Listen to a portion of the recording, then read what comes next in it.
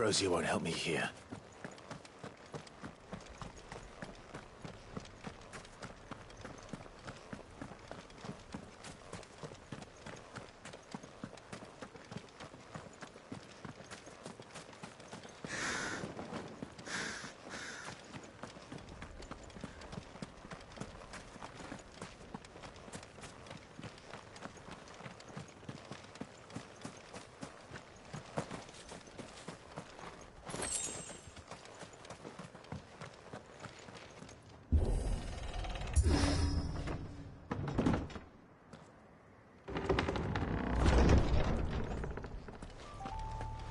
You were right, Joshua.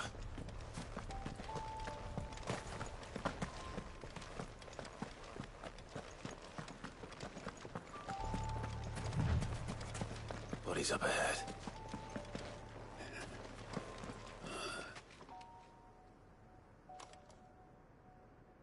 Is there no peace for a dying man? What happened here? The ether floods made savage beasts of my companions. And those faithless orcs, I knew they weren't to be trusted. We were told that they would stay loyal to our cause. Something commanded their loyalty, but it was not us. It's a wonder they stayed faithful for so long. Perhaps they sensed our downfall. The king is gone, our nation in ruins. What becomes of us loyal pawns now? Sworn to a shattered throne. Fuck Walud. Fuck the dead king and his god. Fuck this withered shithole. The floods do not affect you. You are a bearer, albeit one who's lost his brand. Pray, hear me, brother. Will you grant this pawn his final wish? Will you lay my dying soul to rest? Of course. What do you need? Finally, some luck. Beyond the castle walls, towards Stone here, there is a forest. Never turn. My parents are buried upon the bluff, nestled amongst the trees. Theirs was the only love I ever knew. I was torn from them in life, but perhaps I can return to them in death. Take my ring. See that it rests beside their bones.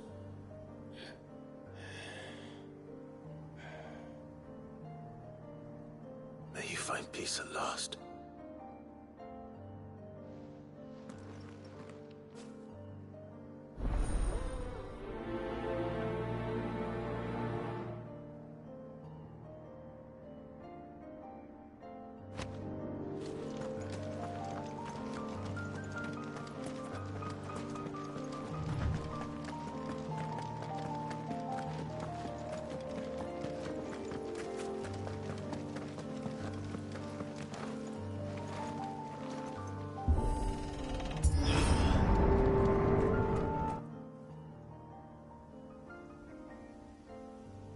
Don't tell me.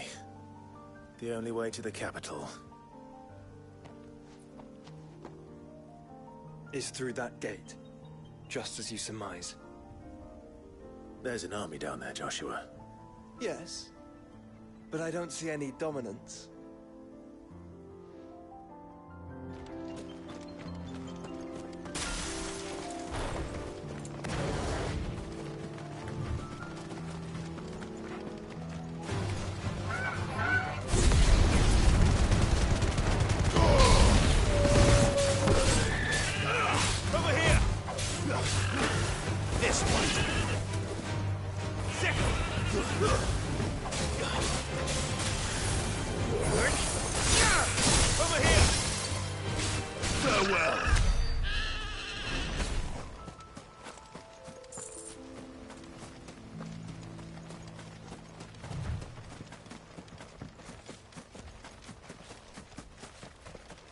Caution, brother. Not an unturned soldier in sight. Then we end their suffering.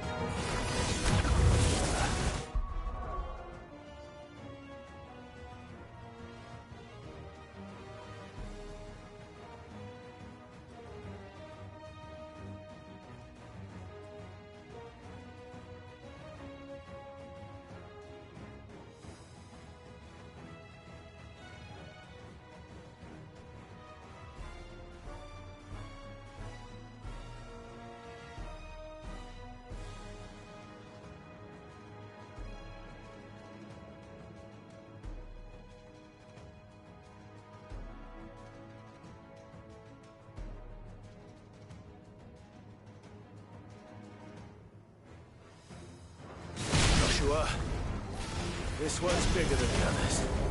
And bigger, by the look of it.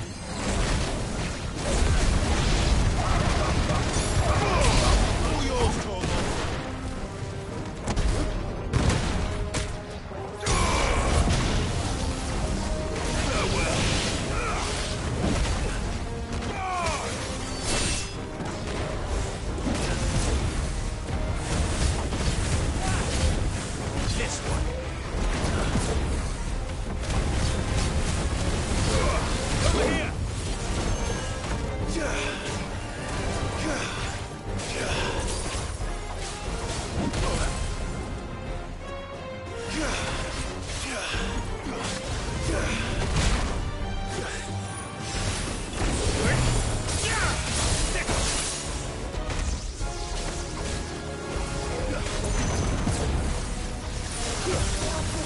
Sick 'em!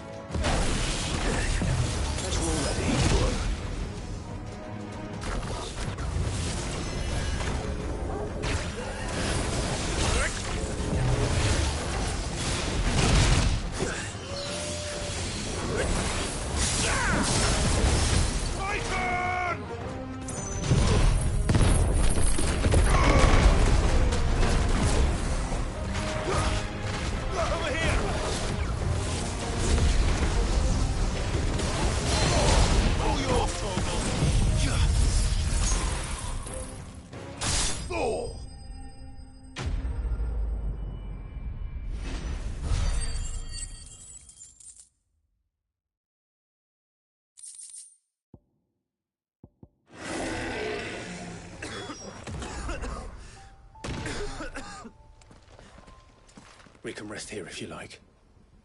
Don't worry, I'll be fine.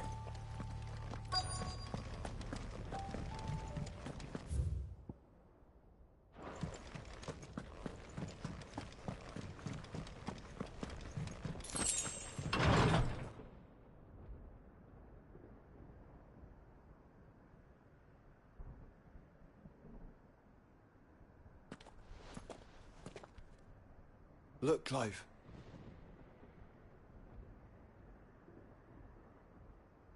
By the Founder.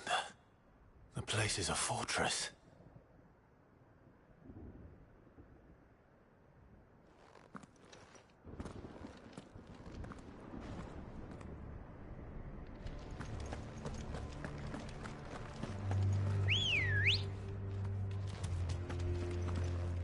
Good girl.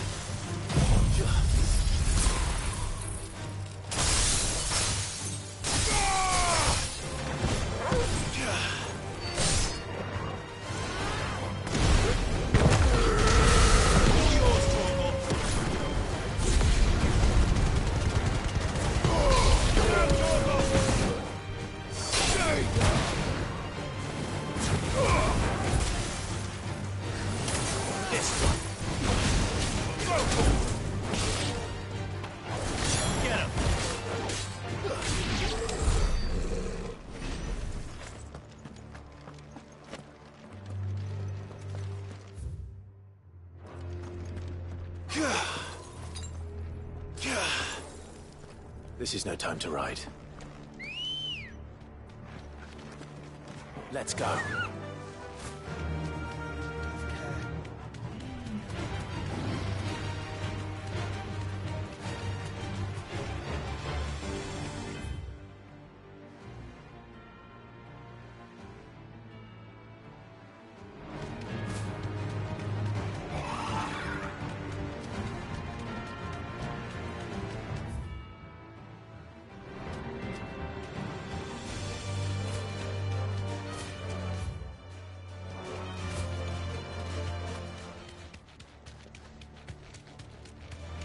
Time to fight.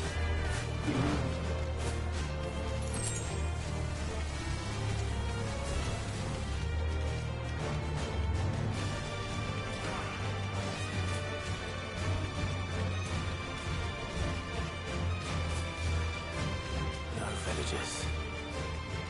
No knights. Not even any bodies. One could almost believe the whole kingdom had turned to Kashyyyk.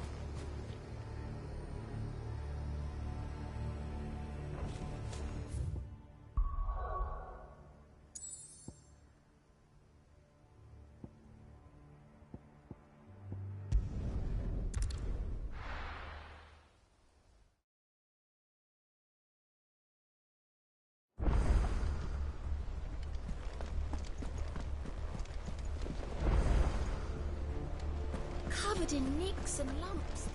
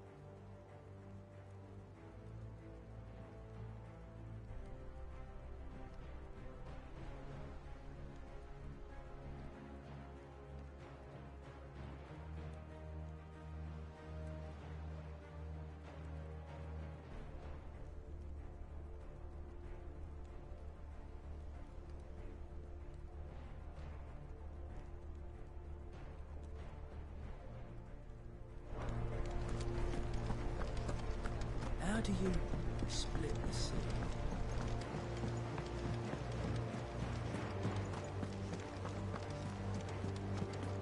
Whatever business you have here, see to it quickly, brother. We are expected at Drake's. Suck my dick. Clive, Go on, then.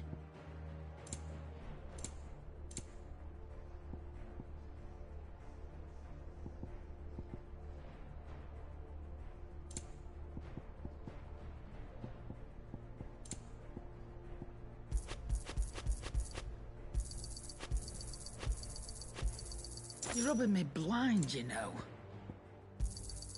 You'll not find a better price than that. You're rubbing me blind, you know. You'll not find a better price than that. Finished, are you?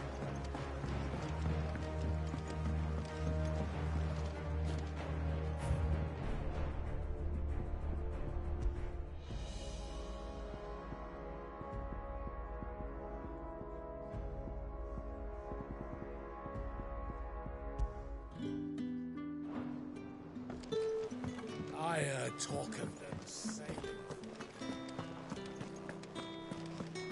The stews. What's Sancfordian, dear?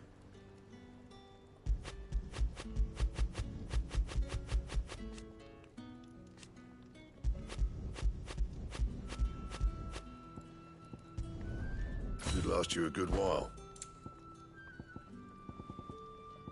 And how am I meant to do that then? Don't waste my time. You ain't got the stuff.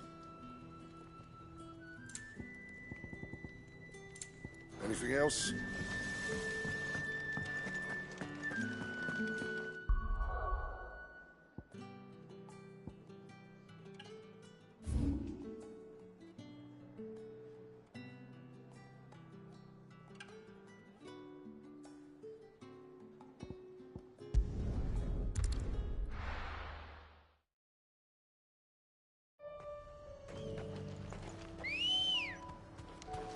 Good girl.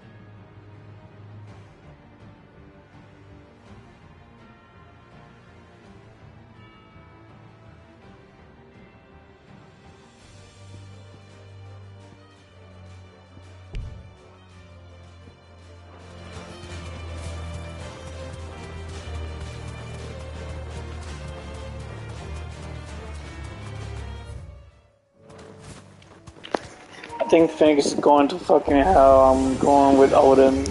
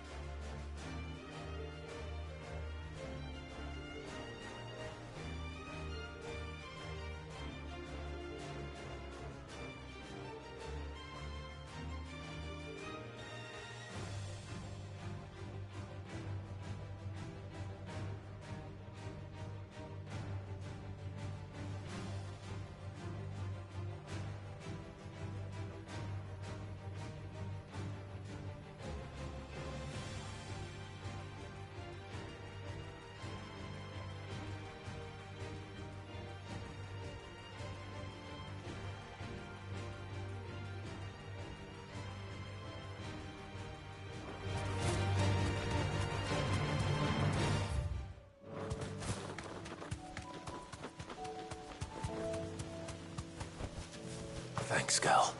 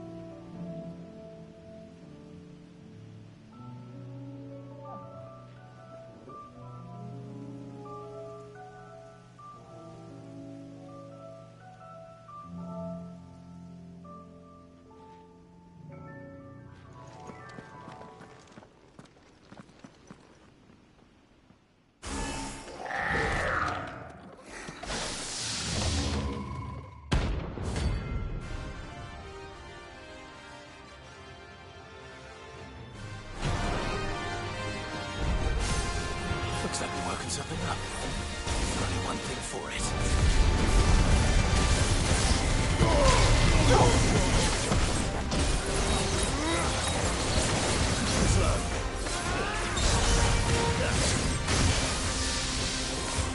Nice try.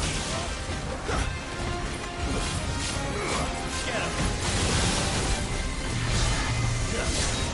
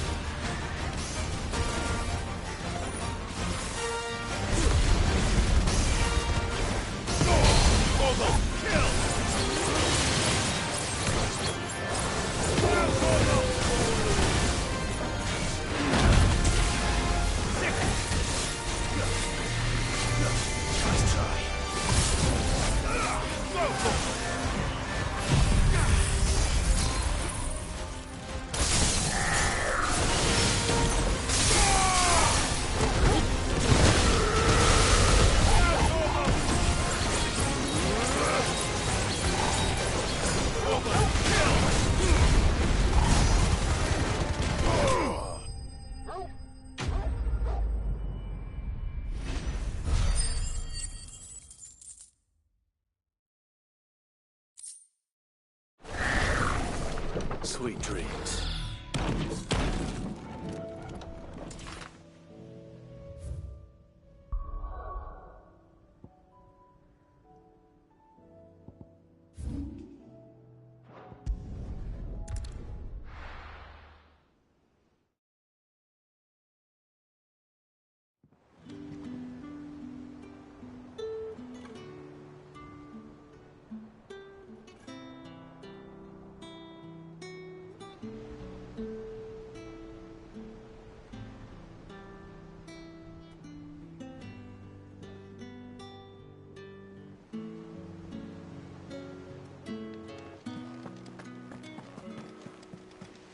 Covered in nicks and lumps.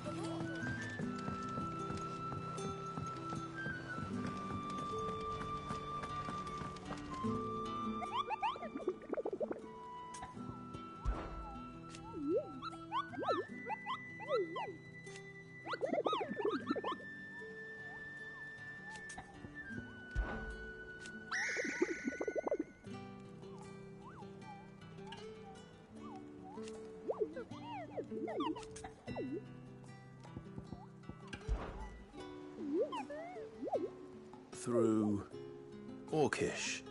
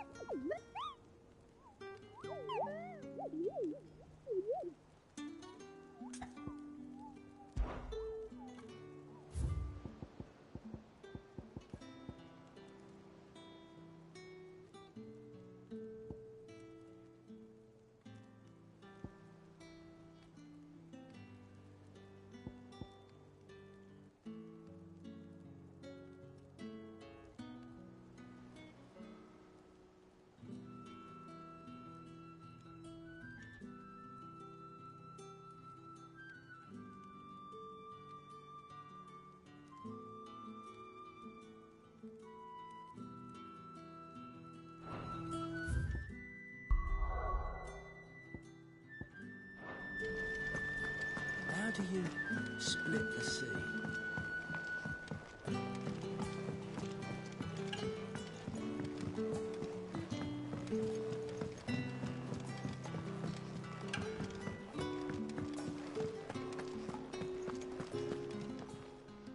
Aye, it's a dangerous world out there. You'll not find a better price than that. It'd better all be here. You're rubbing me blind, you know.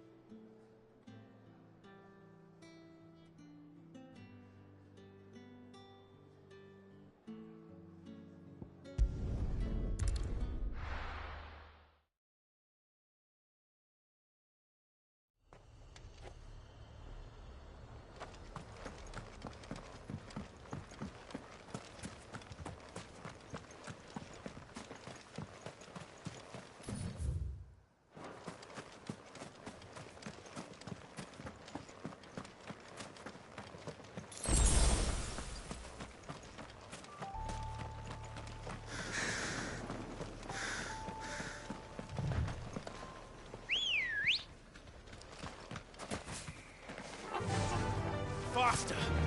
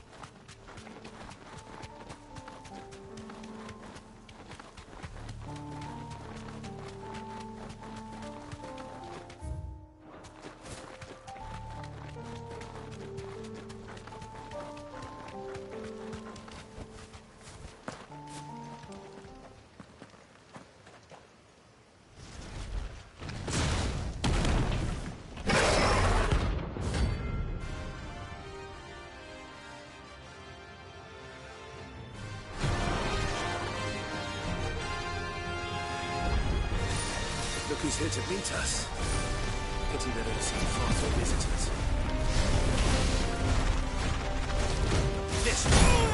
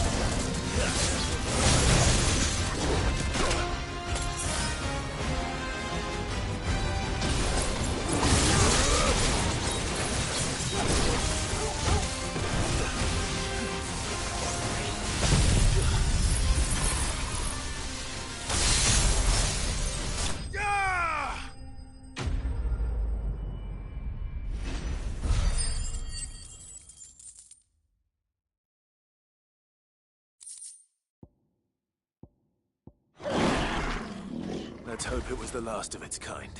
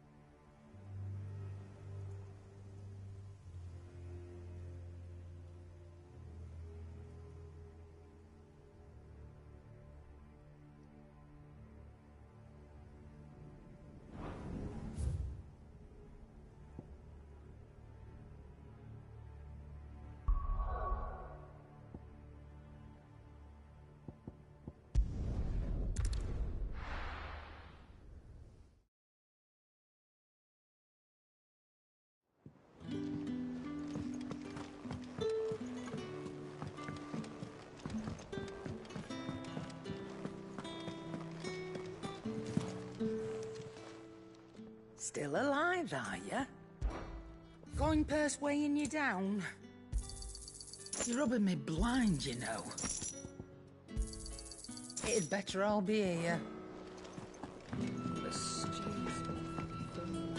What do I owe the honour? So, will it be? No scratches, all right?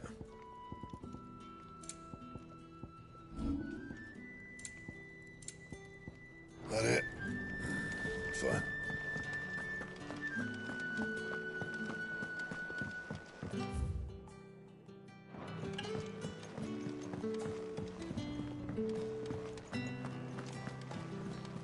Covered in nicks and lumps.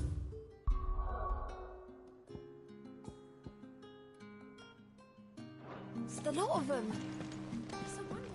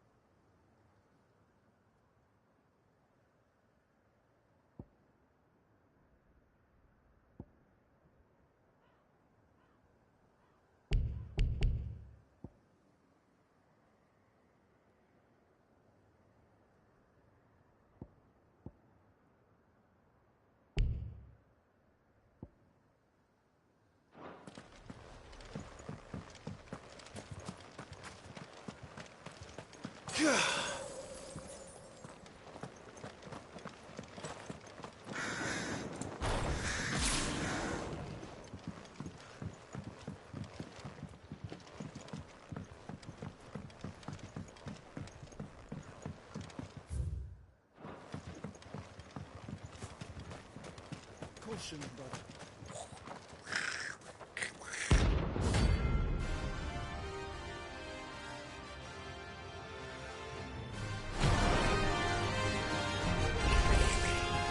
Goblin clash. How the hell did we cross that strait? Too slow.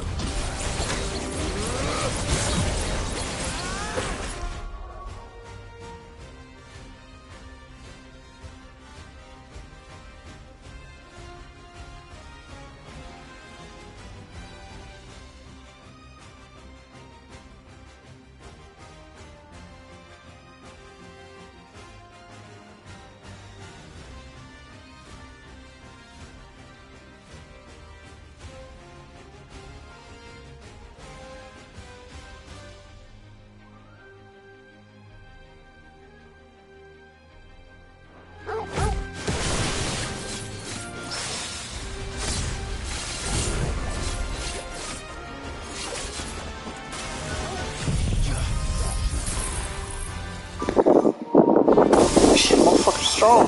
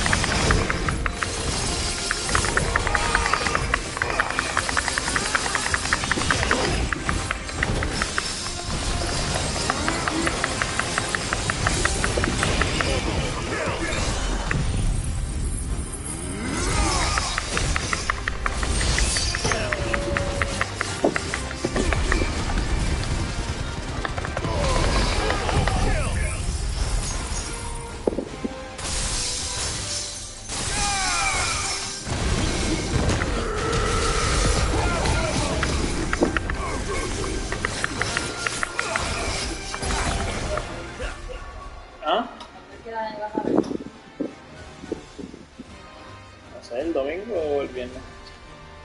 Dios mío, mira cómo se sale de la frisa. Dios mío.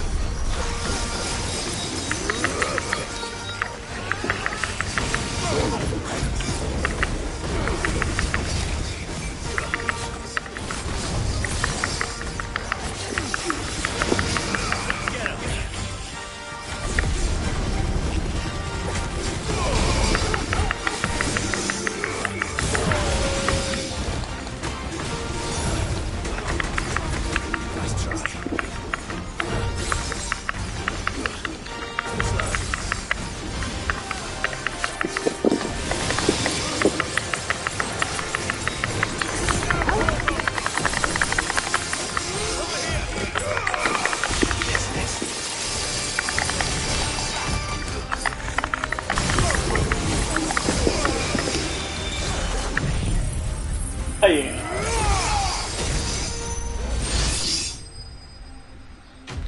¡Oh, me gustó!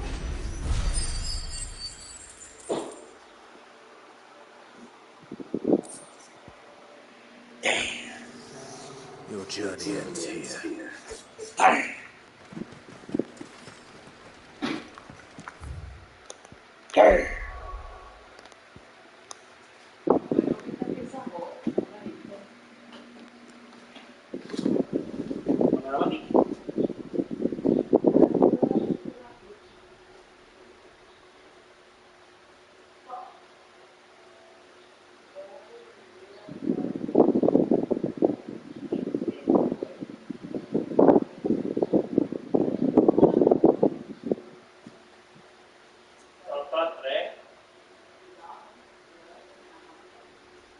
No había comido nada.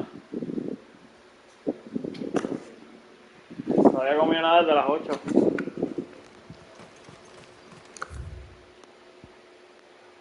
Tenía hambre porque estaba haciendo overtime, ¿tú no crees? ¿Qué has pensado en eso? Ya no tenías hambre. No, el bicho. ¿Qué? Voy a comprar para que comas pizza otra vez. A mí yo no soy como tú, yo como cuando me da la... Cuántas veces me da la gana, es como que, ay, otra vez pizza. Otra vez pizza, lo mismo, no me gusta comer. Comí pasta, pizza, palitroque, por 9 pesos yo creo que es. Son 11.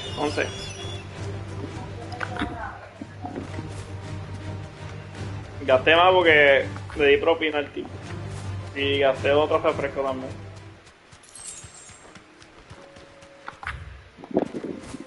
Está bueno. Bueno, que pues tiene que estar cerca un Pizza Hut. Y que salga a las 3. Que diga a las 2.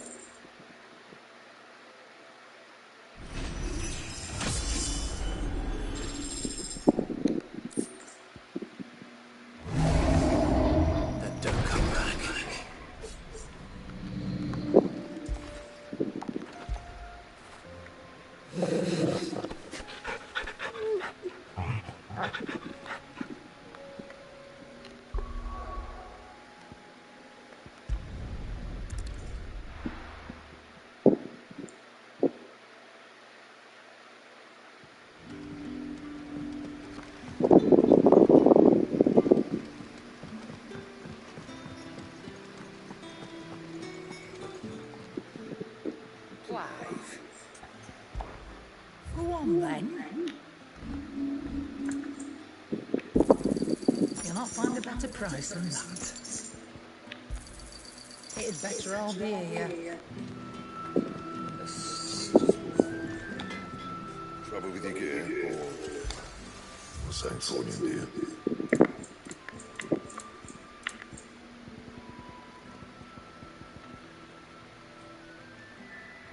Bring me the materials, and I'll think about it.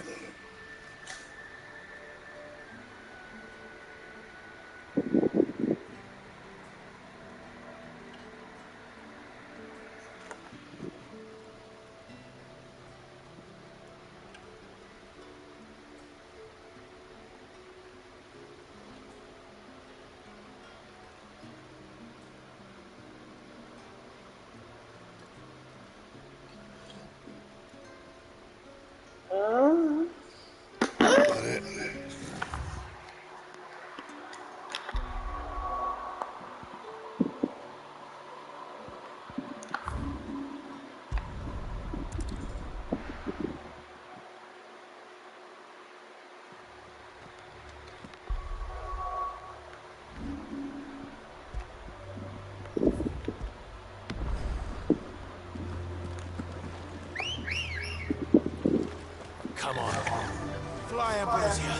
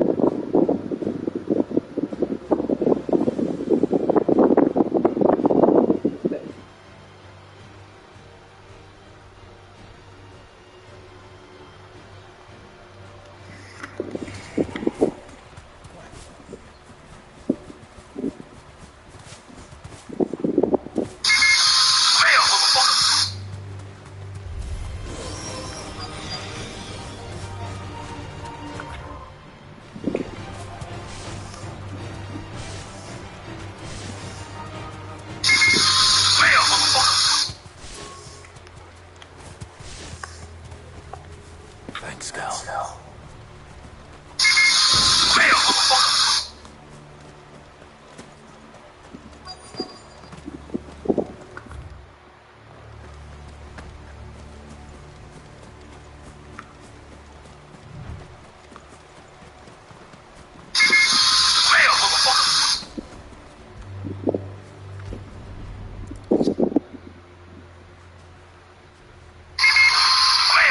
See all the way to stone here.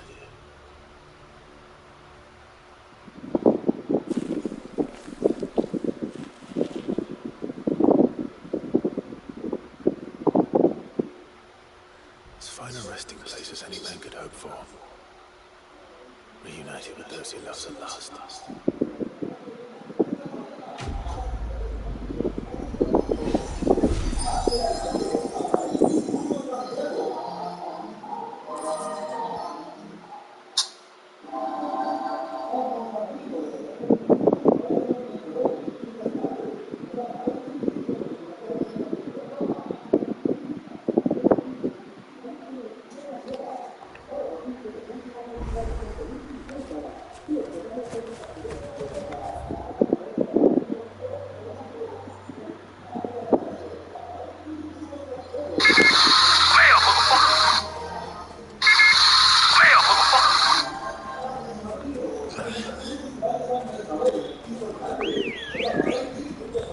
Good girl.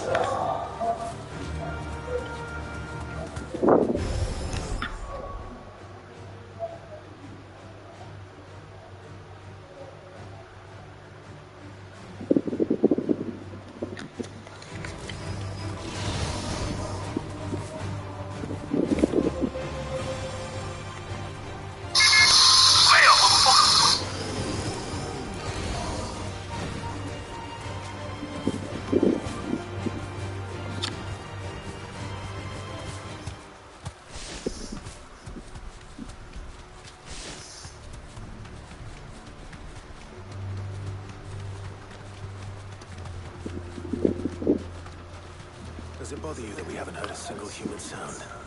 Everything about this place bothers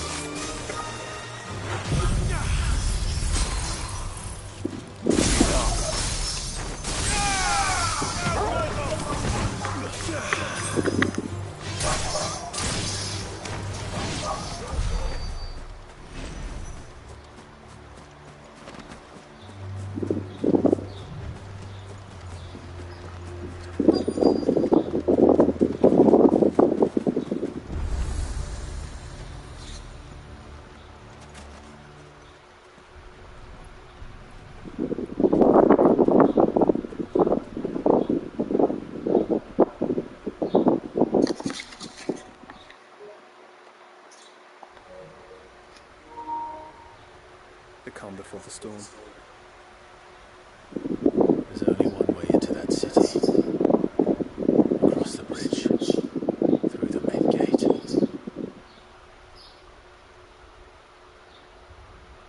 Right into the midst of whatever is left of the late King's army. Are you ready for this?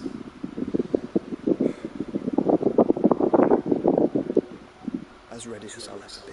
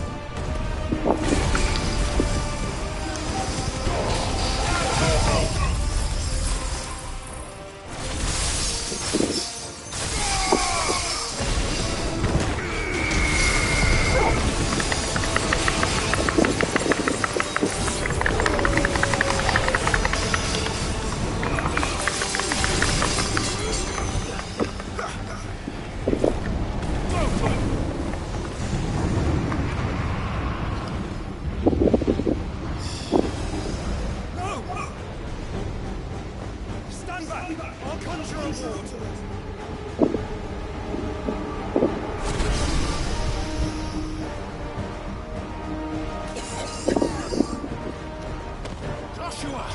We're gonna die.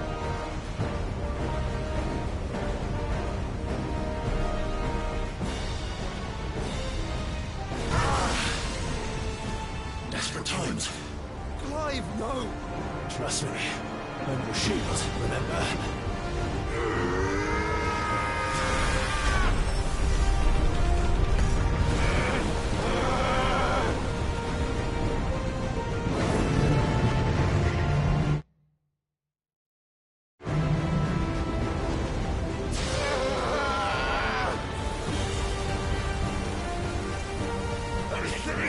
This might be a job for Ifrit! Why would you turn to him, brother?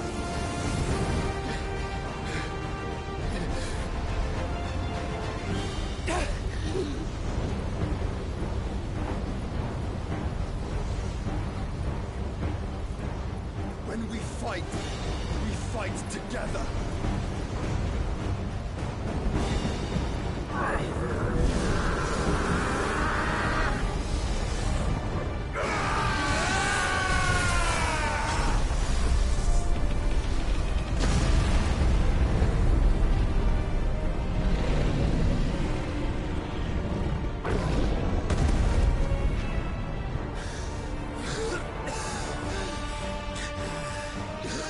That wasn't too bad. That was just the beginning.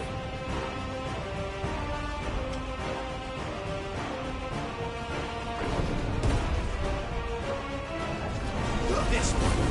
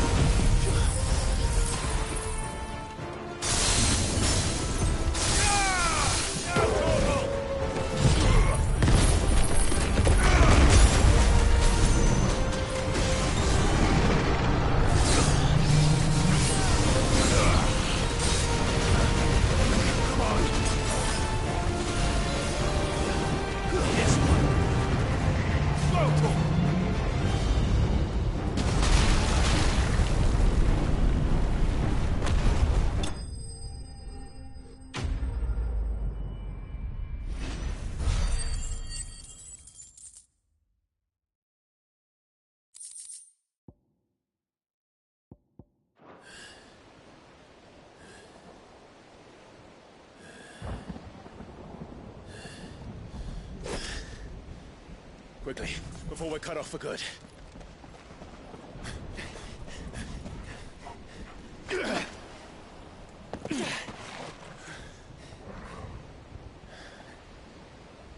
If it is like the others, the entrance to the inner sanctum will be at the foot of the crystal. We're almost there.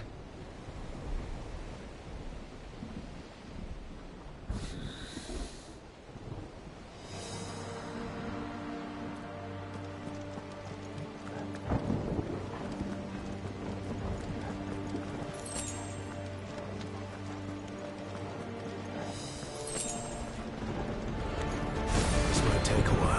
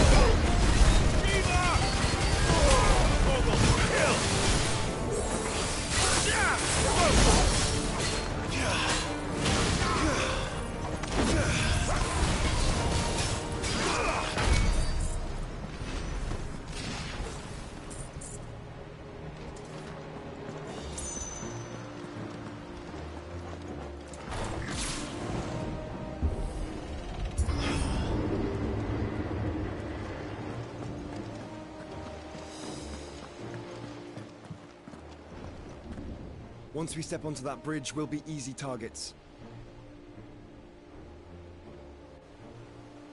Then we better move quickly.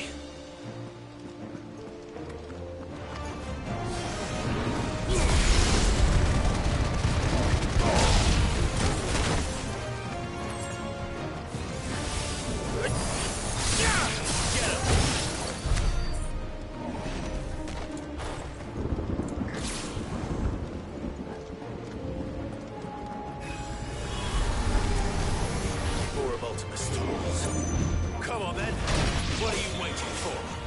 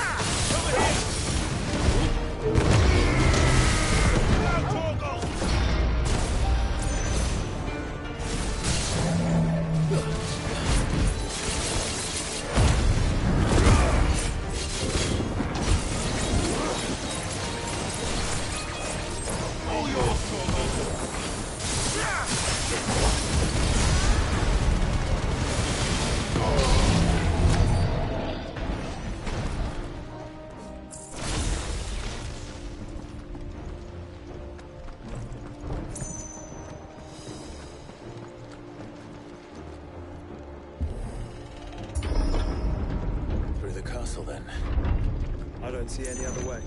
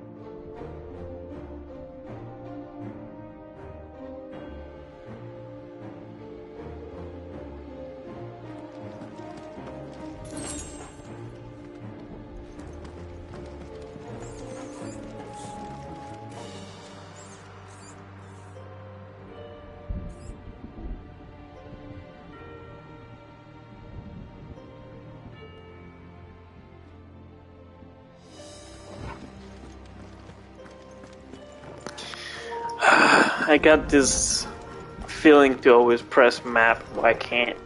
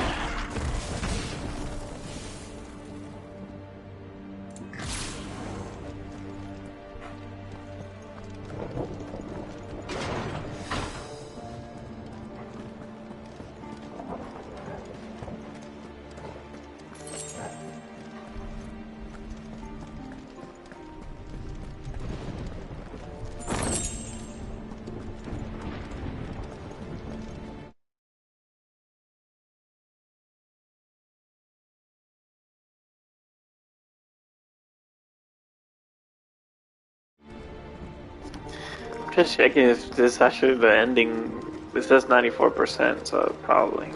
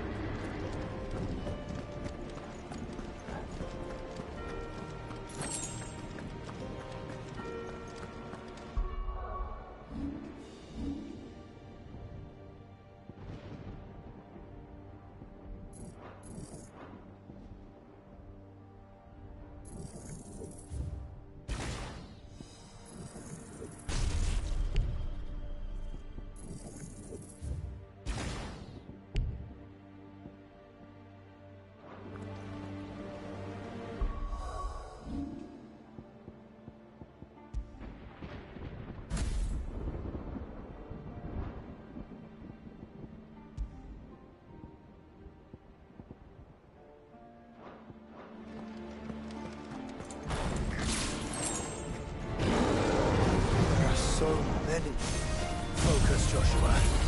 We're not done yet.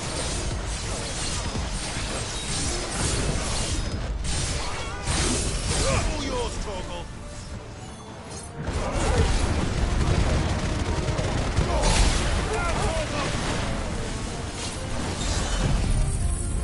I am the storm. Damn.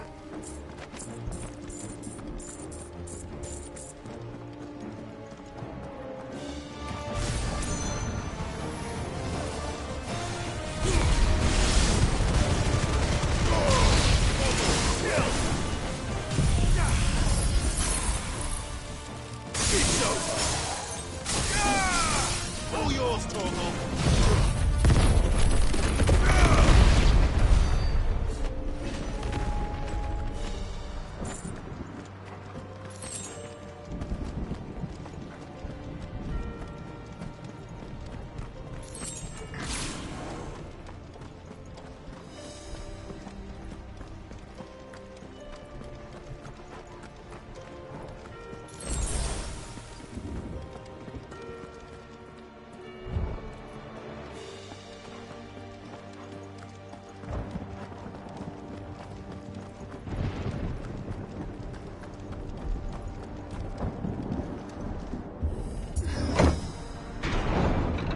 Let's hope this works.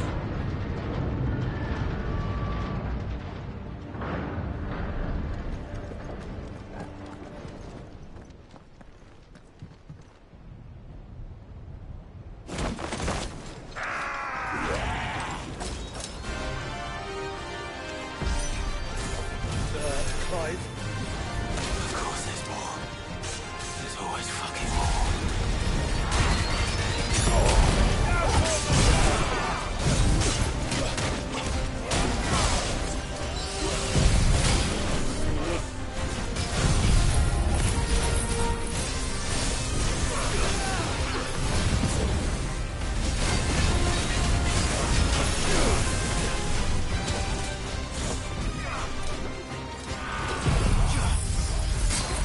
Soil and stone!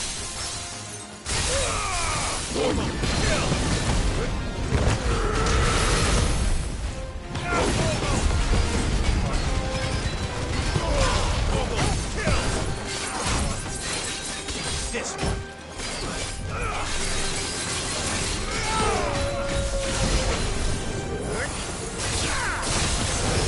Oh, good.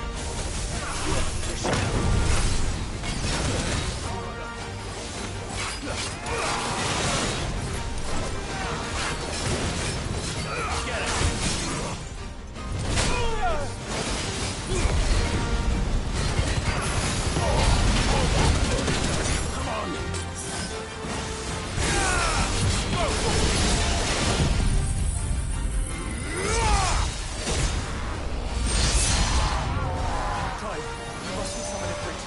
Not yet. So I should let the power fall to you? Yes, you should. Save your strength for the Mother Crystal.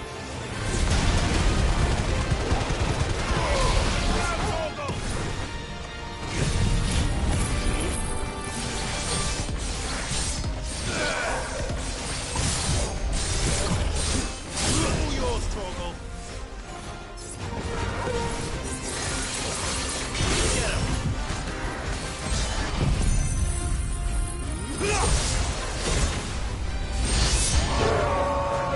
Must is elite to grow so big.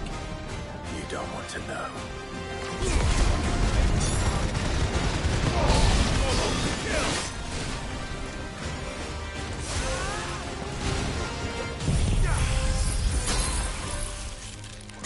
Farewell.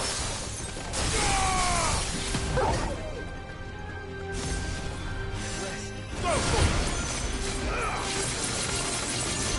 This one.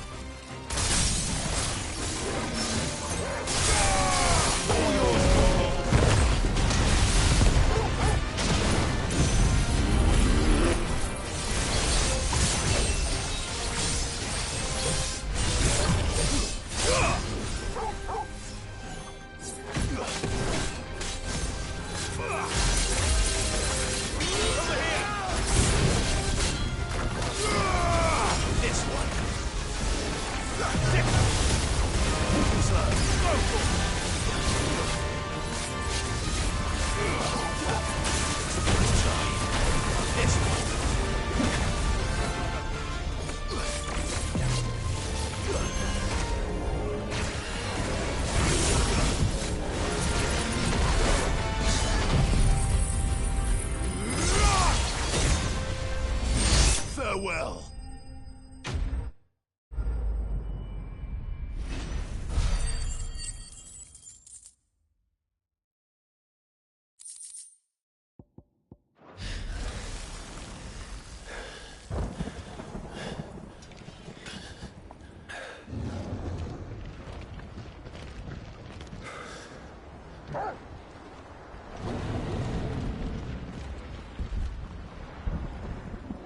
There's no end to them. The whole bloody army's here. Stand back, Joshua. I'm summoning Ifrit. Stop, Clive. You mustn't. We still have a long way to go. If you tap your strength here, you'll have none left to destroy the heart. Then you'd rather die?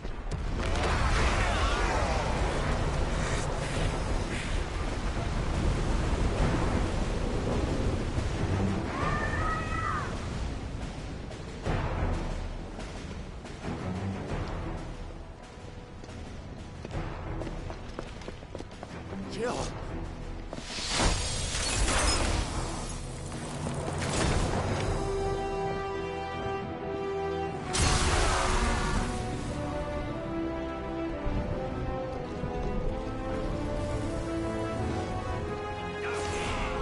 She's not alone.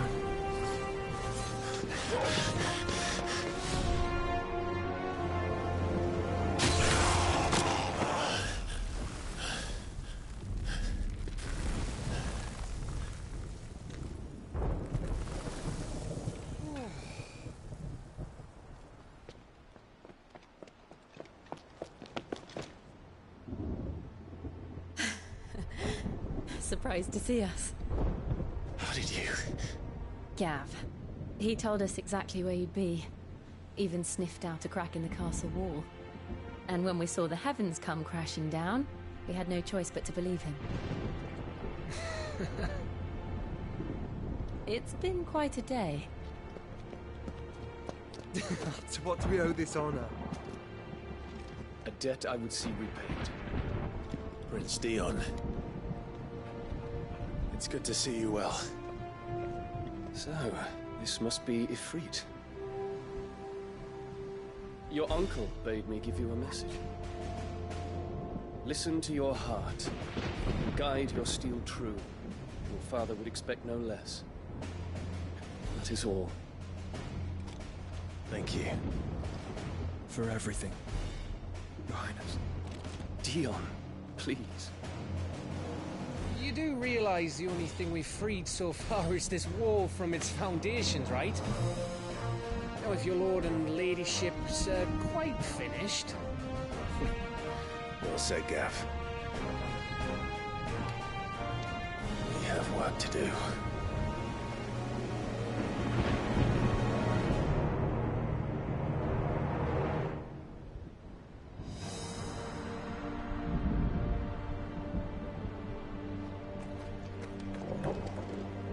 I don't suppose there's out I can say to make you change your mind.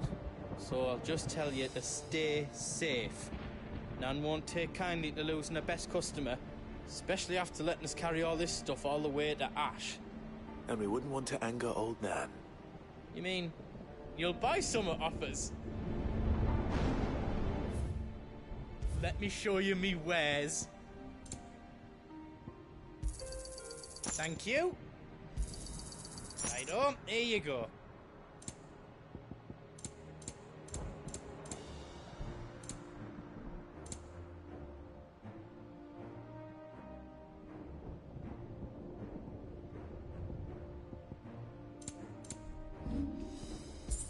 How else I can do for you?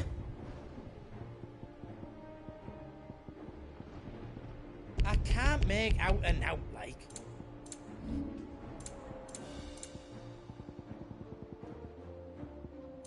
You don't want me to make yours out else? Give us a shout if you need out else.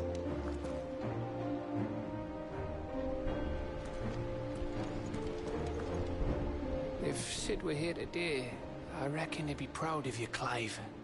He'd be proud of us all.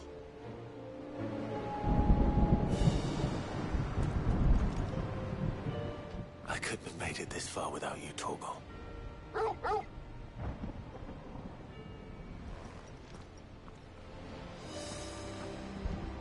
Each parting brings the hope of reunion. I missed you, Clive.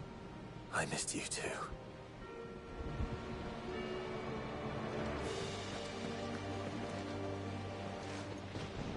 There is still much I would learn of your tale, once this day is done. Until then, all who might come between me and such knowledge shall answer to my spear. I do not envy them.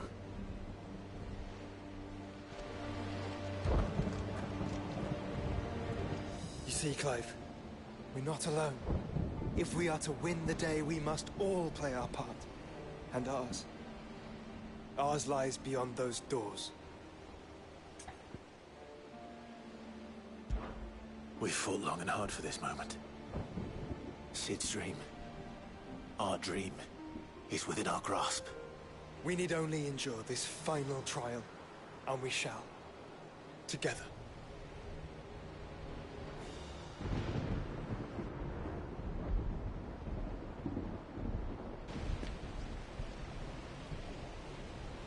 You all know what it is that awaits us beyond this gate. And we shall face it together. Aye.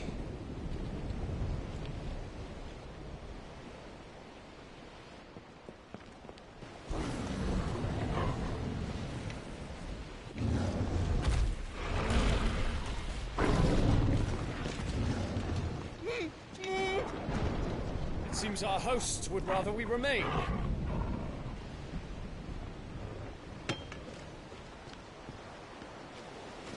I will stay them. We will stay them. Go! Just don't keep us waiting. Thank you.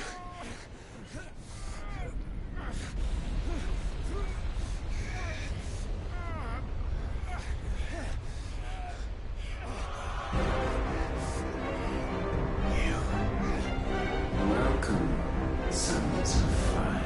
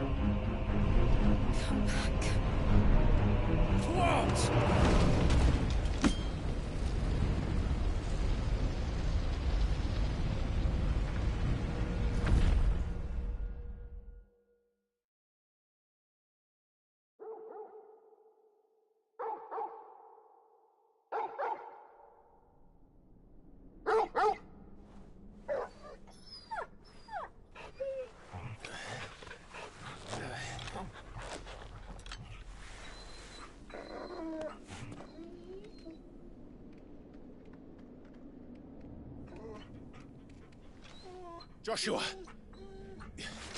Joshua! Wake up!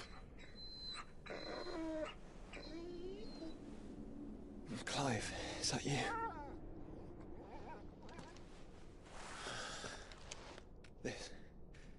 This isn't stone here.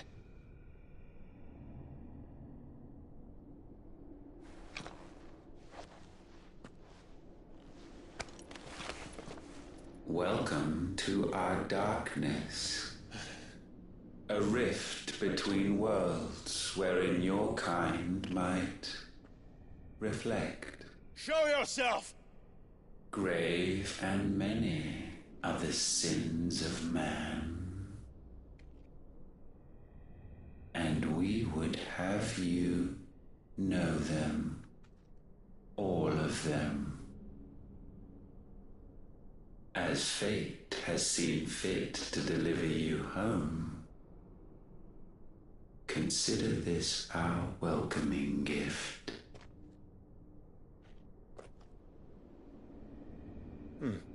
It would seem we are trapped. And the only way out is through Ultima. We find him, and we leave.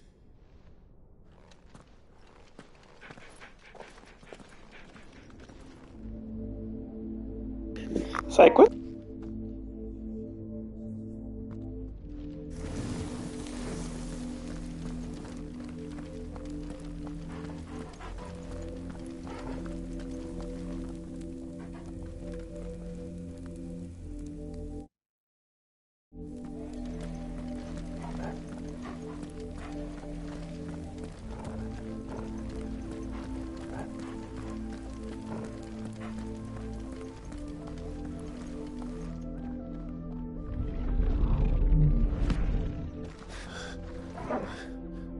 If you are to comprehend the full extent of your transgressions, we must go back to the beginning.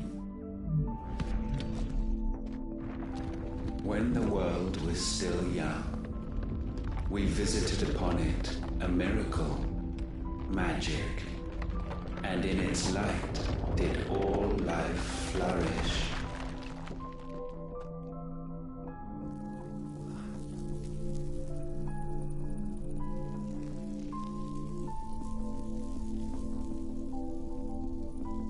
Yet the price for this boon would prove heavy.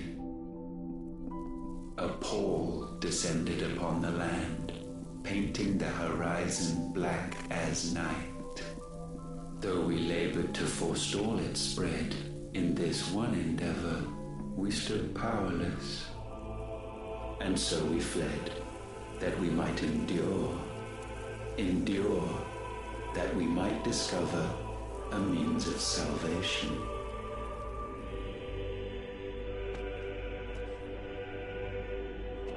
But if it was magic that caused the blight, what of the mother crystals?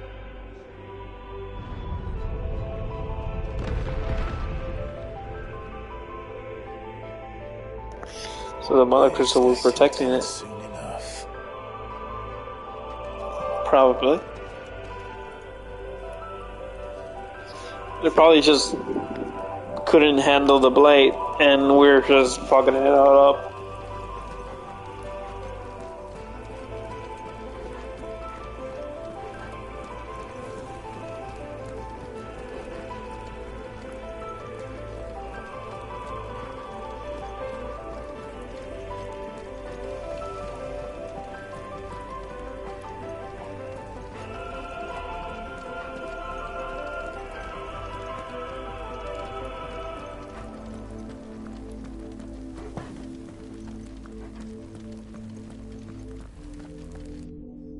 Salvation, alas, was not readily to be had. First, we would require a land unvisited by the stain of corruption. An unprecedented journey lay before us, one beyond the limits of our fleshly bodies, and so we cast them off. Thus, stripped to our very spirit, did we find our new paradise.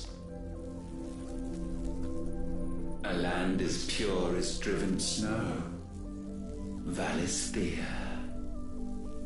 There would the true work begin, for the black crept yet behind us. And soon did we arrive at a solution, the illness having spread to every organ. There was but one escape from this fate, to start afresh. With a new world. The one for which Barnabas labored. A paradise free from the blight where his God awaits. And where, if we only forfeit our wills and abandon everything we hold dear, humanity can join him. So, Ultima would have us follow in the footsteps of the king. And follow we shall. For now.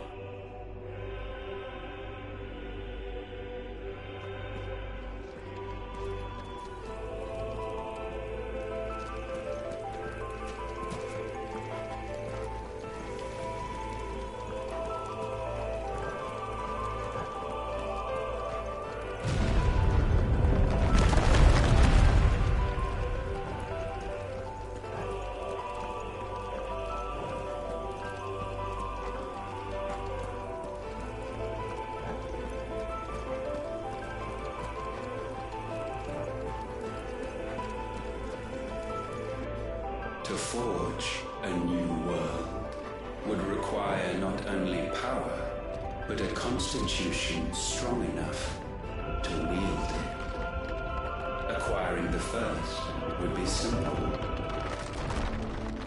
Untouched by the blight, Valisthea was replete with ether, and we had only to place jewels in her crown to claim it. Acquiring the second, however, demanded creativity. And so I cast forth the seeds of humanity. You created us.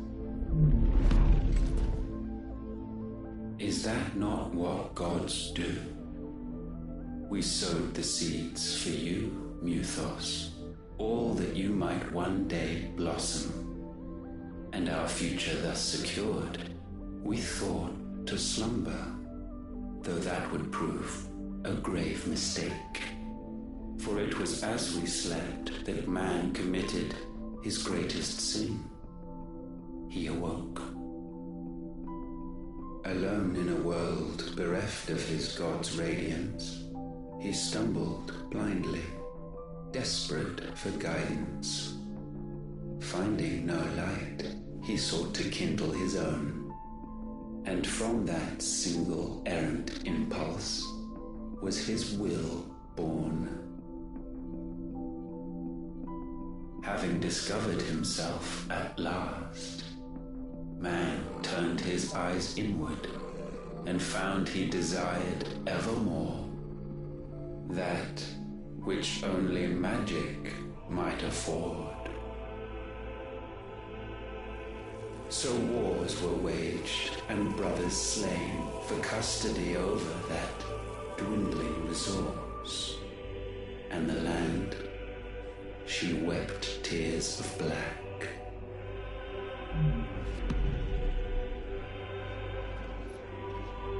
He would condemn us for this. Surely he cannot be so blind to his own hypocrisy. Not blind, just unwilling to admit the truth.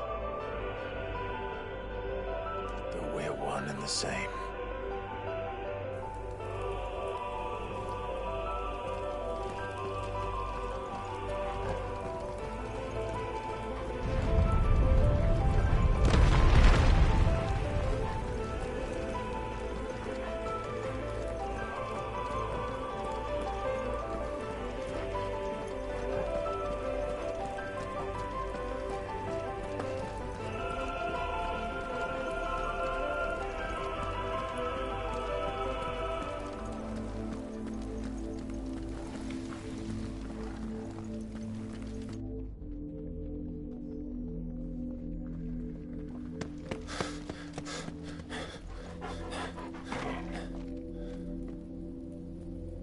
Is that Ifrit, or what's left of him? Long have our ashes lain cold for want of a spark. Cast your eyes upon them and see what you must become.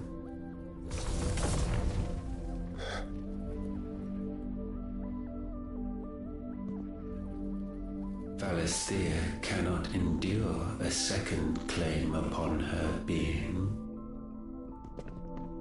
The avarice of man drives her ever closer to destruction, but she may yet be saved by you. It is what you were born to do, why we nursed you and fed you as your own mother should have. And now that you are fully grown, our Muthos, it is time at last for you to serve your purpose. to right your wrongs? If our sin is wanting to survive, then you are as marked by it as we are. The fault is yours. Our wills were born because you abandoned us. And now, you would have us forfeit them. All for a place in your new paradise. Do you imagine yourselves worthy of one? Mankind has no place in our world. Is this truly so difficult to comprehend? We only ever require you, Muthos, when the time comes to bid this wretched realm farewell. None shall follow, none shall remain. What do you mean, none? This is our world. Once the land's rebirth is complete, humanity will have served its purpose. Why would we continue to suffer that which has caused us so much vexation? Because the land doesn't belong to you. It belongs to us all!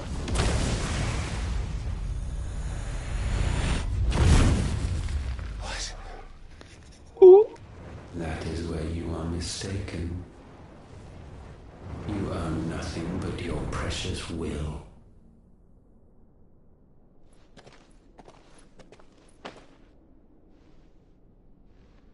Brother.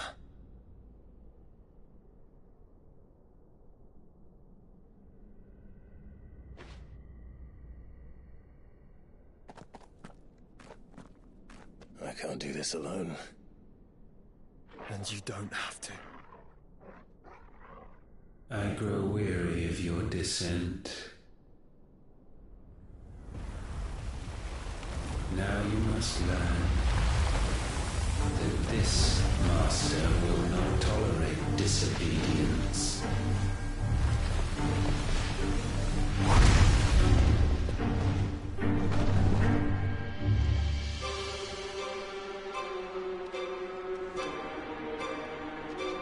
My friends, my family.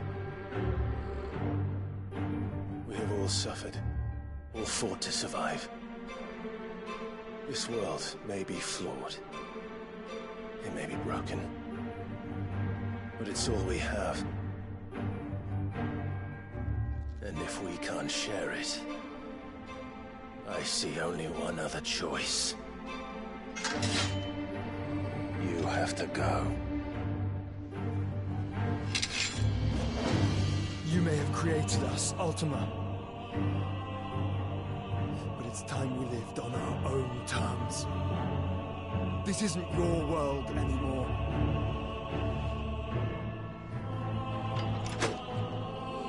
It's ours. Bow down, offenders, hearts disdained.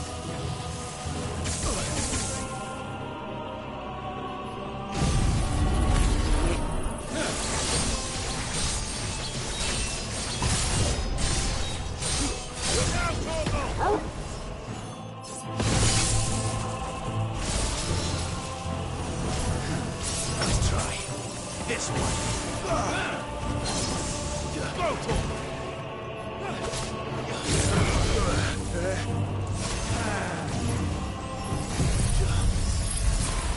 Soil and stone!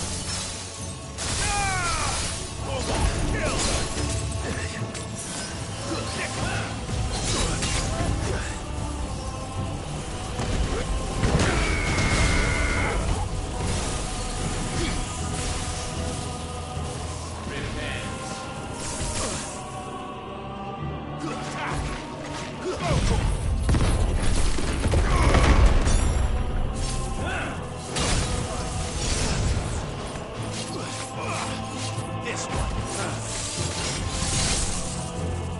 Go for it.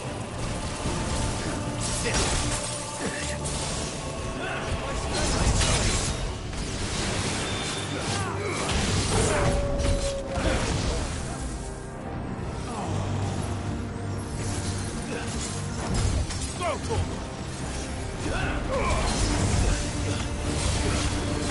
Over here.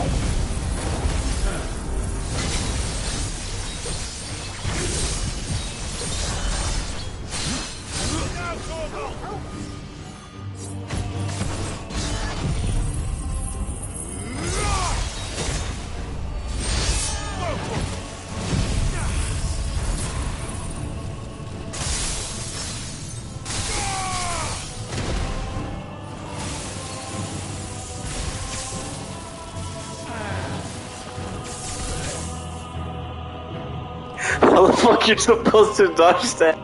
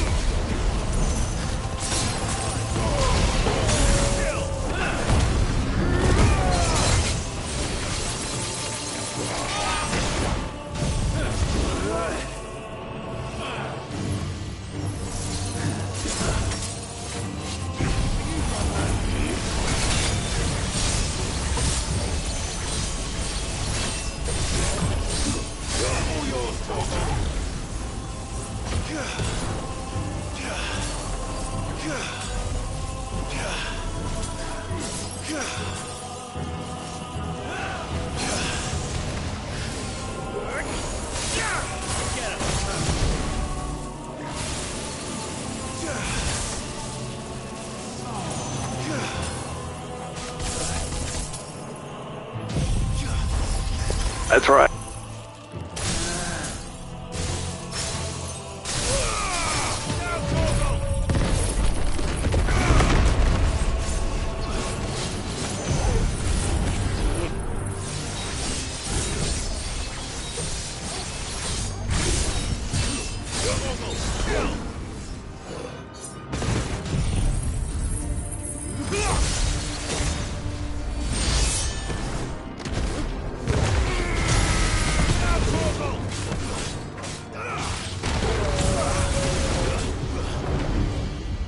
such foul attaint may not be sublimed through game standing.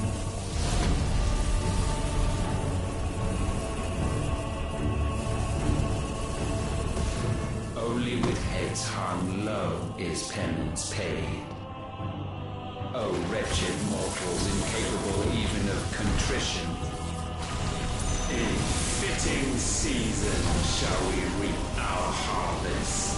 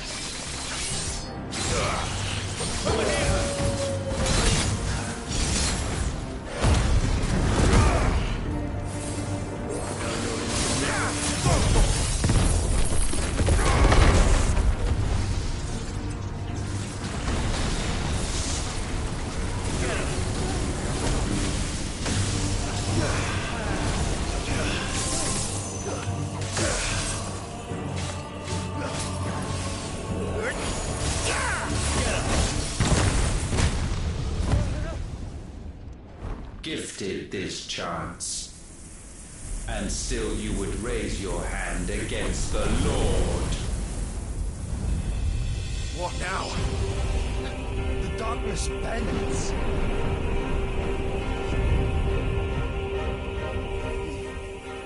He means to end us. It wouldn't be the first time. But let's make it his last. Your fate is inexorable. Surrender the vessel unto the darkness. Surrender it unto us.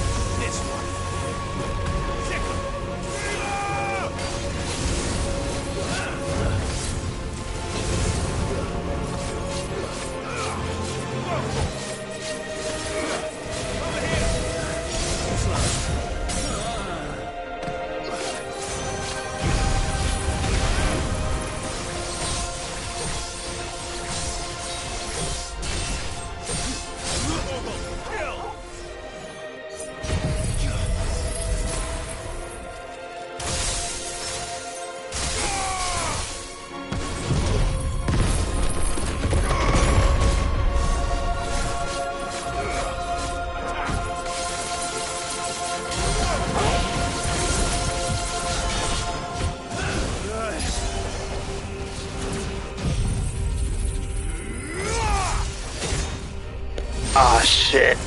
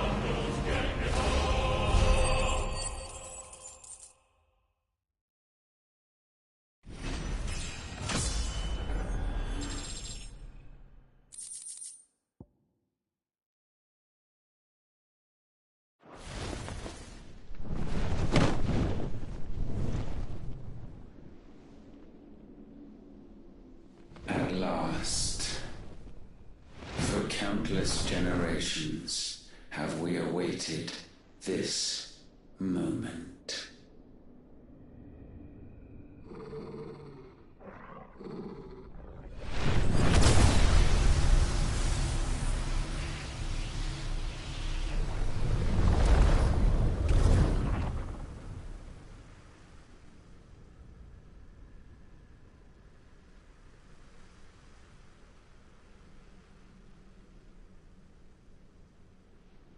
Your struggles have made you strong, yet your soul remains heavy with sin.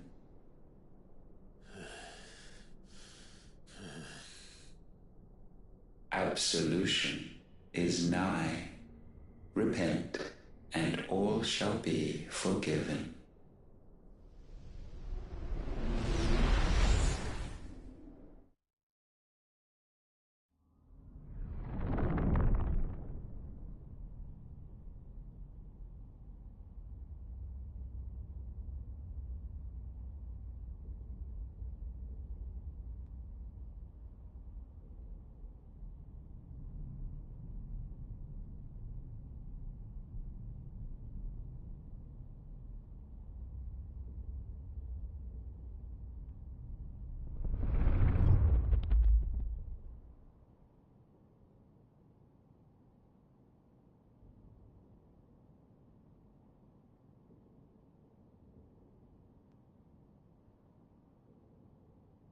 Tell me, Clive, how many lives have you saved since taking my name?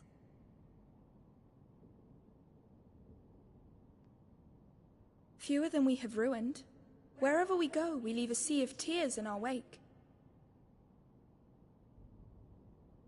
These are the wages of your will, son.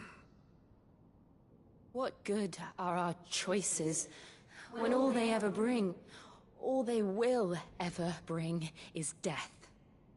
There's no atoning, Clive. No matter how hard you try. So why not leave it all behind? Leave it all behind.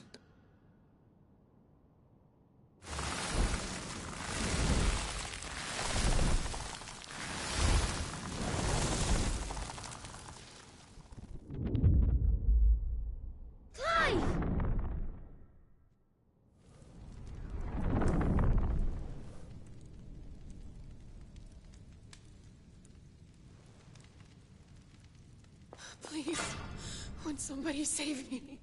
Won't anybody love me? I yearn, yet still she is not mine. Have I not given enough?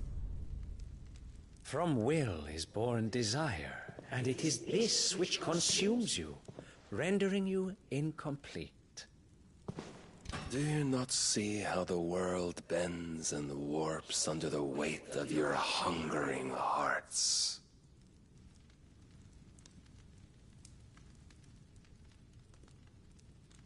What if it could all just go away?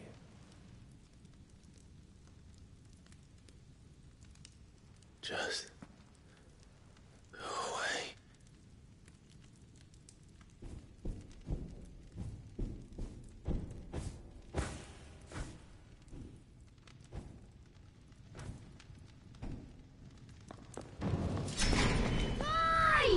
Clive!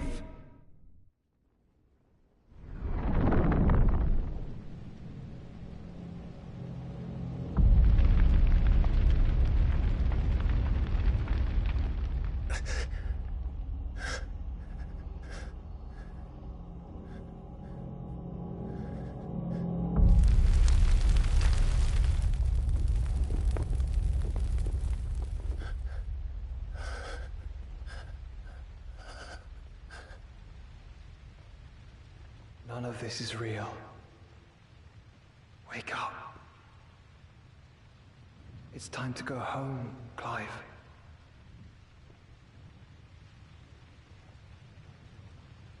Clive. That's right. You're my brother. Brother.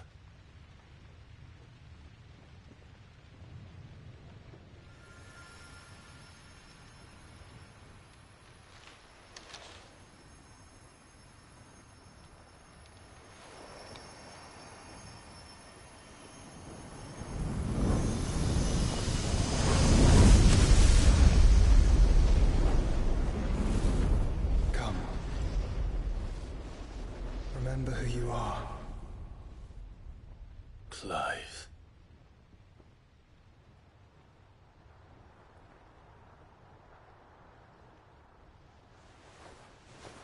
Once more, lest you forget.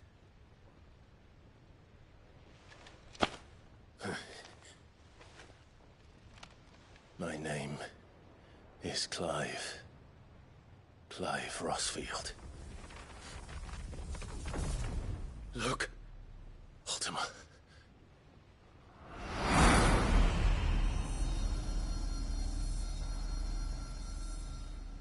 Even here, the light of the vessel's will cannot be quenched. And the Phoenix, his trespass should not have been possible. Not possible unless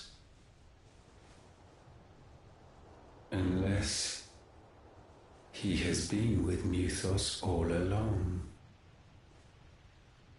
The mark of the Phoenix, emblazoned upon his heart, made manifest by the power of will alone. The power of creation.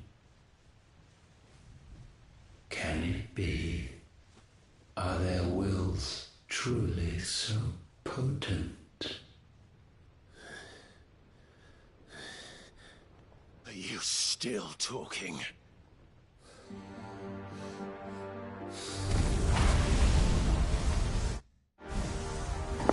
Let's go!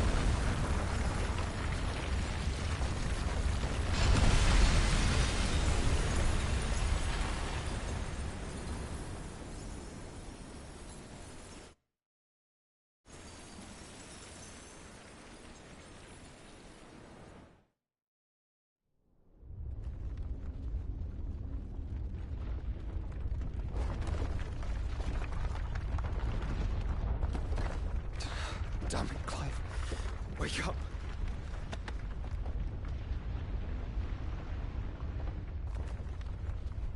That hurt. Sorry to wake you, but I think it may be time to leave. This place.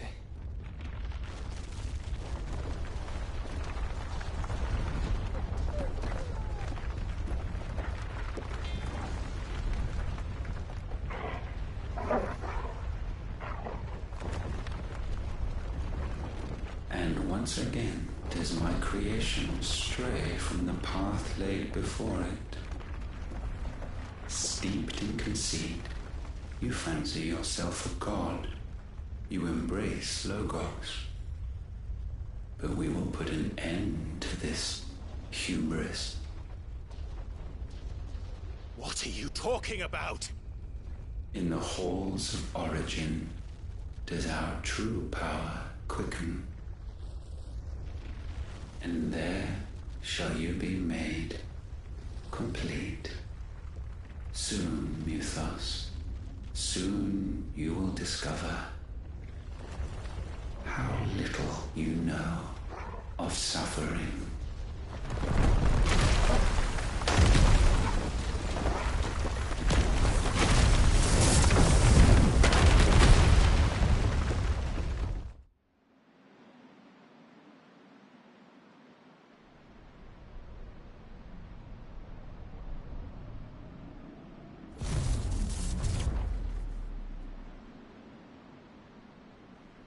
And so the crystals are no more. Yet in their silence, a new song rings. Its chorus building, a crescendo as it enters its final movement, stirring those long aslumber to waking. And back to their origin.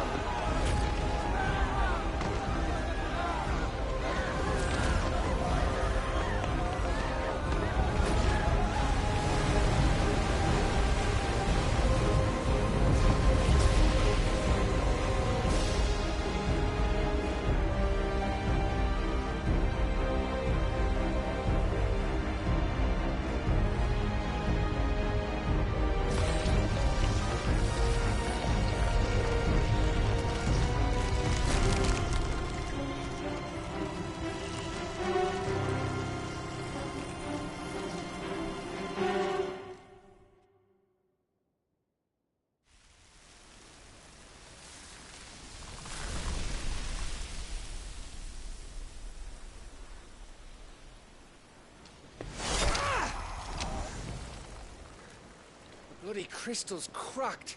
So where the hell are they?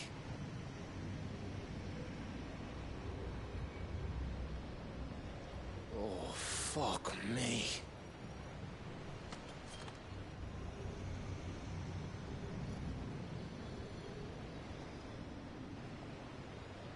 Is that ether?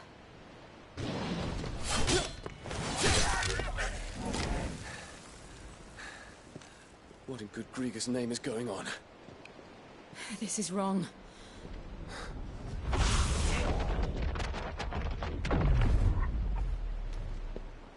Are we back? Clive! Joshua! Jill!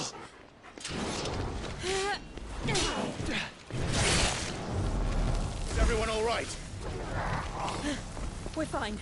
What happened? Too much to explain here. Mate! We're leaving! Now! Everyone, fall back to the ship!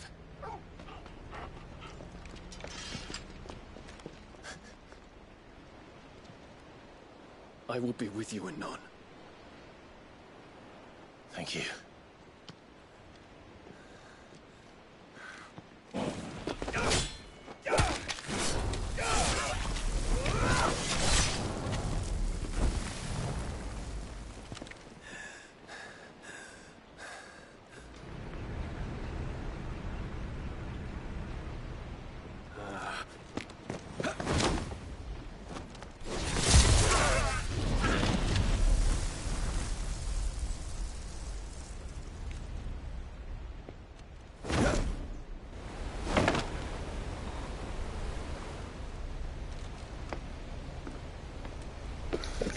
Show off.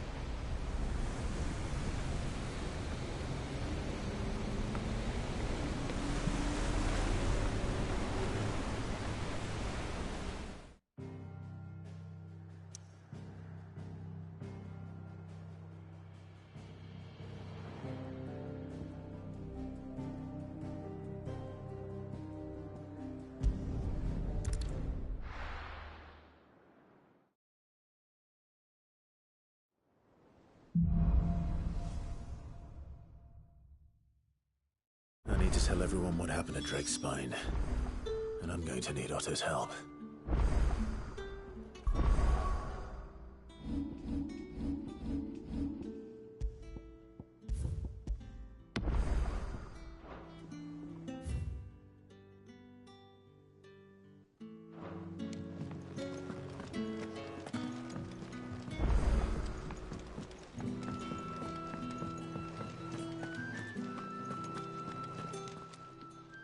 Clive. Coin purse weighing you down? You'll not find a better price than that. You're rubbing me blind, you know.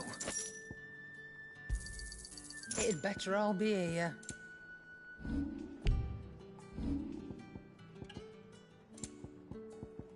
Is that all?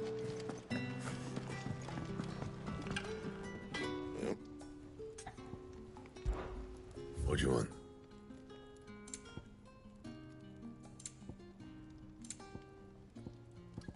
And?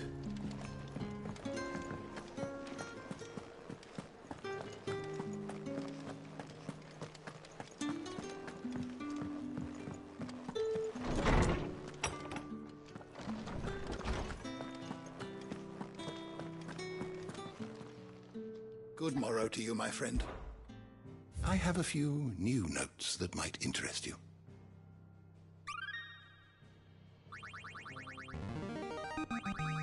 There is a rather fascinating excerpt I've been meaning to show you.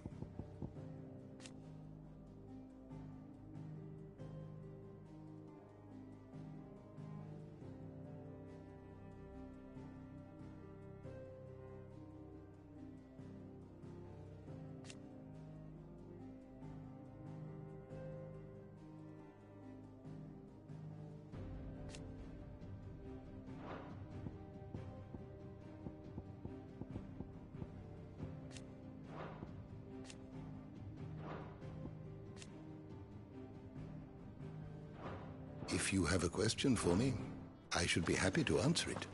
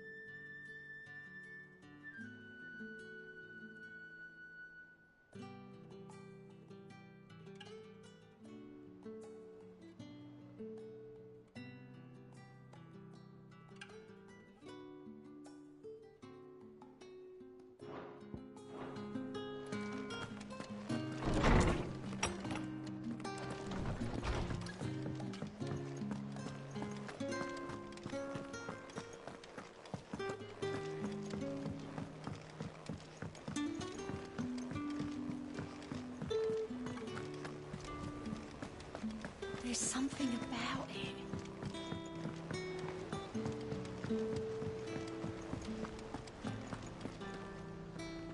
Still alive. Something tells me that I saw on the horizon is your doing. How'd you manage that? It's a long story. One that I'd rather only tell once. Right. All hands on deck then.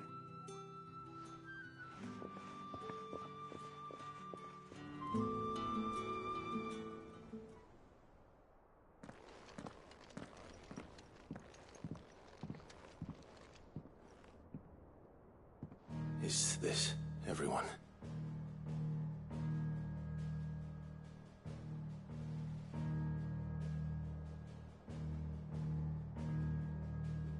As I'm sure you've all guessed, the crystal which now commands the eastern skies was summoned by Ultima. He called it Origin. Though the significance of that name is as yet unclear. What does it matter what it's called? Its emergence tore Twinside asunder and wiped my homeland from the map.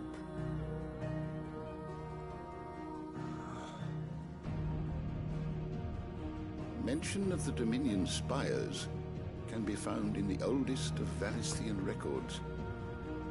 But to the best of my knowledge, none provide any hint as to their true nature. That they would prove the horns of some slumbering demon. Well, the Dominion's demise was at least quick. Elsewhere, the Republican army cannot hope to contain the chaos engulfing Randalar. Canberra is in flames, and the Empire. Our allies are crying out for answers. I've sent the Cursebreakers to give them what assurances we can, but right now that amounts to fuck all. They wouldn't be able to stop what the skies have started in any case.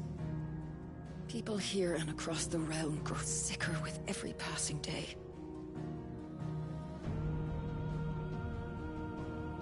Could it be that this new Mother Crystal is like the others?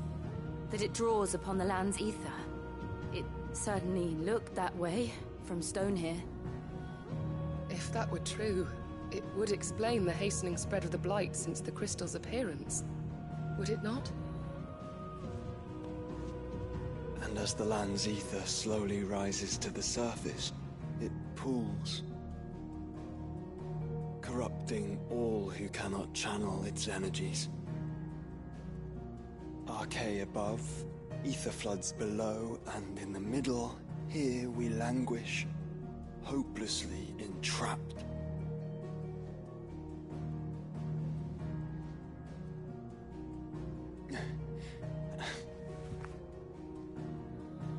It's all right.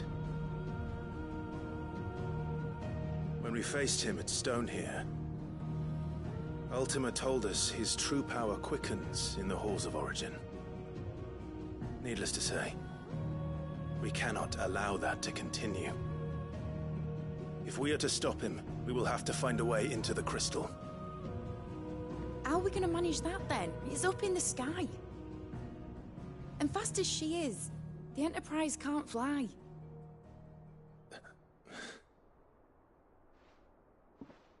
It's a lot to take in, and I reckon we'd all benefit from some time to clear our heads.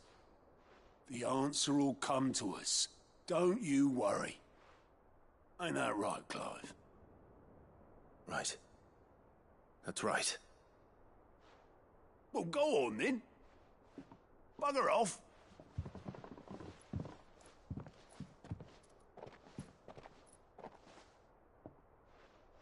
Same goes for you, Clive. You won't solve anything like this. Trust me. Go and get some fresh air, eh? Thank you.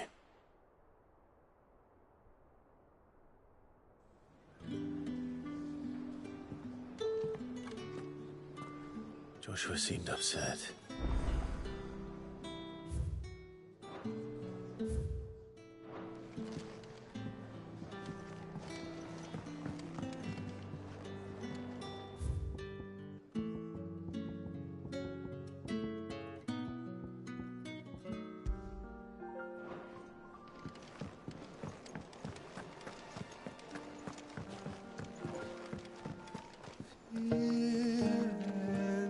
Enthralled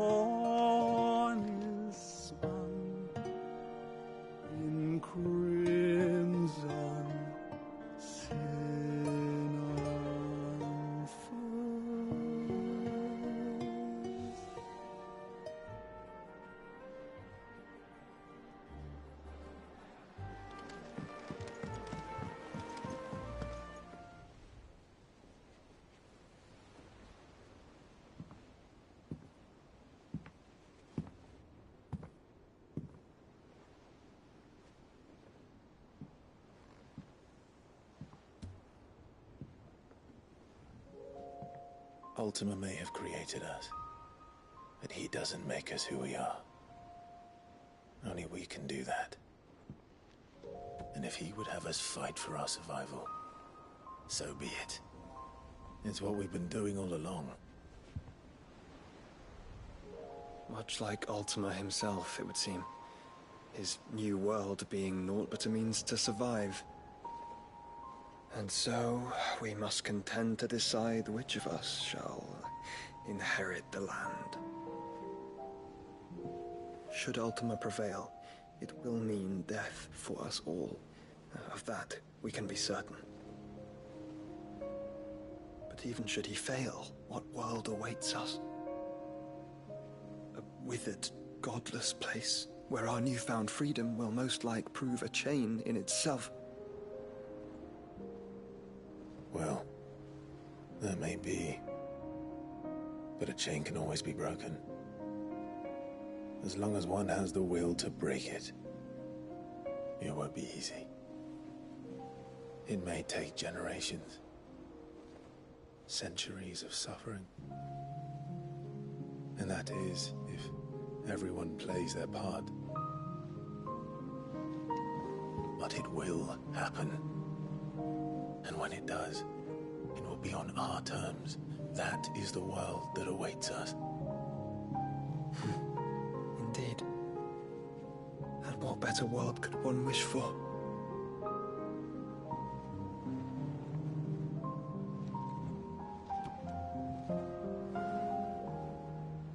But first, we have to reach that crystal. Then it's a good thing I have wings. You can barely stand, let alone fly. And only the Founder knows what horrors await in those skies. You certain about this? Am I certain? I am the Phoenix. I will do what I must. This is our fight. Remember?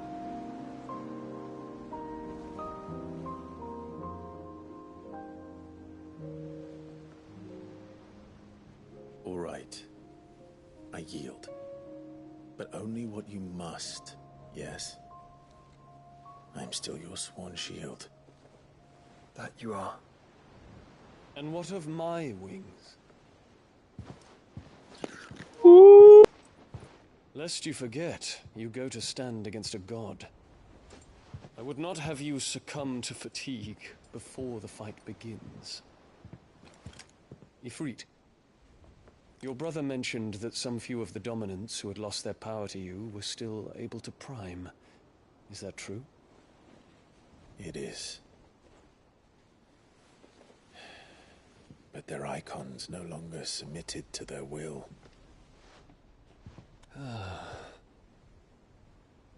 Then mine will have to be stronger.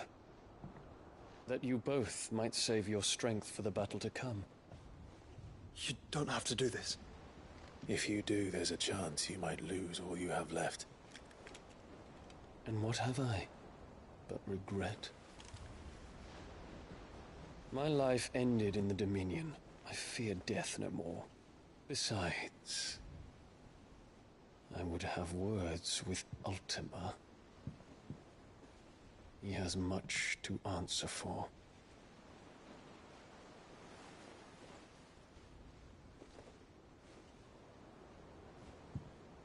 We are in your debt, Dion.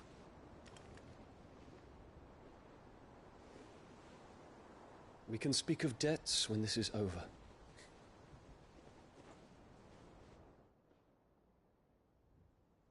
The little girl's up there.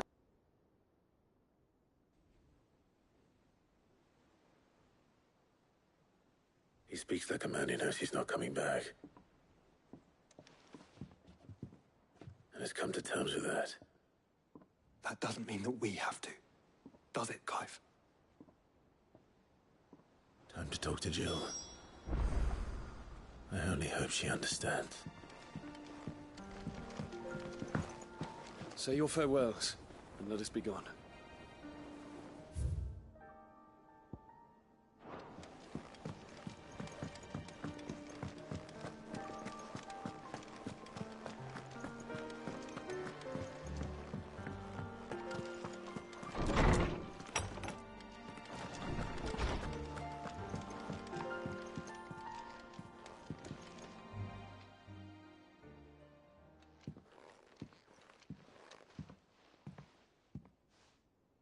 come to wish on a star.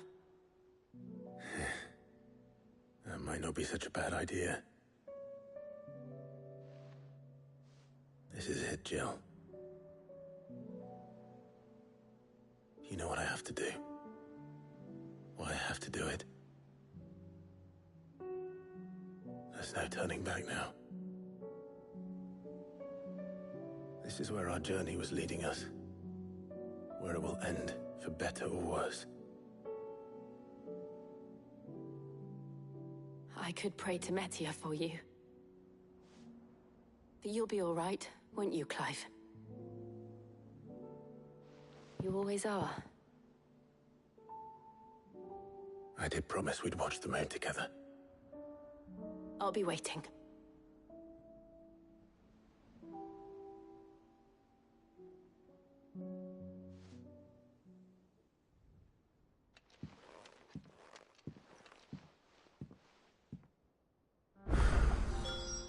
It's almost time. No, quest. No, side quest. I hate. Oh my god, there's so many.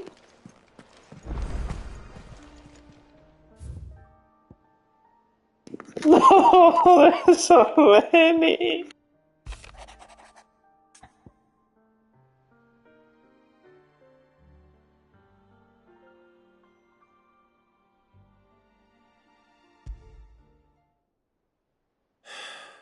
What is it this time, Torgal?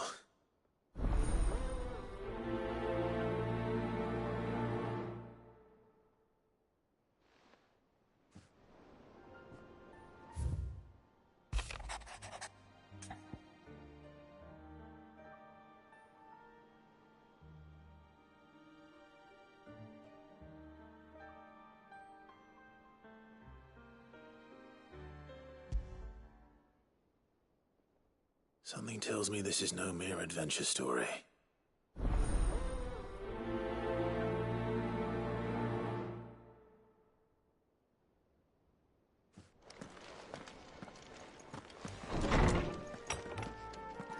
Everybody has a quest. This is ridiculous.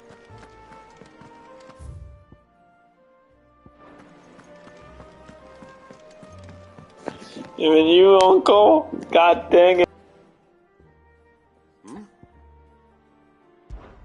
Clive, my boy! Rutherford informs me that we owe you our thanks. Hadn't intended for you to get involved, but such are the times we live in, huh? I would have done the same for anyone else. You're far too modest, Clive. You'd make a terrible nobleman. But tell me, is the realm truly in as dire a state as Rutherford suggests? From what little I saw, you were right to be worried. I suppose I should have expected the worst. But I was rather hoping the great and good of the realm might have things a little more under control.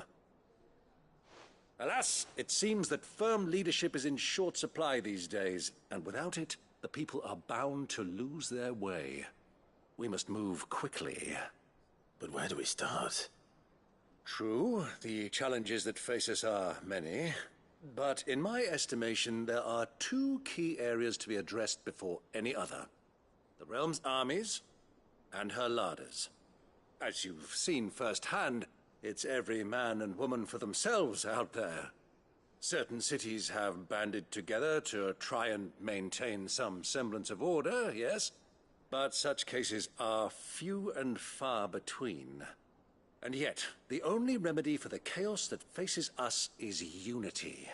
A unity that transcends even the borders laid down by our ancestors.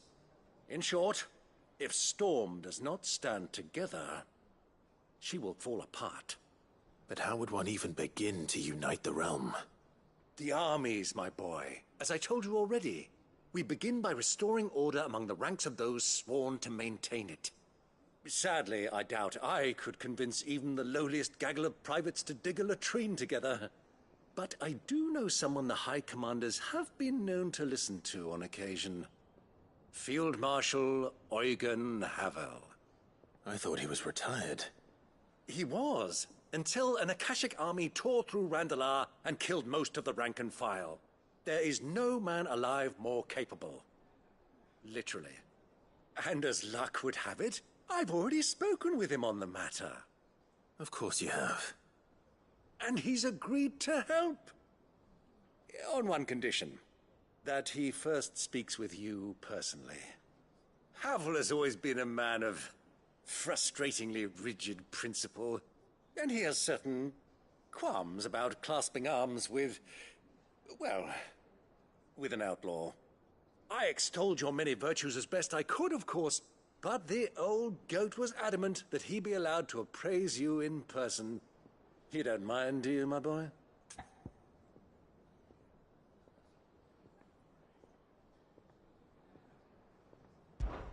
Of course not. As long as chaos reigns, we will never build a better world. I'll do whatever it takes. And if the Field Marshal wishes to speak with me in person, then so be it. That's the spirit. I'll leave for Randalar at once. Would you send a Stolas?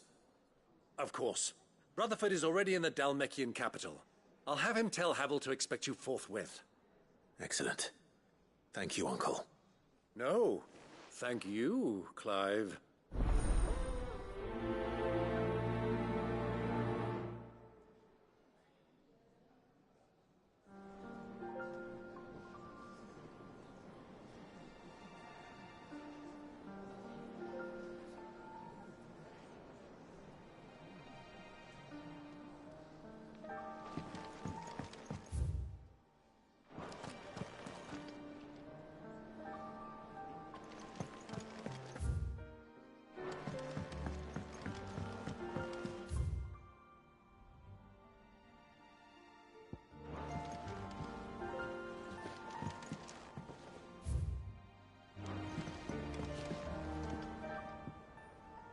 Ah, Clive.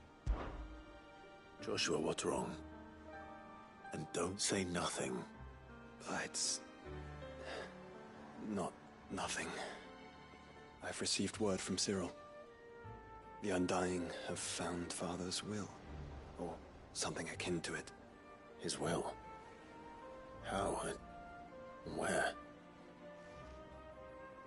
In the crypt beneath Rosalith Castle. After Kupka was kind enough to drive out the Imperials, the Undying took the opportunity to recover what relics of the Duchy yet remained.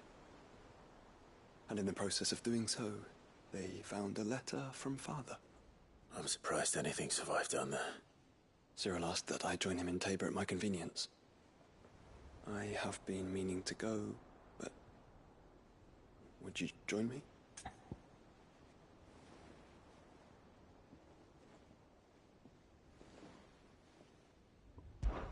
Of course.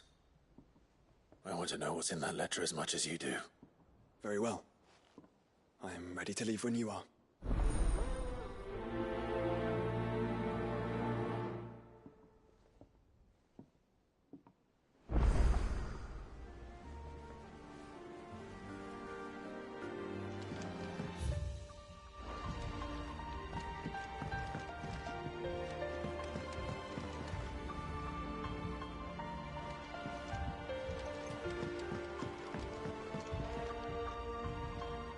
Sid, do you have a moment?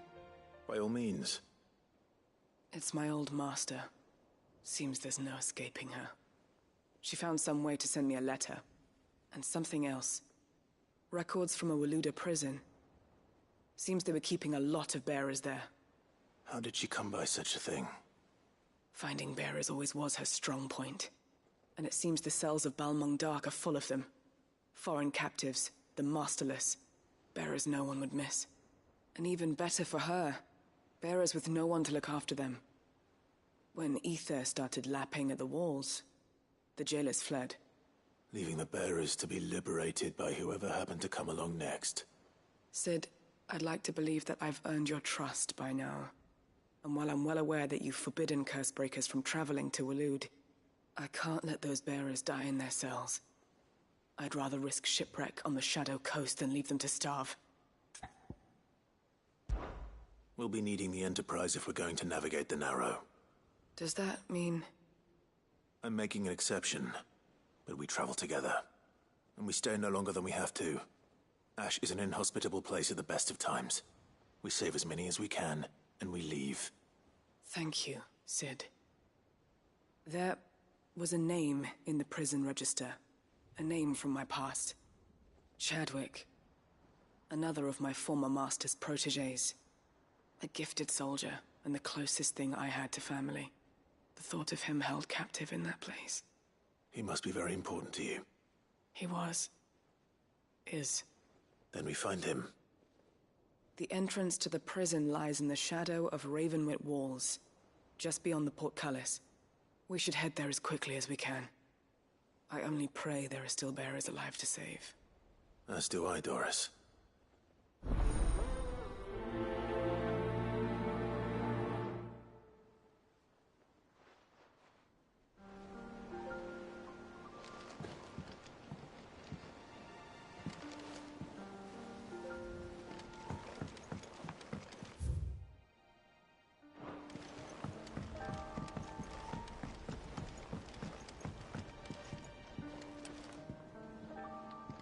Sid, I was wondering if you could help me. It depends what with. A bearer, but recently freed from his bonds, is keen to join the Curse Breakers. As you know, the work we do is not easy, which is why we test every volunteer's suitability. I was hoping you could oversee this one's evaluation. I don't mind, but why this one? Because he wants to be a scout. Our ranks are filled with men and women capable of breaking chains and putting slavers to the sword. But scouting? We're few with the nose for that, which is why we still rely so heavily on Gav. And since he accompanies you on so many of your missions, I thought you might be better placed to recognize the traits in him that we should look for in those who'd fill his boots. Sounds reasonable. So you're happy to oversee the boys' test, then? One can never have too many scouts. Truer words, Sid. I'll let the initiate know that you'll be attending his trial, and that he is to proceed directly to Northreach in readiness. No time like the present, eh? No time like the present. I'll await you there.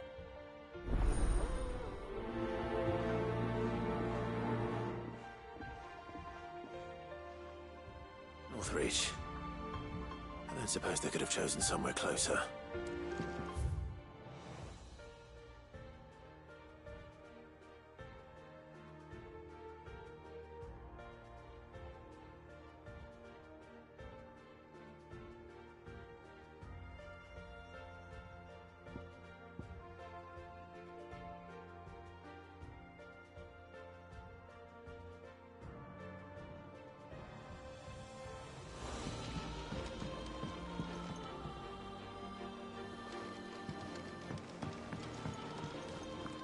Twinsworth's hundreds of leagues away. Doesn't mean the crystal is... How are you doing? Here you go. Seen enough?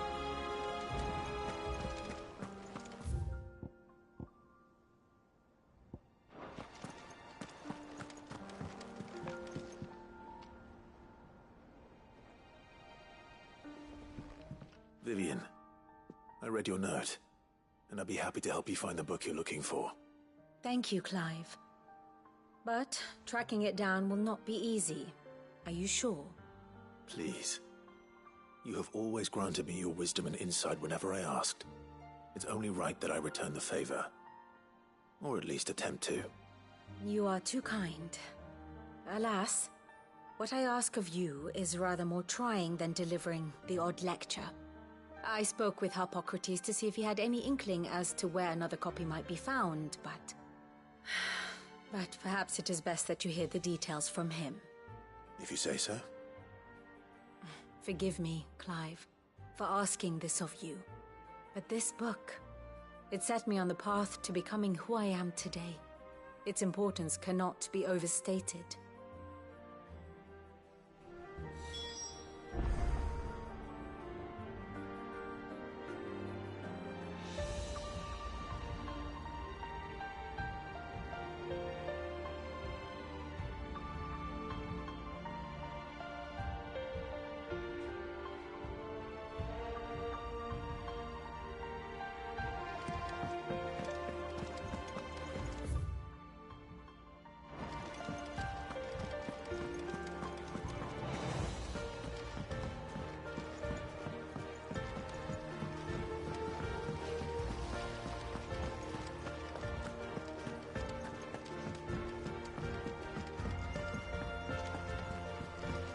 What do you think happened?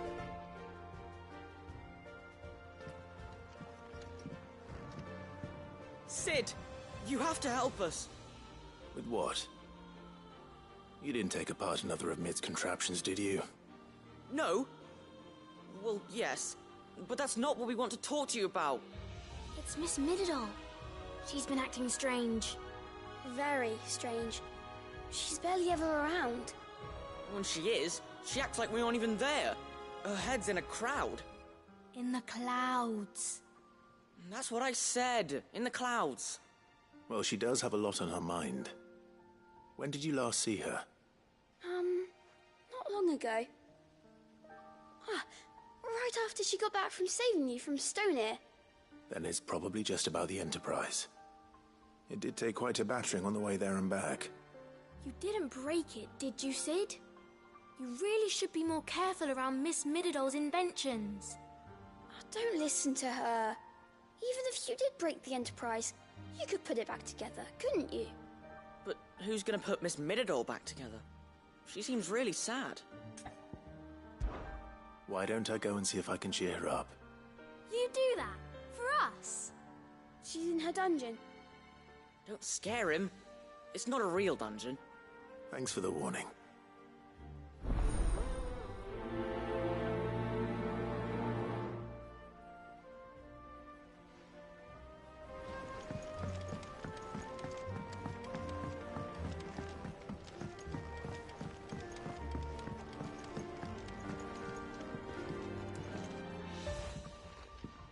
Mid, if you have a...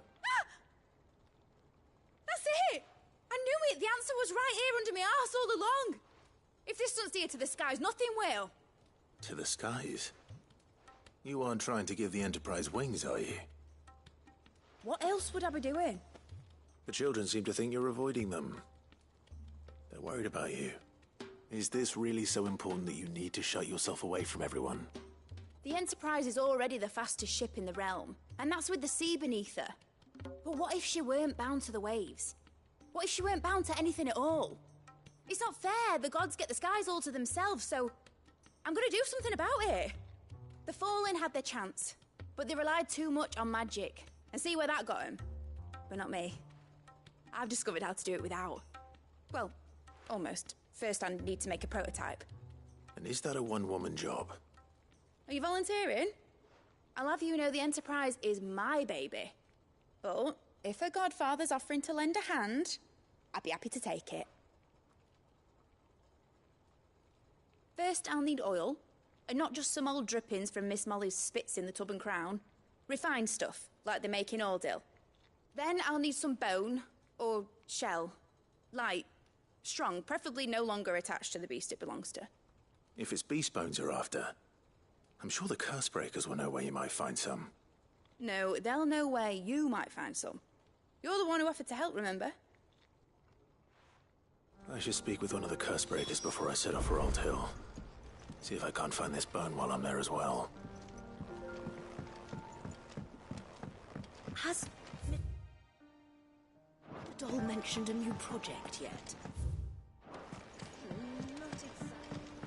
Miss Shirley says your books made quite an impression on the children. To become writers themselves. Is that so? We'll need to find some more. When you return, would you mind teaching the children another lesson? They did so enjoy your last.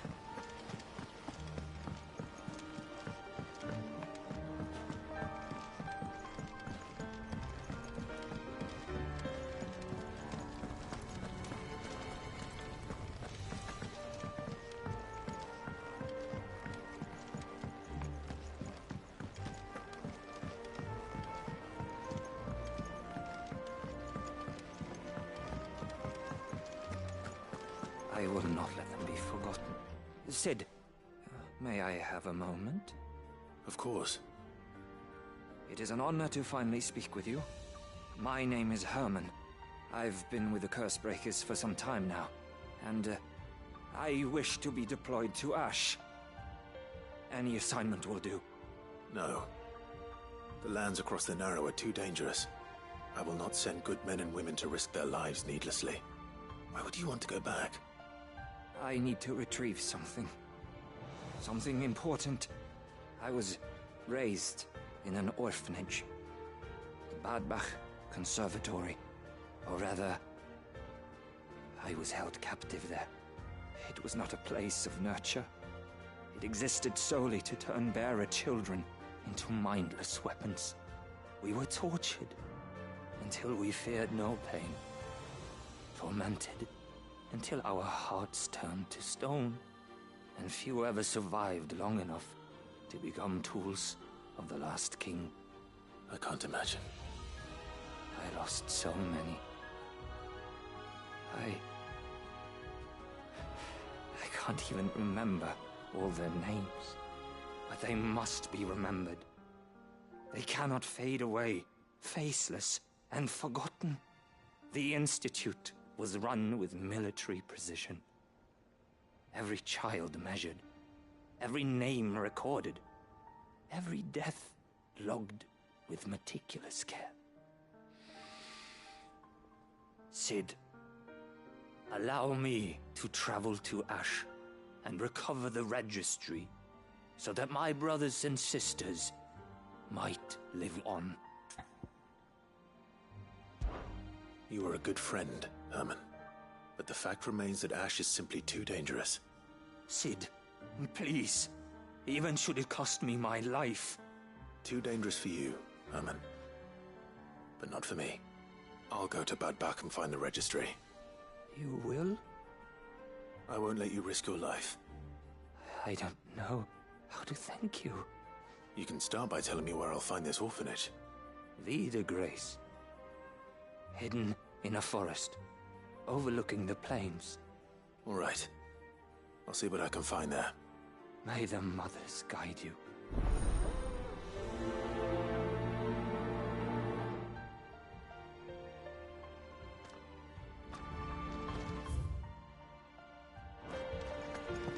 Do you suppose it's magic, the thing afloat? What else could it So there's One moment you think you've freed the realm from her fate. The next, a darker one rears up to replace it. Now, what awaits us when we finally attain release? True freedom? Or something else entirely?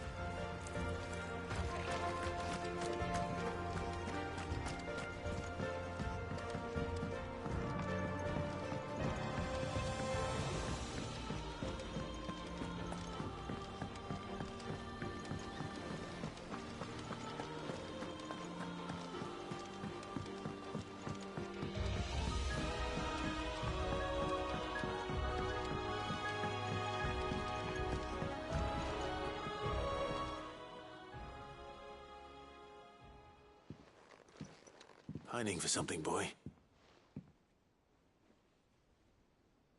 What is it? What do you see out there?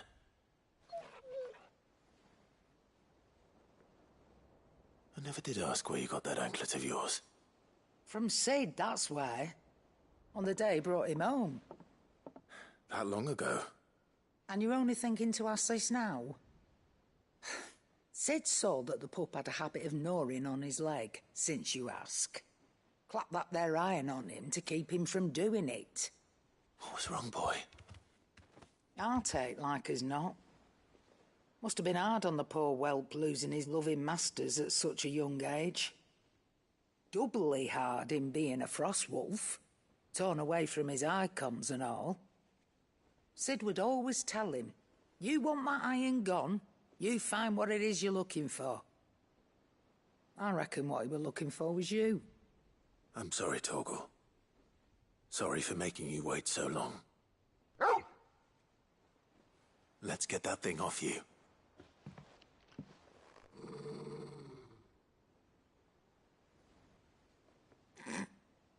Doesn't sound like he wants it off. Indeed. You miss Cid as much as the rest of us, don't you?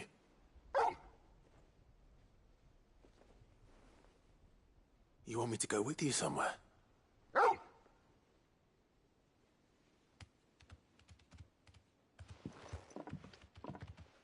Quick, aren't you? Glad you've been paying attention. Not nearly as much as you have, Lady Karen. Aye, good thing and all. It's not like Gav would have kept him in nuts and rubbed his belly these past 10 summers.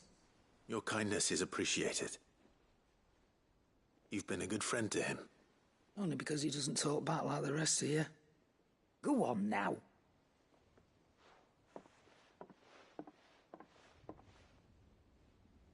Where to then, Torgal?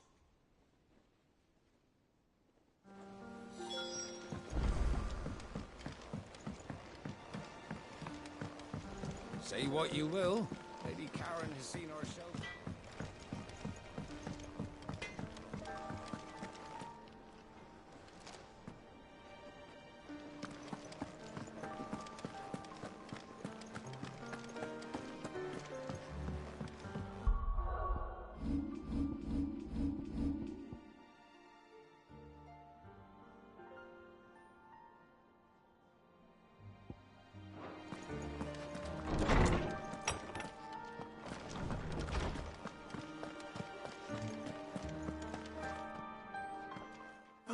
Clive, my boy. Hippocrates. There's something I need to ask you. I've been charged with locating a book called From a Distance. And you seek a rare gem indeed. One whose name I had not thought to hear from your lips. You've been talking to Vivian. Right as always.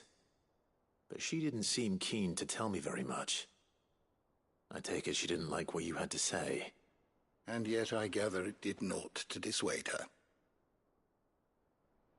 Clive, if the young professor has tasked you with obtaining a copy, I fear she asks the impossible.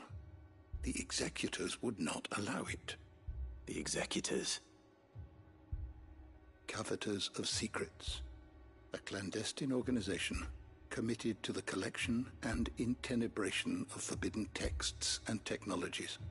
One such text being the tome Vivian seeks, chronicling as it does the true history of the enslavement of bearers. A tale which could overturn the established order were it ever to become widely known. Or, so rumor has it. I've never actually read the thing, or even set eyes on it for that matter. How is it that I haven't heard of this organization? Why, secrecy is the executor's watchword.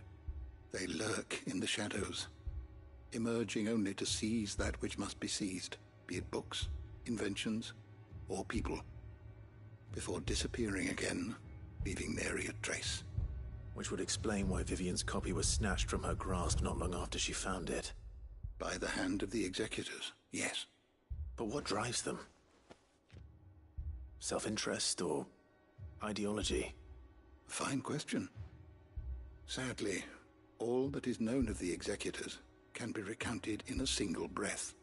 You may just as soon ask me of their origins, numbers, or the identities of their leaders. Any answer I give would be pure speculation. Then my hunt was doomed from the first. What was Vivian expecting? That I'd pluck it from thin air? Not from thin air, no. From ash. Rumors of the executors are rife among the scholars of Storm, but rather less so across the strait. I have a friend. Well, I had a friend in the village of Garnick, a collector of rare tomes, upon which subject we would oft correspond. Alas, I have heard naught from him since the skies fell dark.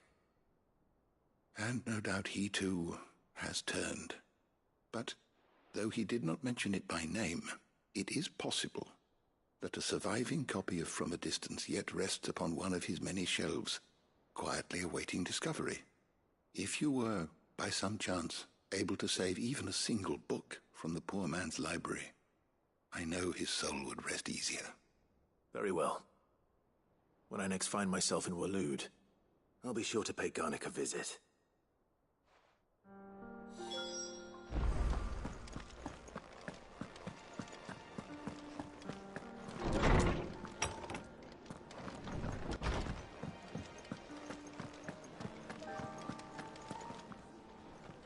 All right, Torgal. Where are you taking me? I'm going to need a little bit more than that, boy. Do you have a better hint for me? Unless... you've already given me one. Back on the rear deck, you were looking west, toward Rosaria.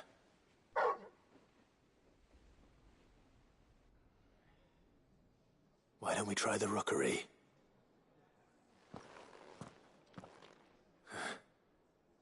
I haven't been to the island in almost 20 years. To Port Isolde, then.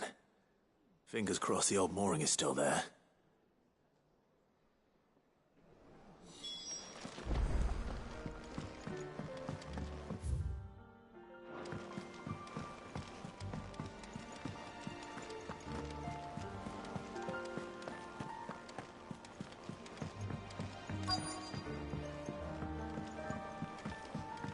Twinside's hundreds of leagues away. All right, Sid.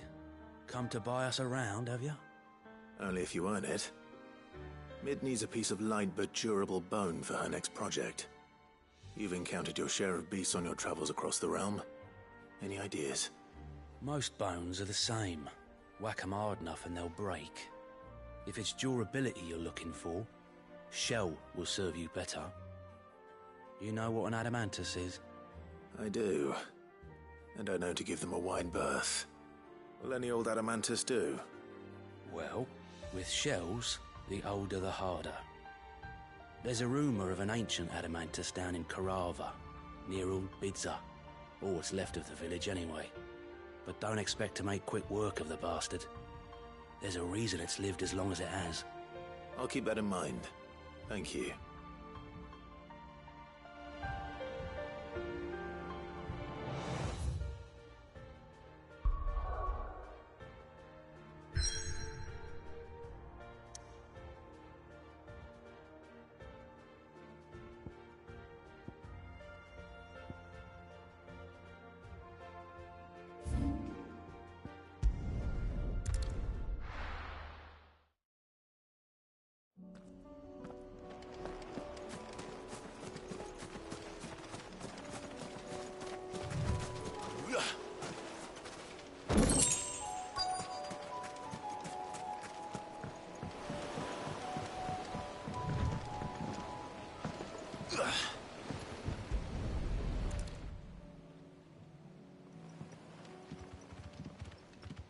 It's still here.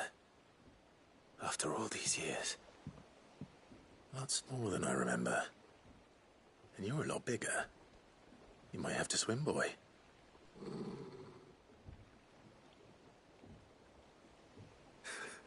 I wasn't being serious. You two go on without me. I doubt that boat will hold a third. If you're sure, we won't be long. Hop in, boy.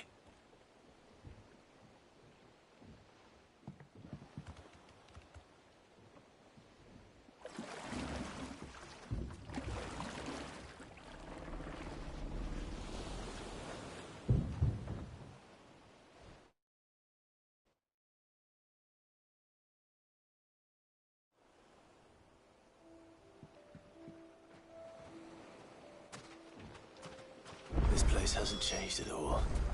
The rookery's right through those trees. Come on. Race you there? I bet I could still beat you.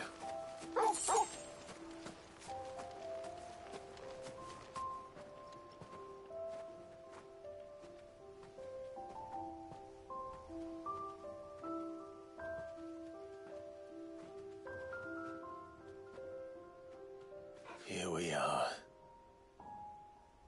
This was our hideaway. Wasn't it, Torgal?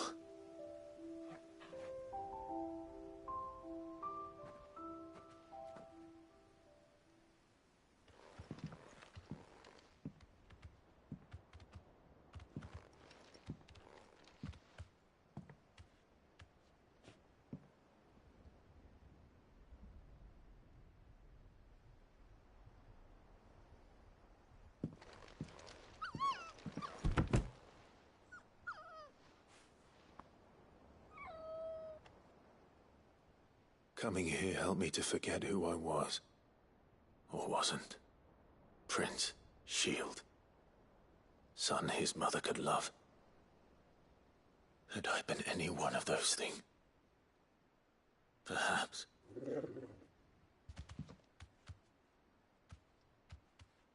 What is it, boy?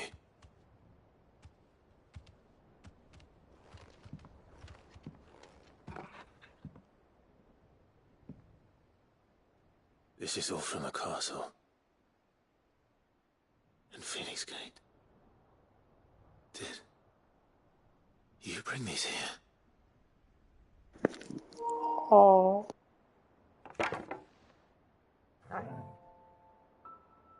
sparring sword.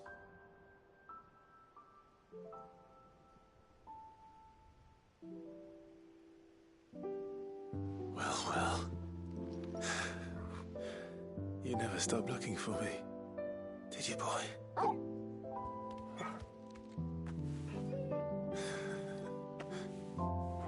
Thank you, Torgal,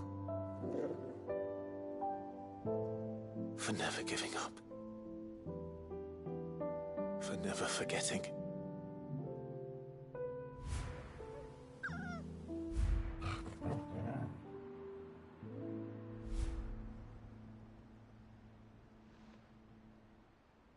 Let's take this with us, shall we? So I don't forget either.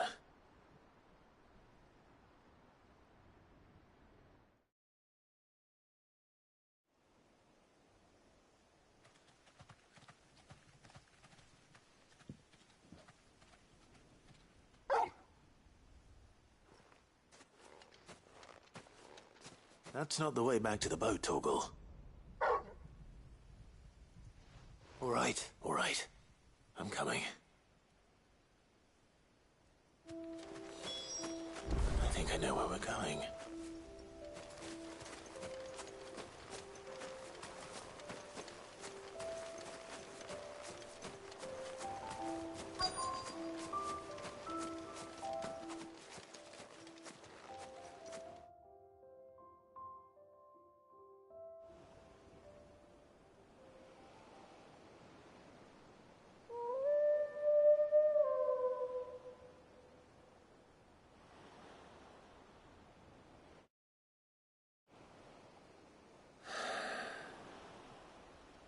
People always talk about the importance of putting the past behind you. But without it, we wouldn't be who we are today. And we certainly couldn't steer our way to a better tomorrow. Come on, Torgal. Let's go home.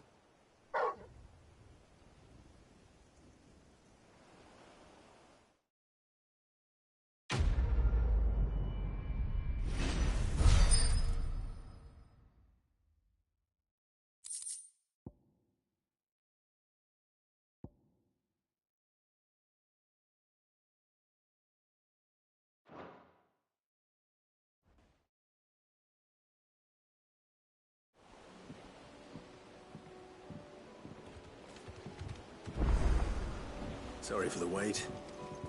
We're ready.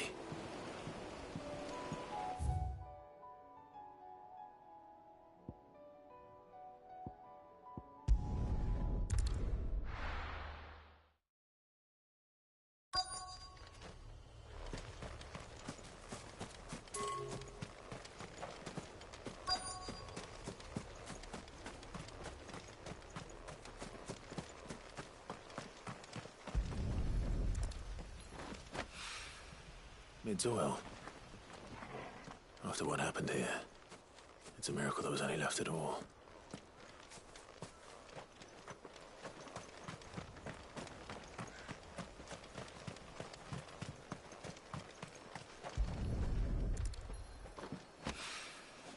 This should be enough. After it!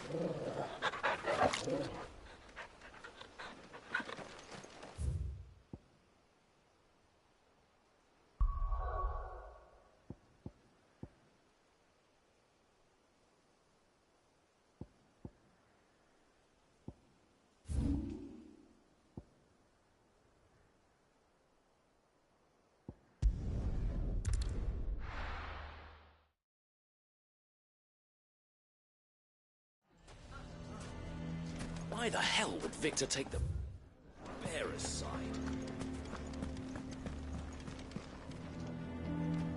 Here to help me pack? Thanks, but I'll be traveling light. I'm almost finished already, in fact. You're really going to go through with this, then? I am. But before I go, there is one small issue I'd like your assistance with. Well, two, in fact. If it's within my power to help you, I will. It's the children. I refuse to let them share in my disgrace. And if I leave them here, they surely will. Our friendship would see them ostracized forever. But I can't take them with me either. I can think of only one place where they are certain to be safe and provided for and loved.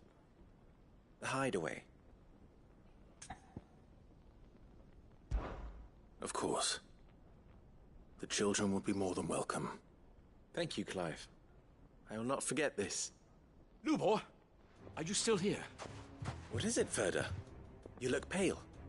There's been a flood in the Velcroy, a damn big one.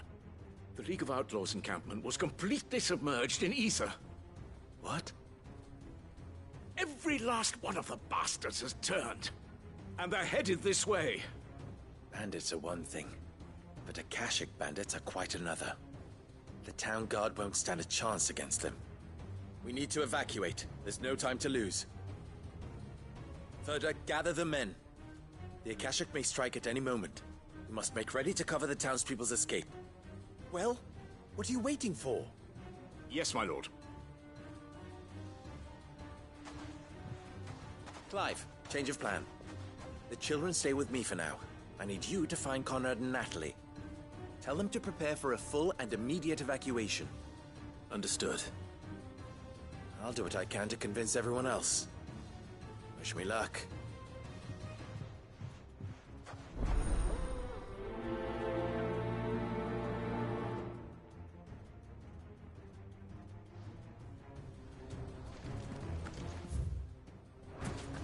What's an... You have to listen to me. They're coming. Why do they always have to make such a... Huh?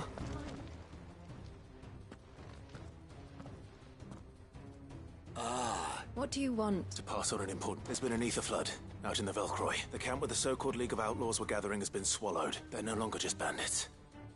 They're Akashic now. You need to begin preparing for a full-scale evacuation right away. Oh, do we? And who was it who gave you this disturbing news, might I ask? Lubor, perhaps? The man spreading the same poison out in the square as we speak. You may believe his lies, my lord, but we know better. But why would he lie about something like this? Some twisted attempt at revenge, perhaps. If he had not been unmasked, he may well have been elected our leader. A great honor for one of his kind. One he might well feel aggrieved at having been denied. Lord Underhill, forgive me, but it has become all too evident where your sympathies lie. Lubor cannot be trusted, and neither, therefore, can you. You may not trust me, but for the sake of your people, ask yourselves if there is any chance that this is true. There isn't. You can be certain of that. Now be off with you. Bunch of idiots. You're making a mistake. Come, Clive. If our words will not move them, then we must find another way to help save the town. All right. Let's speak to Lord Ferda. Evacuate! No, I think we'd better shut up. What's Lubor raving about now?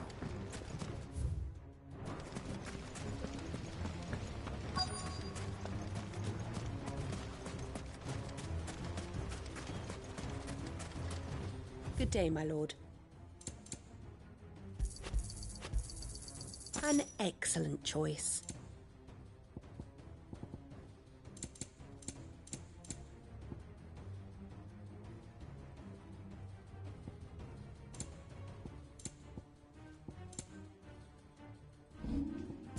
Go with Gilbert. Lord Ferda. Sid, what's wrong? I went to warn Conrad and Natalie about the Akashic, but they wouldn't listen. They've convinced themselves that nothing Lubor says can be trusted. The bloody fools. Which means the town guard can't be counted on for support. But I can. If there's anything I can do to help you defend Dalamil, you only have to ask. I appreciate it. Sid! Further! I've been looking for you every... Victor? I thought you'd left. I couldn't abandon a friend in need, and Blue Boy is in need at this very moment.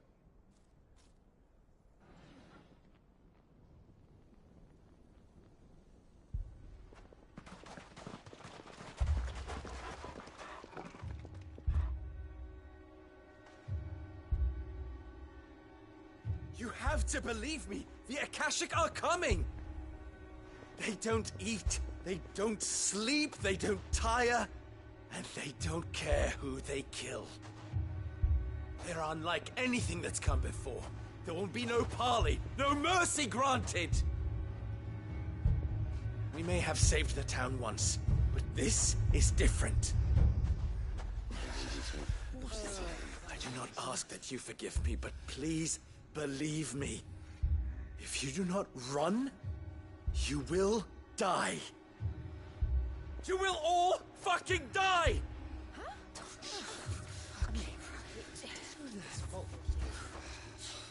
You'd like that, wouldn't you, bearer? Yeah, with us out of the way, your kind will be free to claim Dalamil for yourselves. You should run! Run, bearer! Yeah, run! Run! Far away! Run! Just go! Yeah. Yeah. Yes! Go! Go on, then. Go on, go! Just go. Lubor. Wait. Someone's coming. Stop! You're hurting him!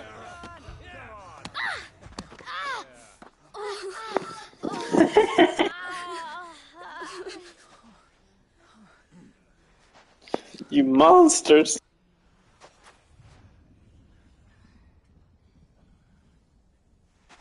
What did Lubor ever do to you? He solves all your stupid problems, and he keeps all of you safe. You know there's nothing he wouldn't do for this town. Who was it who made that cleaver you use every day, Conrad?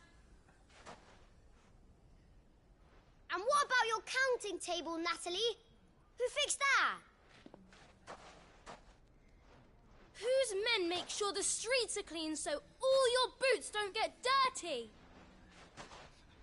Who spends all day, every day making sure things run smoothly around here? And none of you ever say thank you. Ever. But did Lubor ever complain? Well, does he ever stop smiling? He keeps this whole place going. And you act like it doesn't even exist.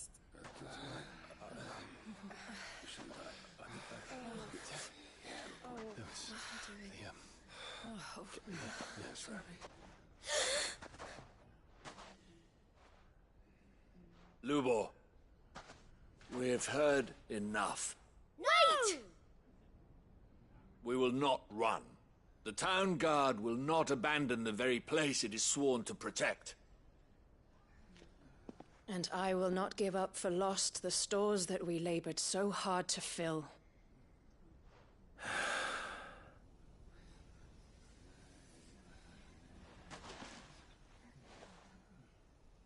So tell us, how do you propose we deal with these Akashic of yours?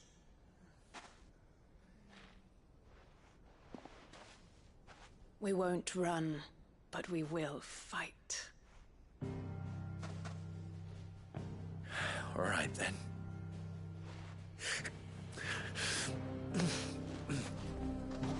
Fine.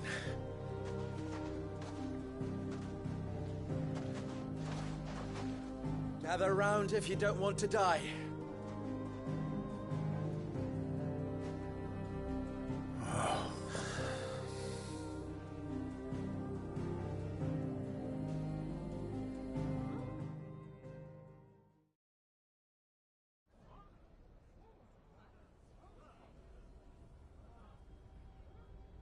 Allow me to explain the situation. The ether flood occurred near the village of the place had been abandoned for until the League of Outlaws decided to... Now they're all turned, and in the sky... They are mindless monsters. With the bandits, we at least knew how and where they were likely to attack. When these creatures come, Dalamil will have the bitterest fight it has ever faced on its hands. The town guard will muster at the north gate. The rest of us will take the south. Both forces will provide men to serve as scouts and messengers, ready to spread word of the size and nature of the Akashic Force, and as soon as it has been, we will converge on its position and see that it is driven back from Dalamil at all costs. Conrad, can I count on the support of the town guard? Always. I leave the selection and coordination of the messengers in your hands, Victor, and the command of our men in yours, Ferda.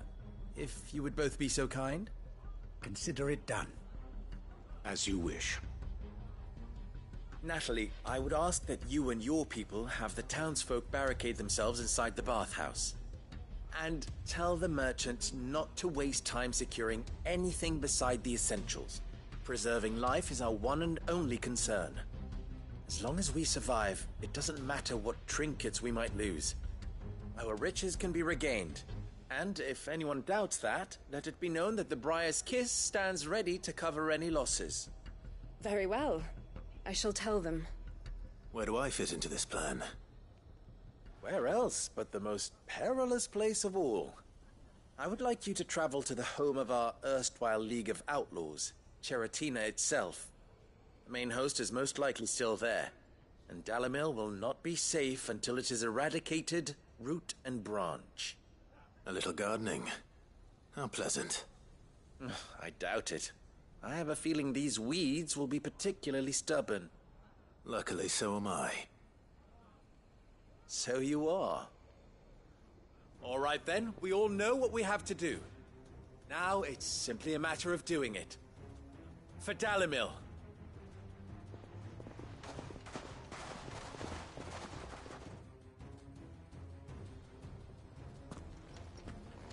Looks like everyone's ready. I'd better not keep them waiting.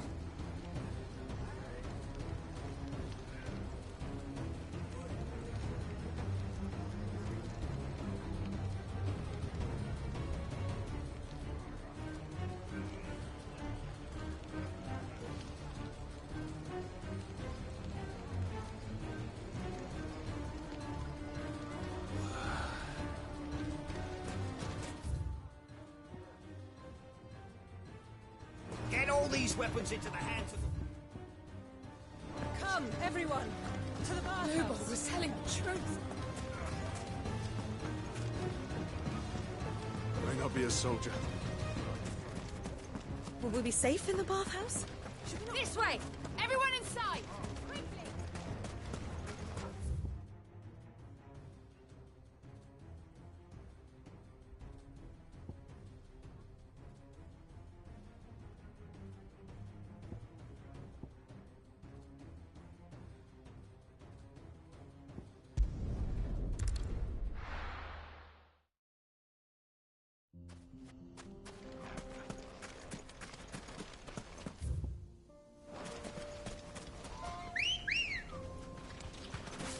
Ready, go? There it is. The flood. But what's waiting for us inside?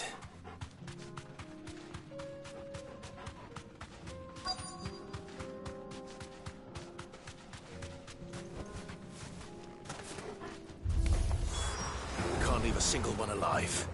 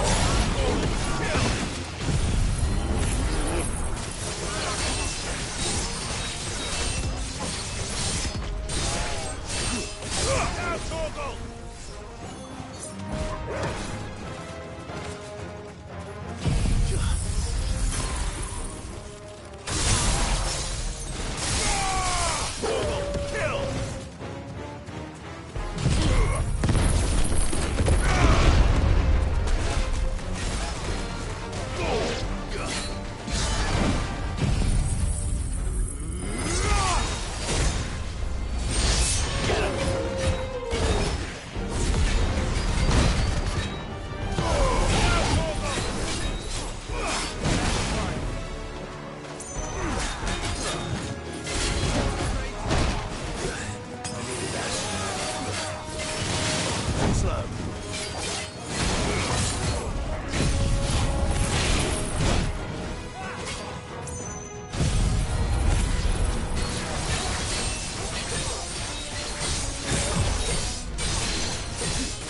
All yours, Torgal! Fighters! Down, Torgal!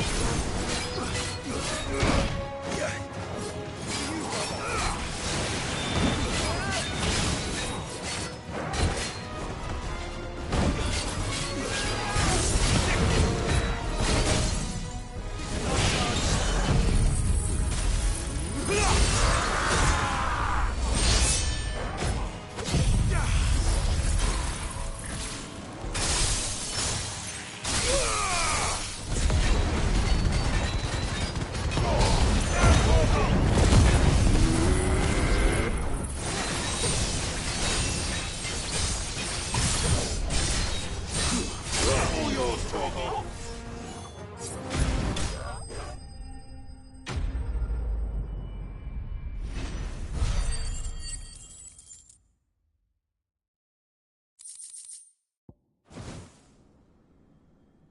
The League is disbanded. I should get back to Dalimil and see how the others fared.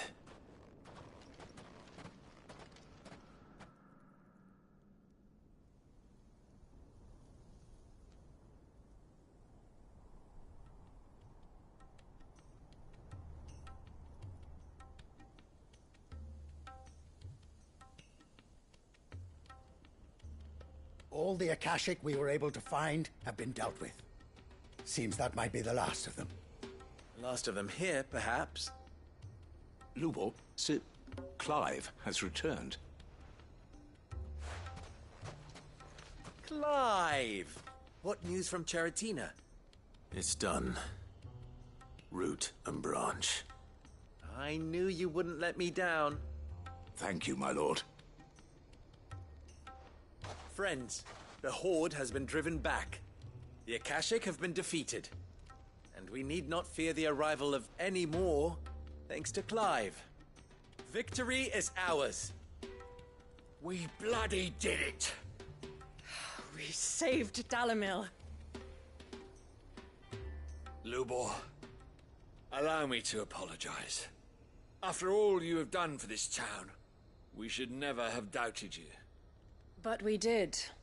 And for that we are truly sorry. We only hope that you can forgive us. We need you, Lubor. Dalimil needs you. So, if you would still like to be considered for the position of mayor, you have our backing. You do remember that I'm a bearer, don't you? We do. But that is not a stain on your character. It is a stain on ours. We thought only of what we perceived bearers to be, not what you truly are. The man who saved Dalimil twice over. I see. But I will only accept your proposal on 2 conditions. Name them. Firstly, that you will both do everything in your power to rally your people to my cause. If the Town Guard and the Merchants League do not accept my leadership, it will be doomed from the start. Unity is the key to defending Dalimil, and I do not doubt that we shall need to call on our combined strength again. When that time comes, I will expect us all to pull together, just as we did today. Of course. You have our word. And secondly, you will accept that if I am to lead you, the mistreatment of bearers must end here in Dalimil. Any bearer within our walls shall be afforded the same rights as any other citizen. They will not be judged by what they are, but who they are. As we failed to do, and came so close to losing everything. We agree to your conditions. And we have only one in return. that you continue to work for the good of Dalimil, as you always have. Condition accepted. Well then, it seems my mayorship is all but confirmed. Do I get some sort of special hat?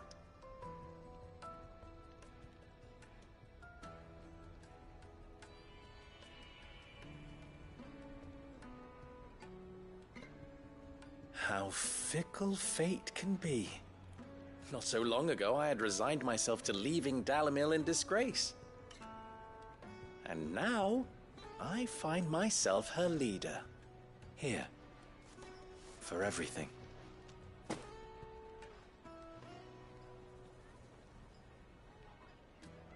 Lubor. About the children. Fear not. You are, of course, relieved of your responsibility. I would sooner face another horde of Akashic than see them brought up as outlaws. I'll make sure they're safe here. I don't doubt that you will. And not just the children, but everyone in Dalimil. I'll do my best. Can't have all your hard work going to waste.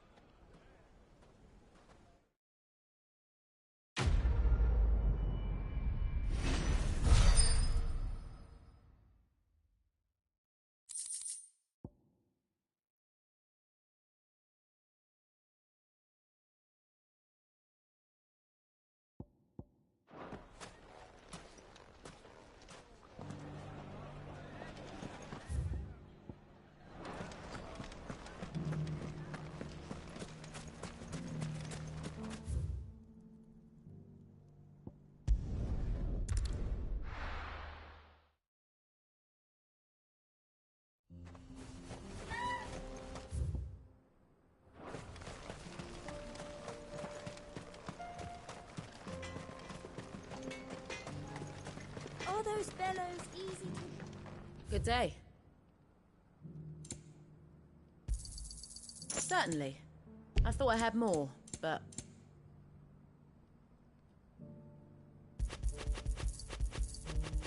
Go safely now.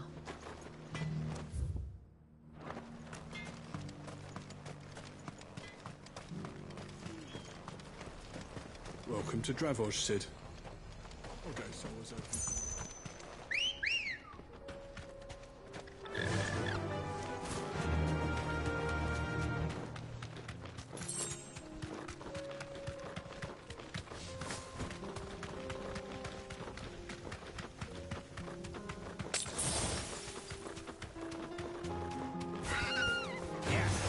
Don't do nothing stupid.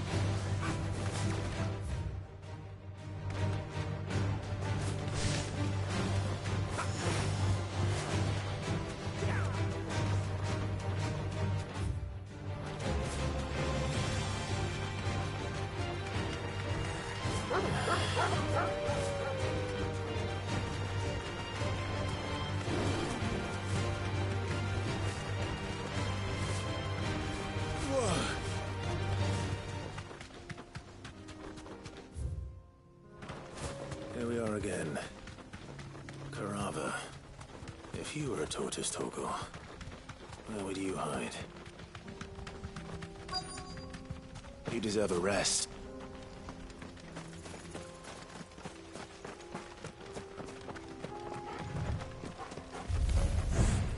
Looks like we found it.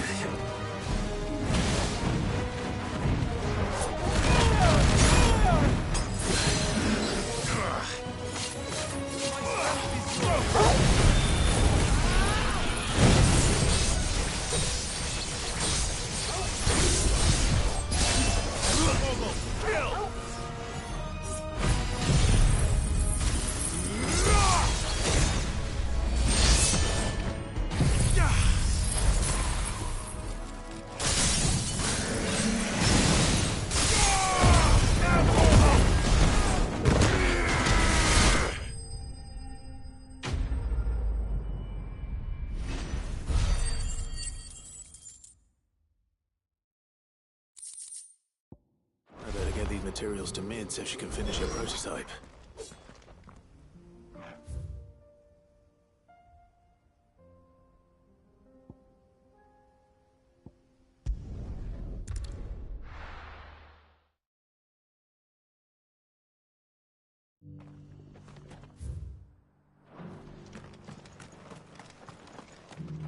Are you buying or selling? Anything else? Of course. Come again.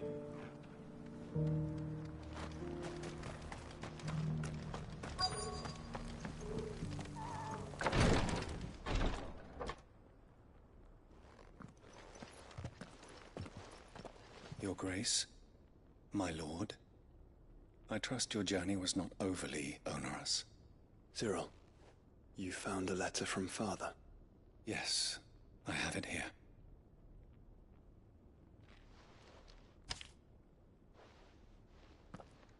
If you would do us the honor, my lord.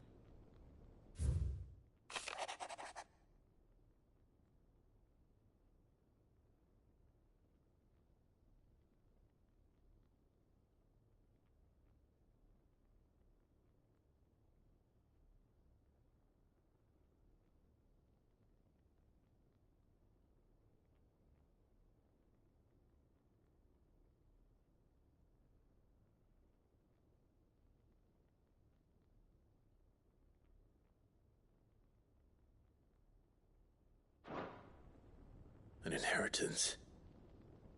It would seem the late Archduke penned this missive shortly before his passing. The day before we left for Phoenix Gate. What are these plans he spoke of? His plans for the duchy, Your Grace. Your father entrusted them to my predecessor, the former bearer of the Burning Quill, who entrusted them in turn to me. The complete emancipation of bearers is their stated aim. But your father's dream did not end there. His Grace also spoke of building hospices to care for those stricken by the curse, and the founding of a new university to further the development of non-magical technologies. With the blight spreading ever more widely across the twins, Archduke Elwyn saw this as the only means of securing Rosaria's survival. He wished to see men and bearers treated as equals. To see centuries of common wisdom overturned. Small wonder he did not think it achievable within his lifetime. But he thought it achievable nonetheless. Had he not, he would never have written this message. Nor would he have entrusted his vision to his most faithful aides. Those who would have stood with you, shielded you from the machinations of the less benevolent personages at court. It's a pity only they are still with us. 'Tis true that those most loyal to your father were the first to suffer the Duchess's wrath. But one at least remains, and she has come bearing gifts. What do you mean? Mayhap it is better that she explain, my lord. After all, the duties entrusted to me by my predecessor extended only to recovering His Grace's will and arranging a meeting with the one who might execute it, or a part of it at least. And where is this woman? She awaits you in the archive, Your Grace. Thank you, Cyril. Shall we then?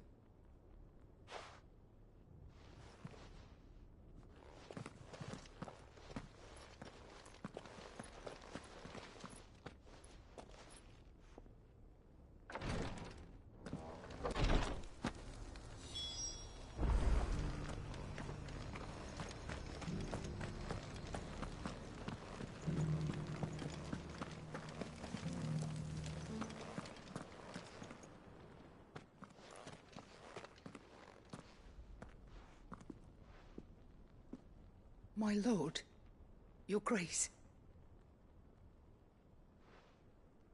I hardly recognize you. I am Goditha, retainer of House Rosfield, loyal servant to the Phoenix and his shields.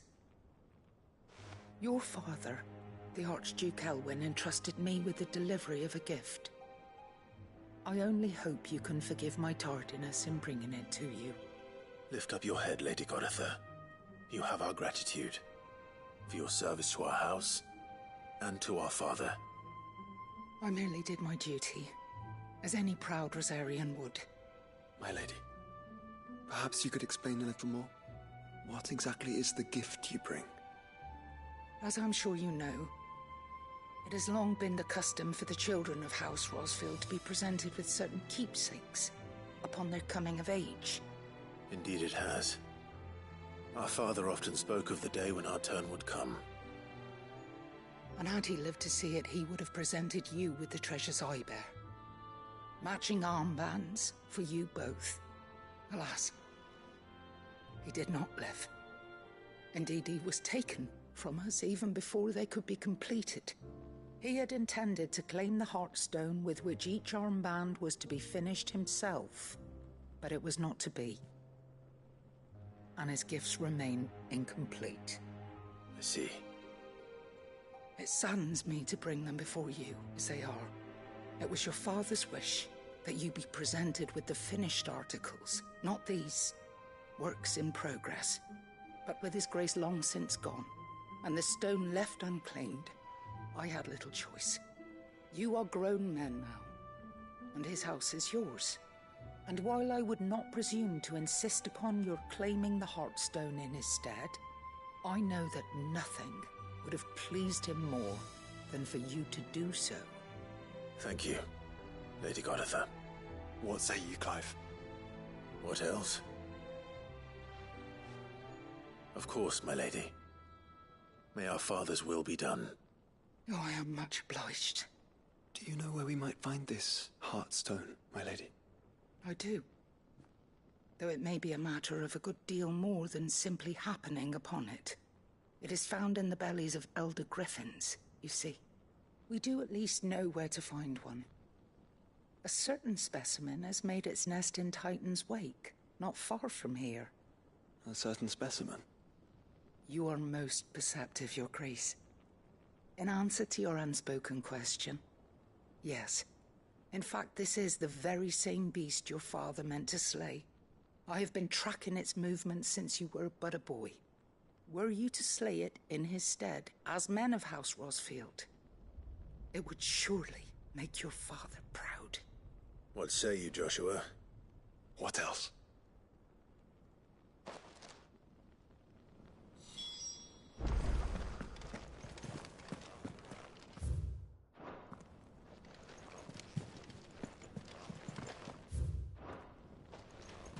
The Undying are not the only secret fellowship in this realm, you know. There are others, each working for their own ends. Why, not so very long ago, a society committed to discovering how one might cast magics without a catalyst was found to be operating throughout Valisthea. They were denounced as heretics, rooted out, and driven from our shores, never to be seen again. Titan's Wake is to the south of here. But we must not be hasty. The good lady has been disappointed once already.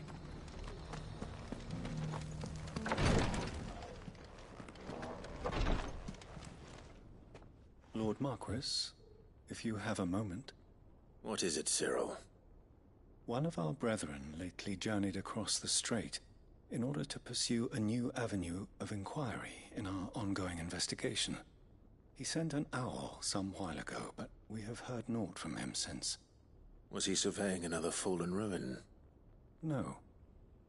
The object of his study was a savior cult that has arisen in Ash in recent years. We believe it may have some connection to the Circle of Malleus, an ancient religion that worshipped Ultima as its god.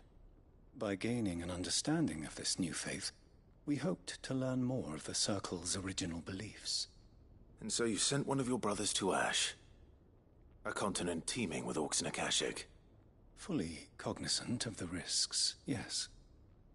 I entrusted the mission to one of the most able of our order, the Third Chair, a master of the arts of combat and survival both.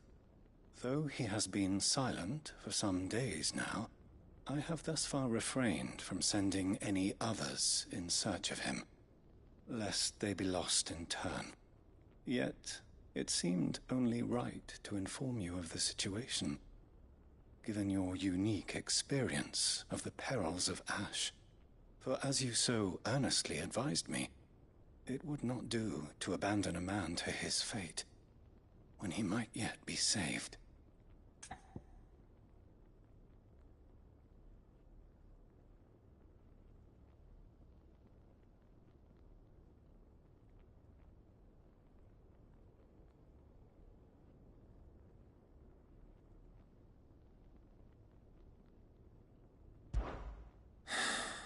It would not. But Ash is a big place. Can you be any more specific? Perhaps. The last owl I received from him mentioned a village where he had heard the cult were wont to assemble. Mickleburg was its name. It lies in the southern reaches of Waloed. If aught ill befell him, I expect it did so there. All right. I'll see what I can do. You are much too kind, my lord. Go then, with my hopes, and may the Firebird's flame ever burn in your heart.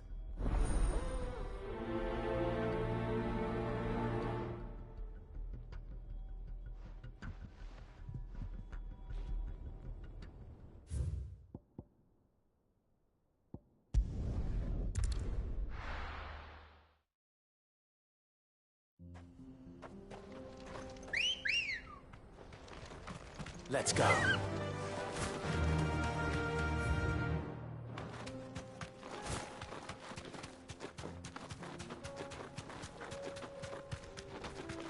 Eyes peeled, Joshua.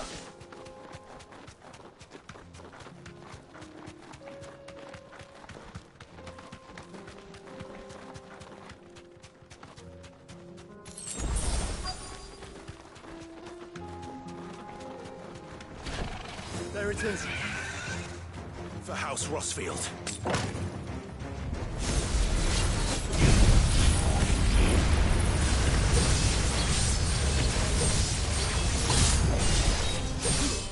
Now, Torgal!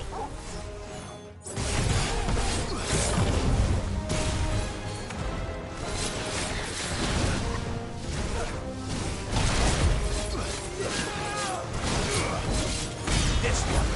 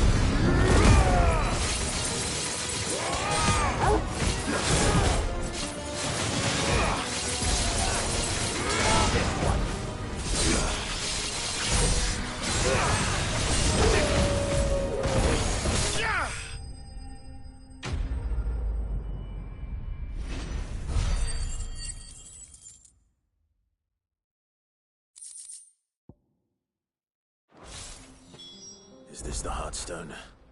I expect Lady Goditha will know.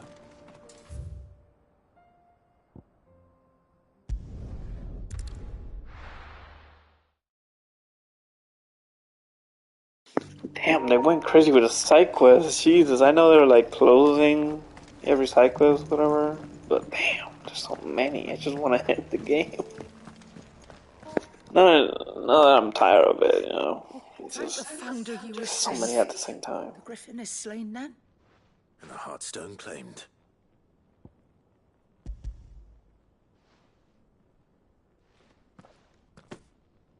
Yes. This radiant luster, like frozen flame, it is just as your father described it. Thank you, my lord. Your grace. Your father would be so proud. Lady Goditha, the lapidary is ready. Thank you, Cyril. I will be with him shortly. If you would excuse me, I shall have the stone cut and set forthwith.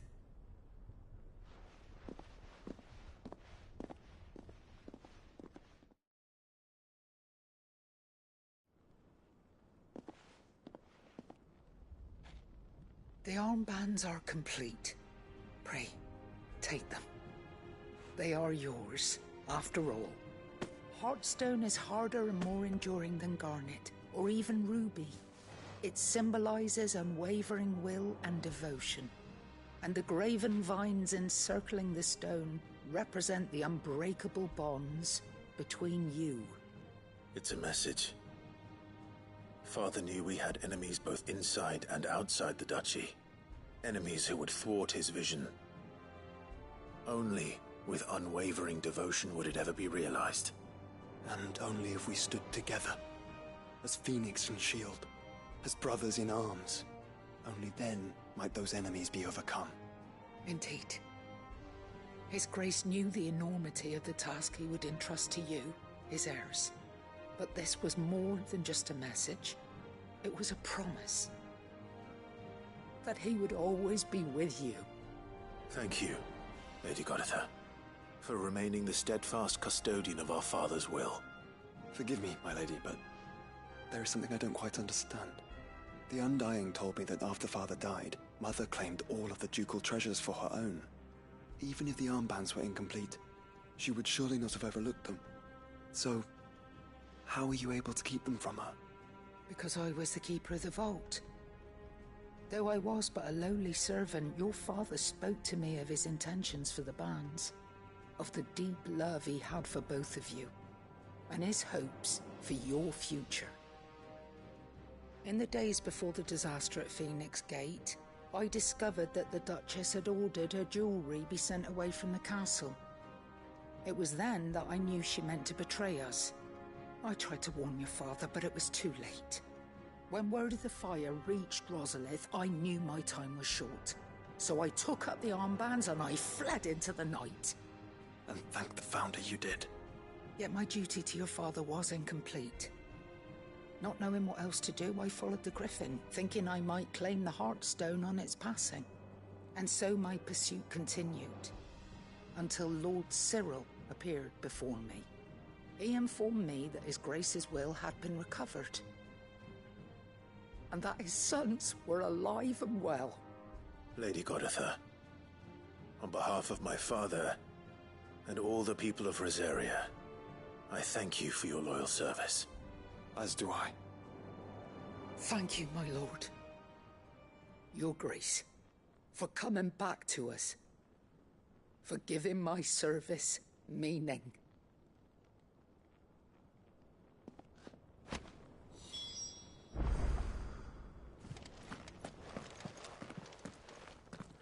The bands suit you well. It must be gratifying to finally receive the inheritance that was denied you for so long. It is. And we thank you for the part you played, Cyril. If you would permit me to play my part a little longer, might I suggest that you make your way to your father's memorial atop Hawk's Cry Cliff? Let him see that you have received his blessing, and that his vision lives on in you. I suppose it would be churlish not to. What do you say, Clive? Shall we pay Father a visit? I think we should. I was hoping to be able to offer him my thanks before we left for Origin. Your father's helm is enshrined there. It has been since the day we recovered it from Phoenix Gate. I prithee claim it, for it too is a part of your inheritance, and I do not doubt that your father would prefer it in your hands than perched upon some lonely rock. Thank you, Cyril.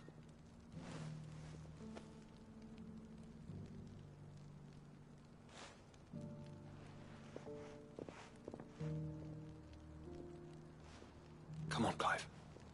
He's waiting.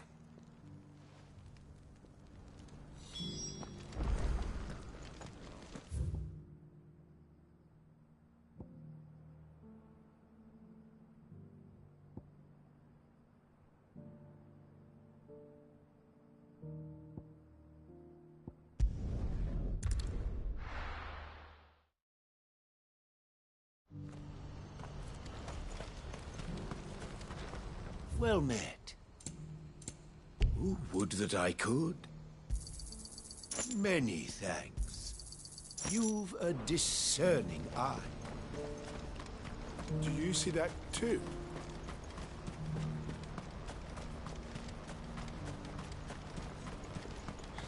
Papa?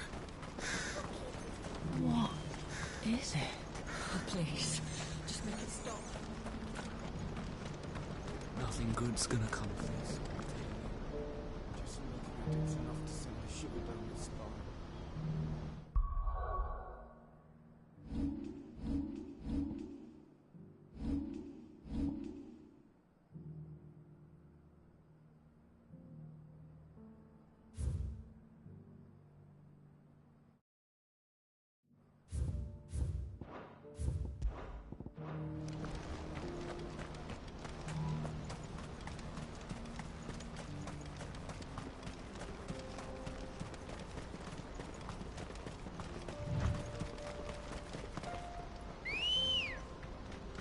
Come on.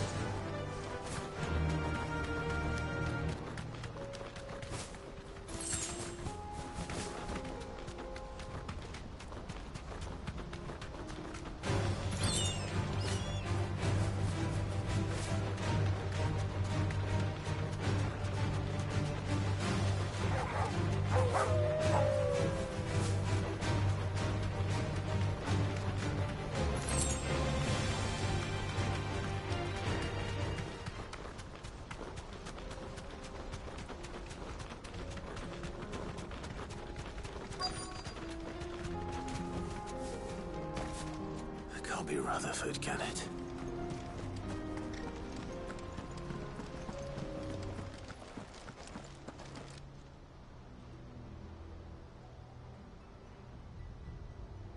Turncoats and cowards, the lot of you! If it's a fight you want, it's a fight you shall have! Allow me. I don't need your... Please, Field Marshal. Oblige him. This won't take long. You're right. It won't. Men, finish him.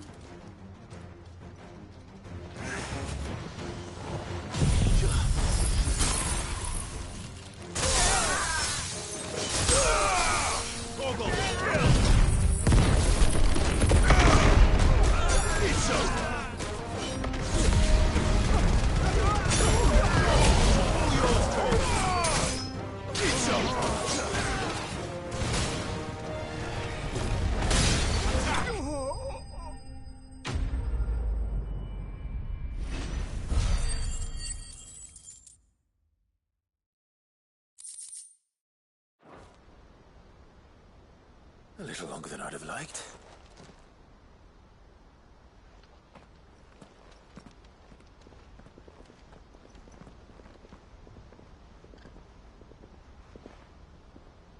Field Marshal Havel, I presume. Are either of you injured? No, my lord. You arrived just as our escort turned on us. Fucking traitors. I'd heard reports of soldiers in the outlying regions abandoning the oaths they swore. But I hadn't thought the corruption had reached so close to the heart of the Republic. It's a fucking disgrace. Your interfering old bastard of an uncle tried to warn me, of course. My lord Marquis. Or is Sid the Outlaw more to your liking? Call me what you want. It doesn't change who I am, or the urgency of the message I bring. My uncle has a plan to right the realm, and he needs your help to see it through. Before I agree to anything, I'd have you answer one question. What do you stand to gain from all this? I won't deny that I might benefit from further chaos. But I seek a new beginning for all of us. And while the choices I've made may not always have been the right ones, I know I made them for the right reasons. For so long, so many of us have been told how we could live, how we could die, when it should have been our decision all along. Now we have a chance to put things right. But in order to take it, we must stand together. Even if it be beside those with whom we don't see eye to eye.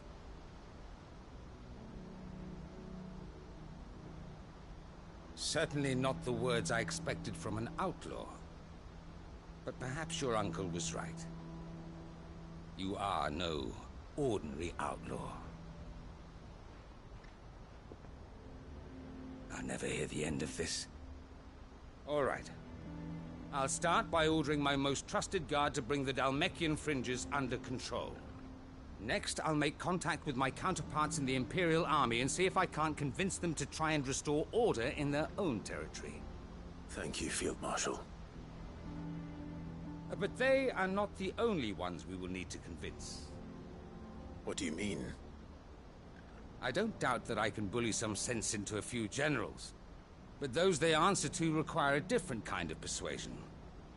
And when it comes to honeyed words, well, we will need an envoy. One who can court even the most stubborn of statesmen. You, perhaps. I'm flattered. But I'm no diplomat either. And I have other problems to attend to. What we need is a skilled arbitrator. And I may know just the person. Is that so? And would he happen to be an outlaw too? Of a different kind, perhaps. Well, beggars can't be choosers. I suppose we'll all have to find a little of the outlaw in ourselves if we're to make it through this. Very well. Send your man to me right away. I shall.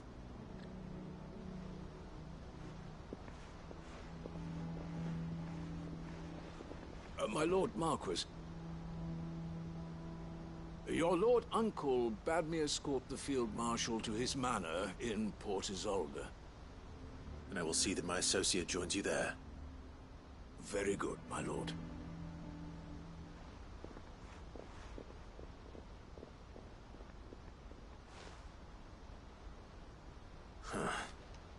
An envoy. I'm not sure I'm the man to talk anyone round. I can barely convince my brother to take his medicine. No. This is a job for someone with experience. Someone like Quentin. I hope I can convince him at least.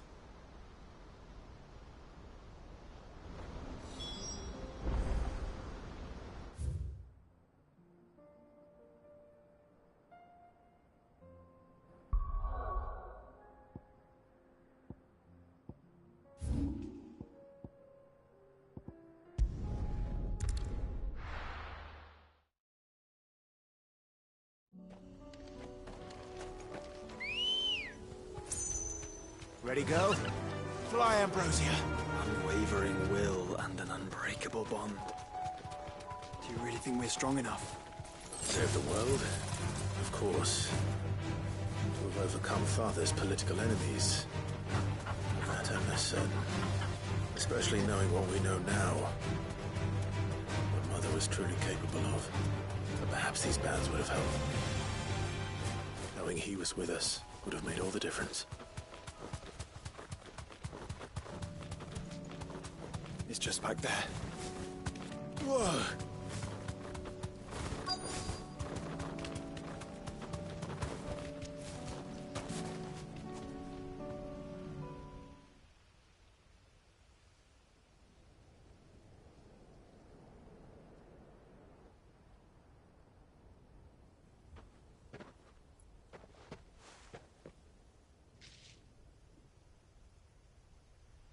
Father always fought for what he believed was right. It wasn't until that night at Phoenix Gate that I realized I had never fought for anything. I always had someone else to do the fighting for me.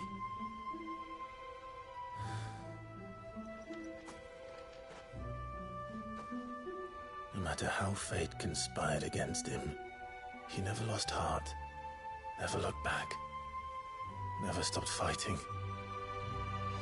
To me, he was the greatest of men. And I've been trying to live up to his ideals ever since.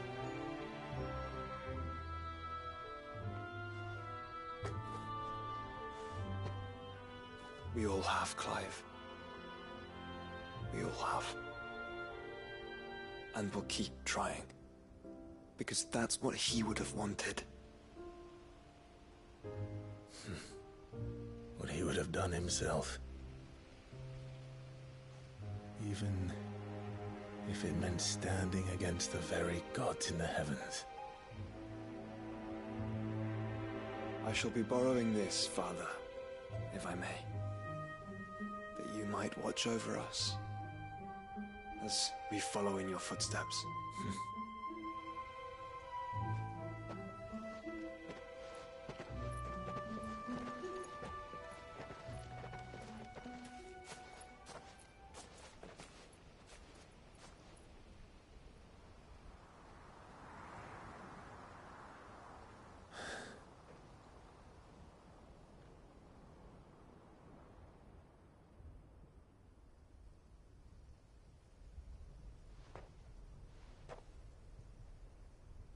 We won't lay you down.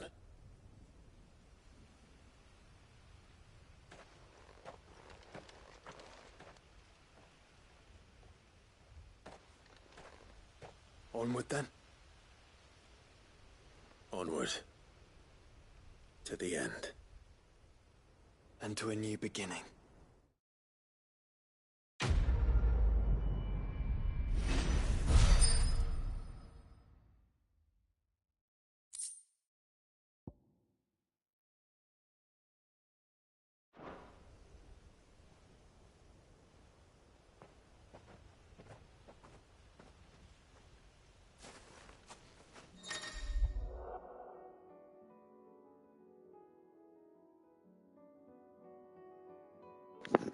Oh.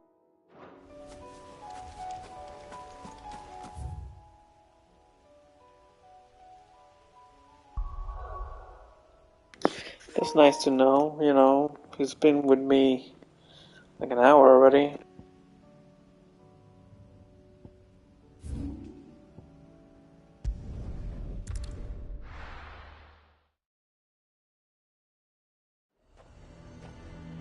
Nazaire might at least have mentioned where in Northreach he'd be testing this recruit. He'd ever. Coin? I'm nervous. Well met, Sid. This is the Initiate.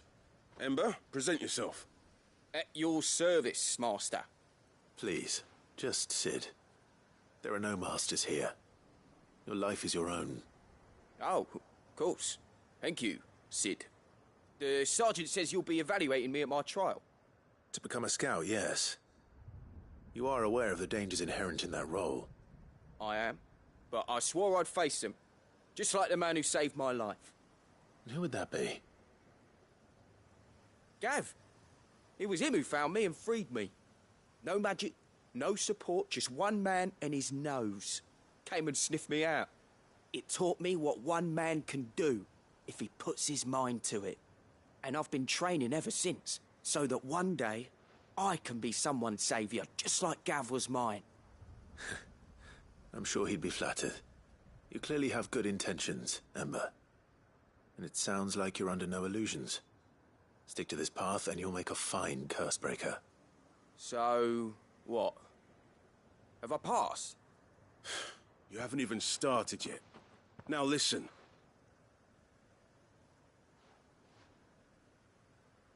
Not far from here is an Imperial lookout, Eastwatch. The guards there record all their sightings in a logbook.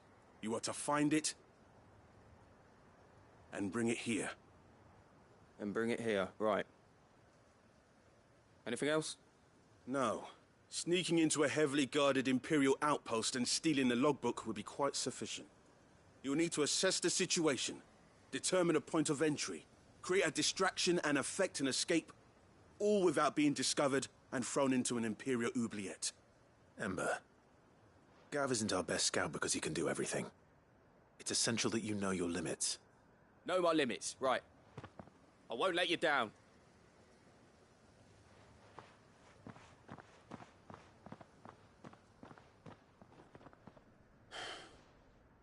It shouldn't be as dangerous as I made out. But keep a weather eye on him all the same, would you? On my way. All right, Ember. Impress me.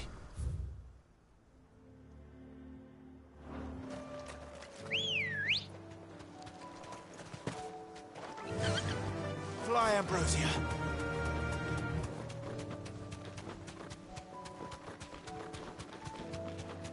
I needed that.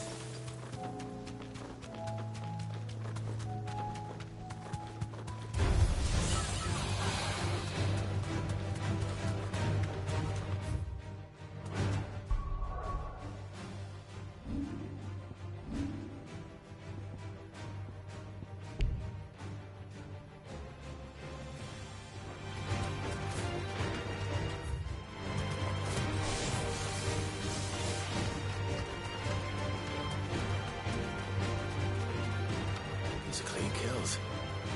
Perhaps young Ember really is ready. Or maybe not.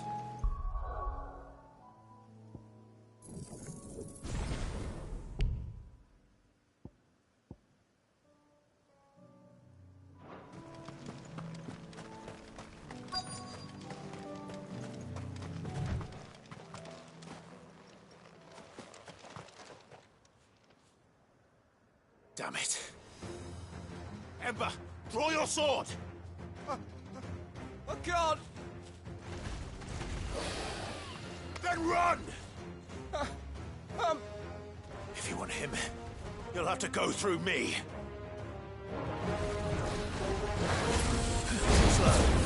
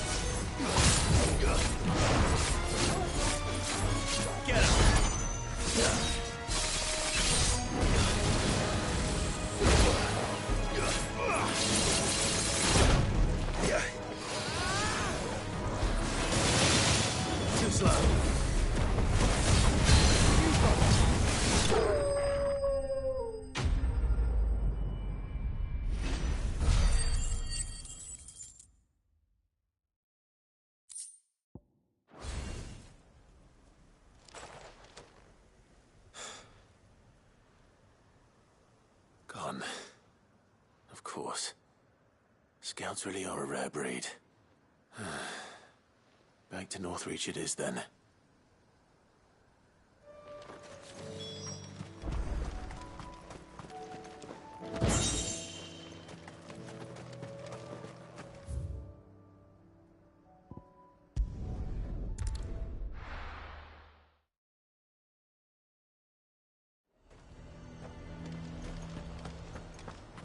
He'd have our coin, our stock and our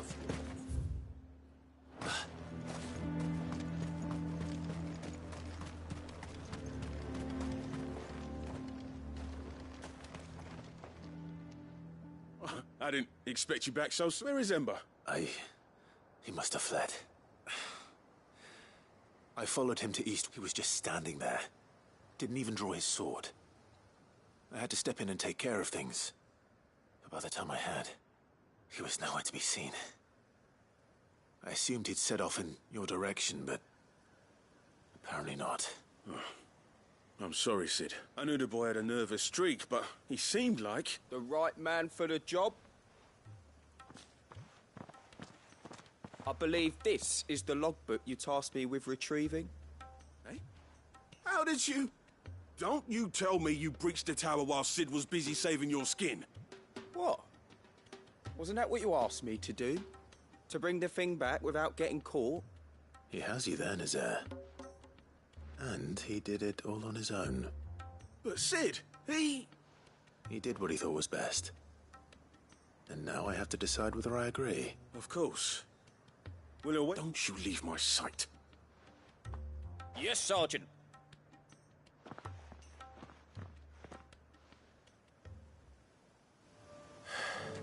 This won't be an easy decision.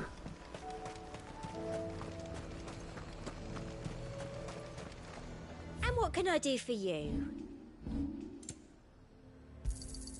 An excellent choice. The garrison is threatening to pull their sentries from the markets. I would speak with this Duke. I saw the captain just now. Your town needs you.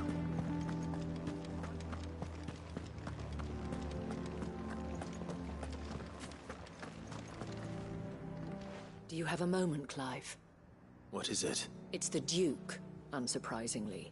His Eminence has assumed full control of the garrison, and the town was left all but unguarded, so Philippe was compelled to form a citizen's watch to fill the void. And though my dear boys have been characteristically willing to assist him in this, they want for bodies.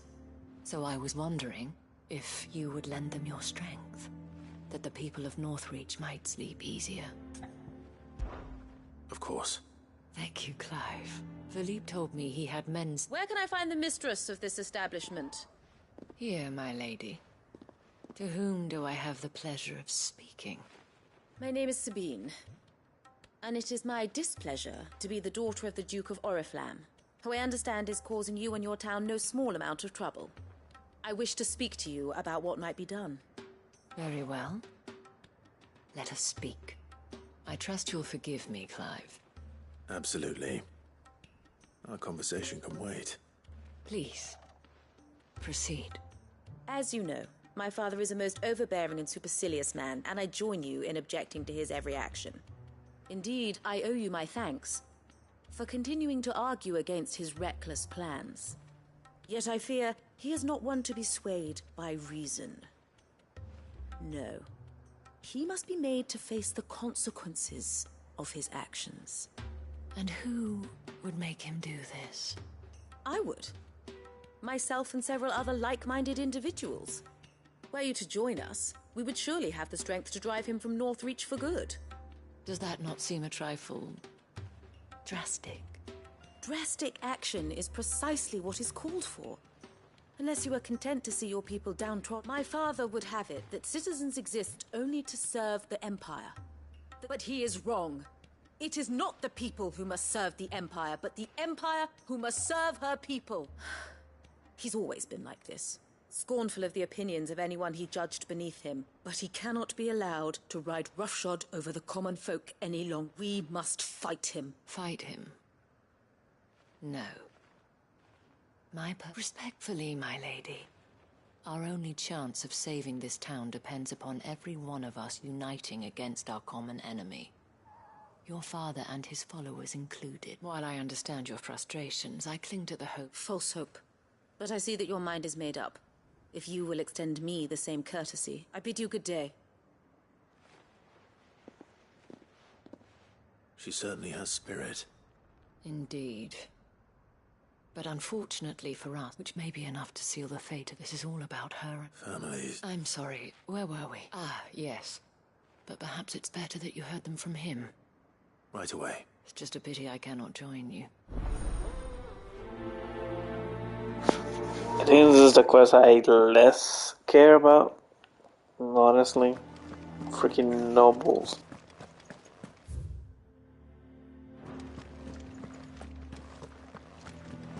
Your town needs you.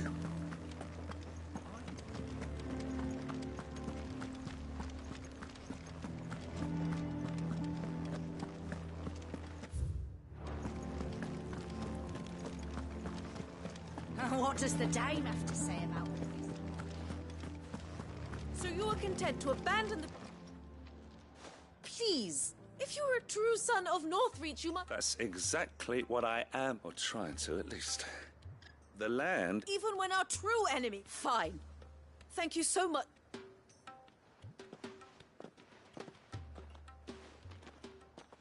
She cornered you too, then? Could hardly get a word in edge, like father, like daughter, eh? She made an uninvited appearance at the Vale earlier, hoping to convince the dame to join her in fermenting. I bet that went well.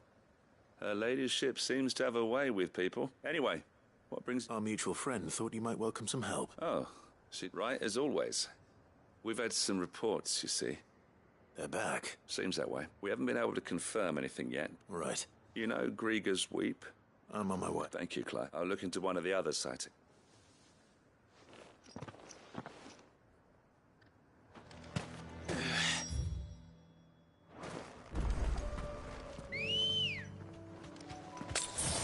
Let's go.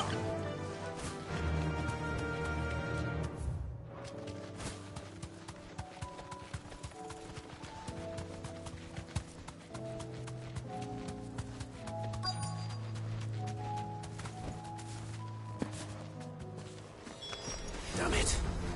The reports were true. I need to stop them before they get to the town.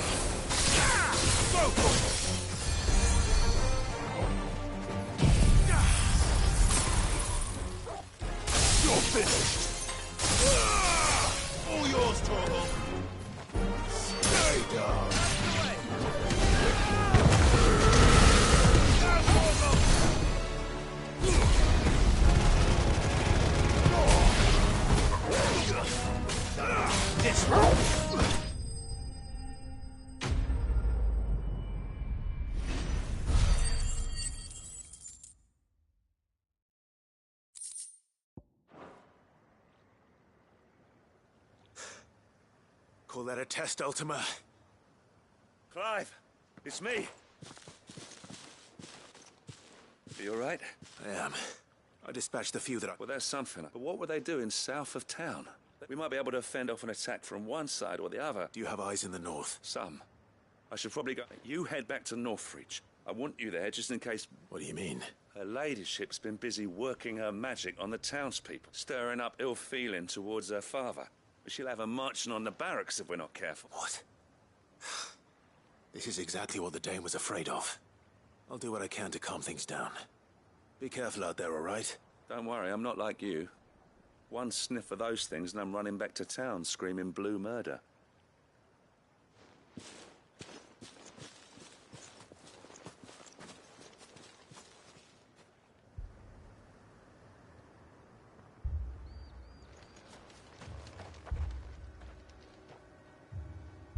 you not see, Father? The people of Northreach have given enough, and only a fool would ask for more. Listen to me, Sabine. Where would our people be without their country, hmm? The Empire is their sword and their shield. It is she that ensures they can live without fear. And now she teeters on the brink. Without their sword, how will the people fight? Without their shield, how will they protect their kin? Can the unarmed stand against the advancing hordes? No. But there is yet hope. A new shield, a new sword. A new empire. We can rebuild Sandbreck, just as Great Grieger wills it. Perhaps we could, Father. But we don't want to. Not if it is built on the broken backs of the people. Please, let us not quarrel in the street. You must see that no good will come of this. Our fight is not with each other, but with the threat that draws ever closer to our gates. A threat that your sword has yet to rid us of, Your Eminence. You will hold your tongue, whore! You may have filled my daughter's head with your heresy, but I will not be corrupted. Corrupted? Your daughter's opinions are her own, as you would know if you had ever deigned to listen to her. At least I hope they are your opinions, and not posturing born of a family feud. Northreach deserves better than that. Northreach deserves better than you, Carla. Yes, I know who you are. The slut of Twinside who bedded a Branded.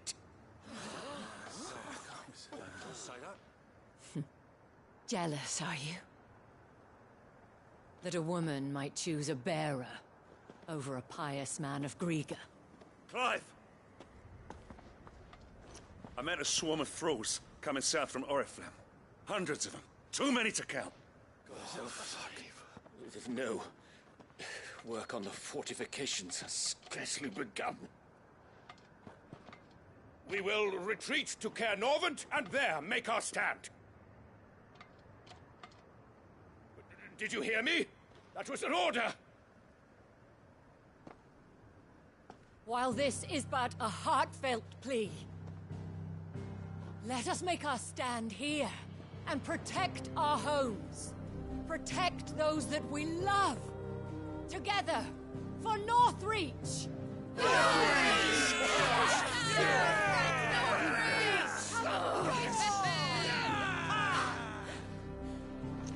You heard the dame.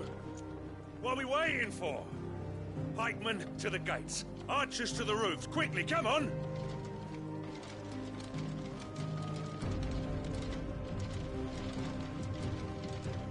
But she is but a common... whore, yes. And we'd follow her to the gates of hell.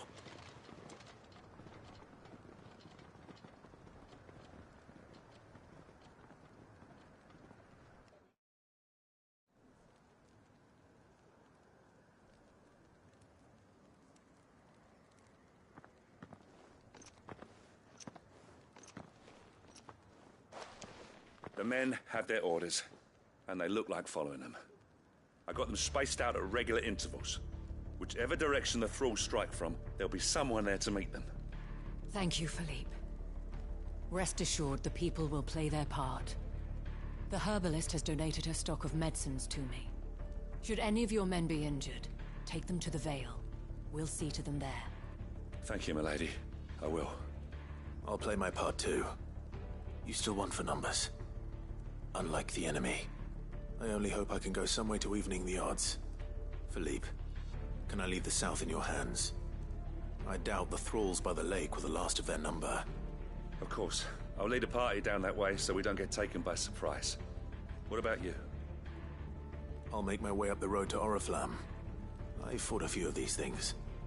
And while I can't promise to hold them all back, I should be able to thin the herd. All right. But take care. Thank you. Both of you. You can thank us when it's over. Till then, madame.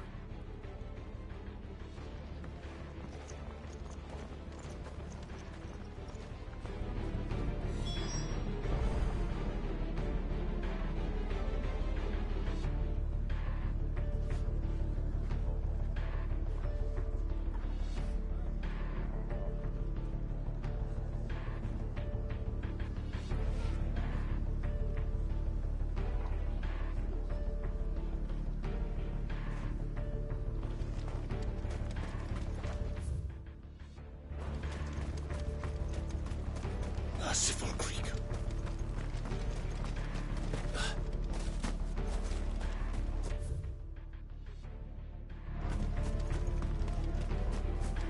I want steel in the hands of every man.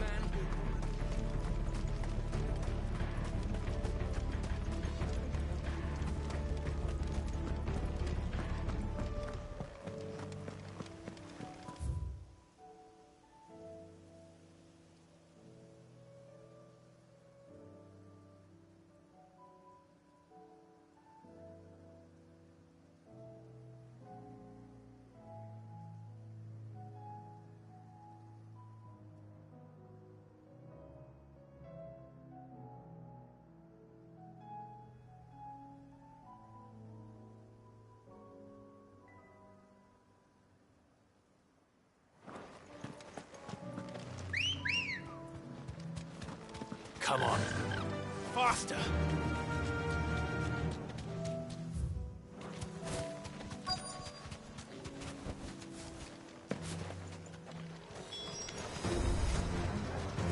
There are so many of them. Not for long.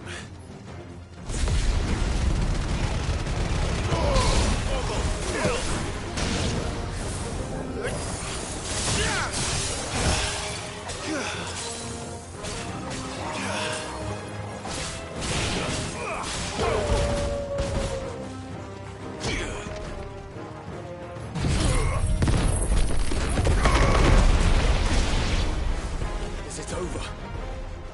No. It's only just begun.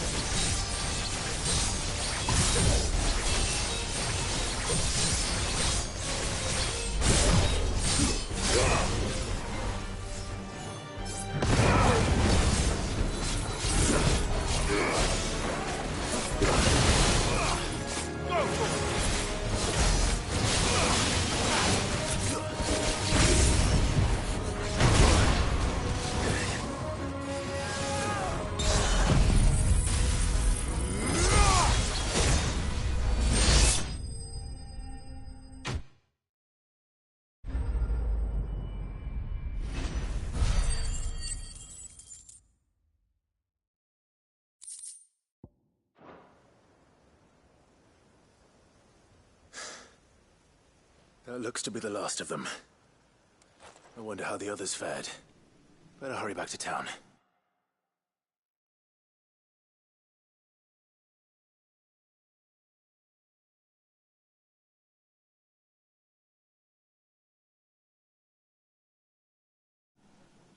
Come on, Torgal.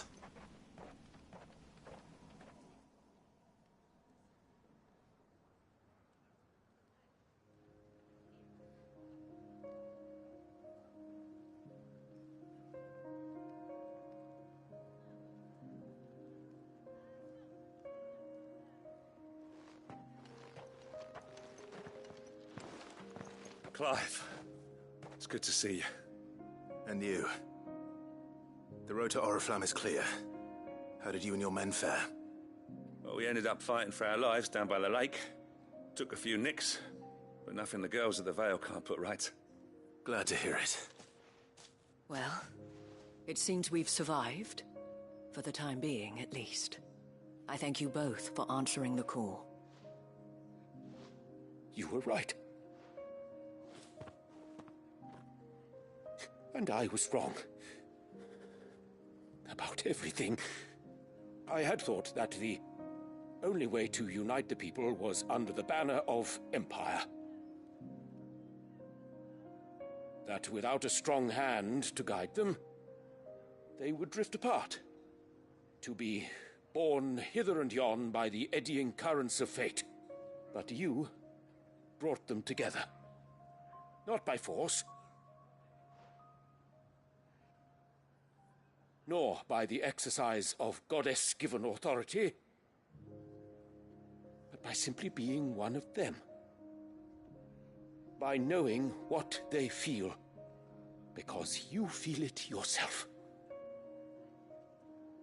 Our purpose was ever the same, Your Eminence. You were merely distracted by a loftier vision of empire and glory, while our eyes beheld matters closer to home. You have the right of it again. As did you, Sabine. His radiance said it himself. Sanbreque is naught without her citizens. I forgot that. And I am sorry. I'm sorry too, Father. I should never have taken things so far. I only wanted you to understand how the people felt. How I felt. But my anger got the better of me. Do not blame yourself, my dear. This was my doing. I should have listened to you. To all of you. Your Eminence, your Ladyship, I do not doubt that you came here with the best of intentions. But I believe the same could be said of us all. We all want safety, security, prosperity. Not just for Northreach, but for the entire realm. And we may yet achieve it. If only we work together. Will you join us in this? Yes. We shall. Thank you, Your Eminence. Now that that is settled, I must go and see to the wounded. The Vale's doors are always open to any soldier in need of relief. And today there are more than ever before.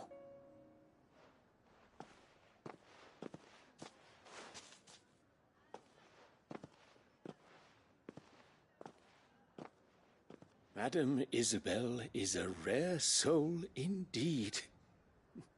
In these dark times, I see that it is not men like me who should lead the realm, but women like her. You're right. If only I'd listened to her when I had the chance. Forgive me for saying so, milady, but you still do. The Dame said it herself. We can turn things around. We just have to work together. And that goes for you, too. You're one of us now. One of you? Well said, Captain. Let this be a new beginning. Not only for Sanbreque, but for us. Well, since there's nothing more to be done here, I should see if Isabel needs any help moving the wounded.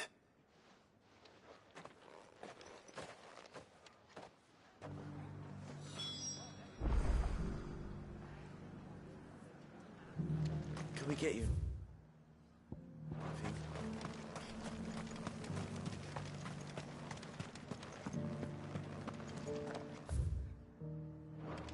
There's no need to worry any longer.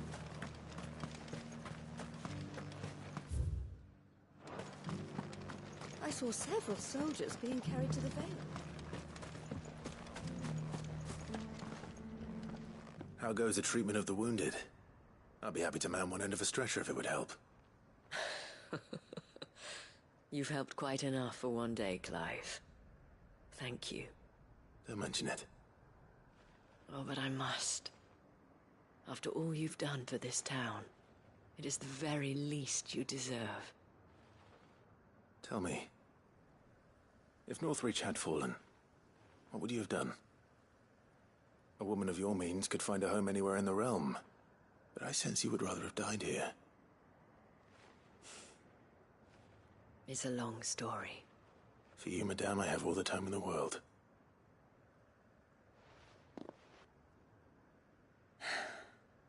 Very well. Long ago, I had a life in the Crystalline Dominion. I was Carla then, courtesan to the nobility. So sought after was I that it was only they who could afford my time. Alas, those halcyon days were not to last. For naive as I was, I fell in love with a bearer. He was my master's guard, the gentlest man I have ever known.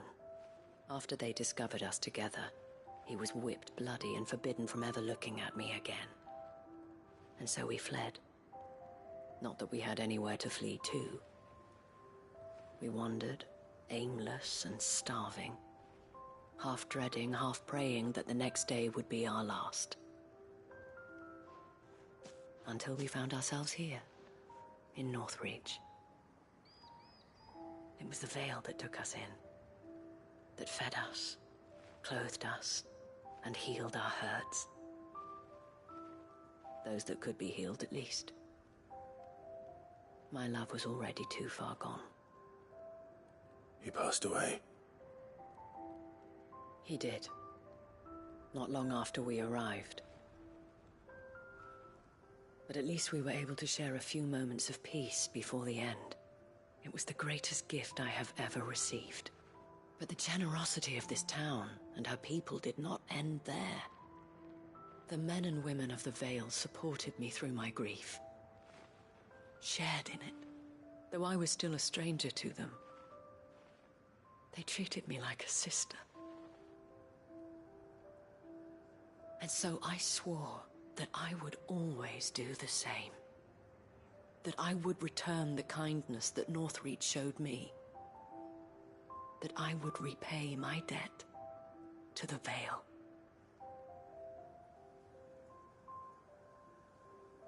Thank you, Isabel, for sharing this with me.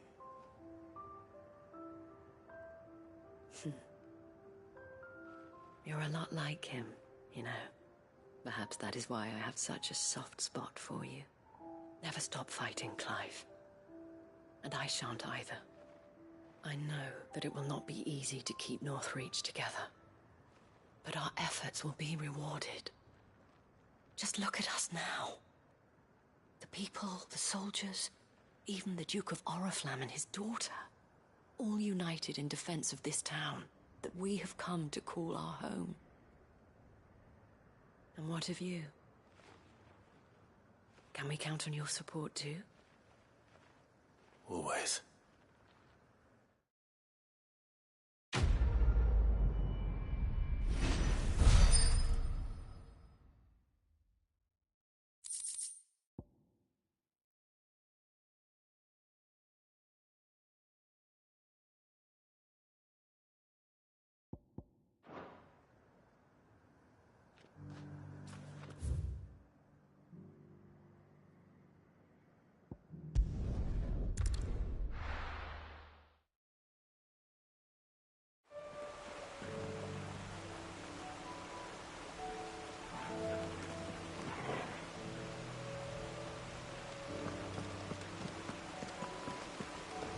Better already.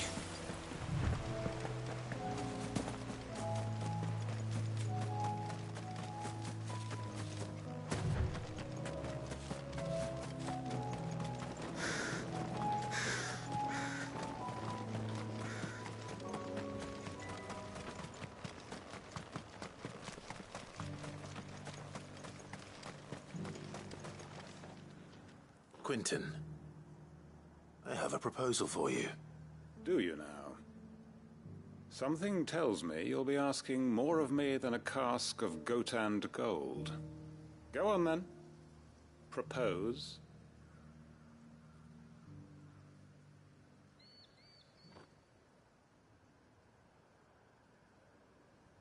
You'd have me convince the chiefs and chamberlains of the realm that they should simply swallow their pride and do the one thing that has proved impossible for thousands of years. Was there anything else? Perhaps I can fetch you a meat pie as well. I know it's a lot to ask, but I can think of none better suited to the role. And you'd have me give up what little I have left to do it. I told you, Clive. The people of Lostwing are my family, and I cannot abandon them. You'll have to find someone else. I'm sorry to hear that. So am I. And why might that be? What he's asking. How's it any different to what you've done so far? They want you to speak for those who can't speak for themselves. That's what you do best. If it's the vineyard you're worried about, we'll see that the grapes are picked and the tons filled. You know we will. It's not that. Then what is it? You said yourself we're family. Don't you trust us? You know that's not what I'm... Then what are you saying? That only we are worth saving? Why turn your back on everyone else? You convinced us we could build new lives for ourselves, and if you can do that, who's to say you couldn't convince the entire realm? A stirring argument. I fear that any rejoinder I make might fall somewhat flat by comparison. So you'll join us? Where do you need me? Field Marshal Havel will want to speak with you in person. He's currently in Port Isolde. I can arrange for a party of Cursebreakers to accompany you there. That would be very much appreciated. I hear the roads are far from safe these days. Hopefully not for long. My uncle will want to know that his plan is taking shape.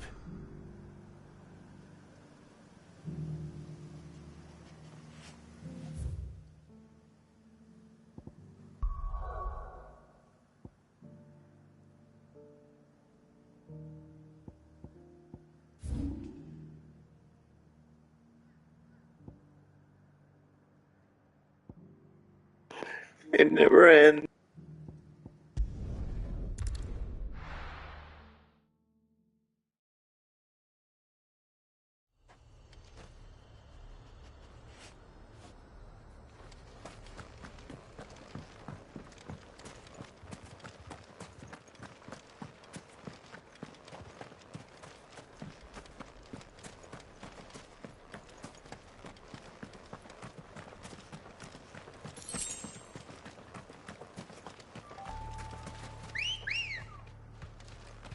Let's go.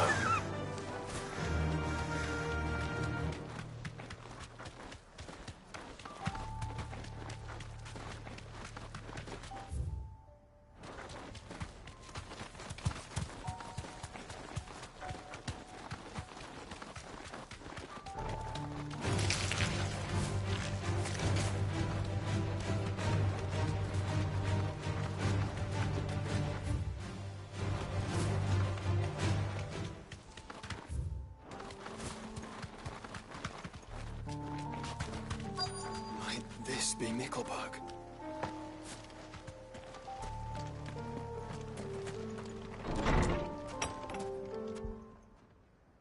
Oh my god, there are two people here.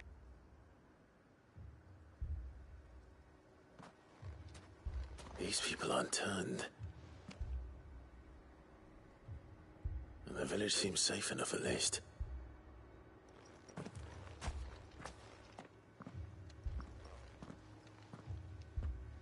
What is going on here? Ah.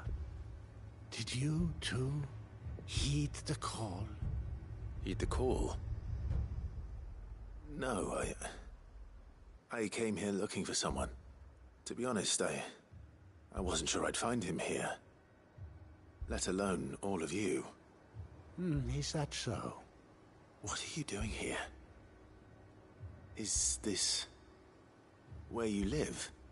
It is my home. The others, they heeded the call. You keep saying that. What do you mean? They came here to perform the rite, just as King Barnabas instructed. This village is their altar, where they shall cast their souls upon the gentle waters and give themselves to the Lord. Give themselves? Oh, Lord, cleanse us of our sins. Let us be reborn in your loving arms. Free us from the torment of this mortal realm. They want to be saved. Forgive me, but did another foreigner like me come here? He was probably wearing a cowl. You mean the traveler from Stone? Yes. He is staying at my house, toward the rear of the village. Thank you. If you don't mind, I'll go and greet him. They seek the same salvation Barnabas did. At least the third chair still lives. Let's go and find him.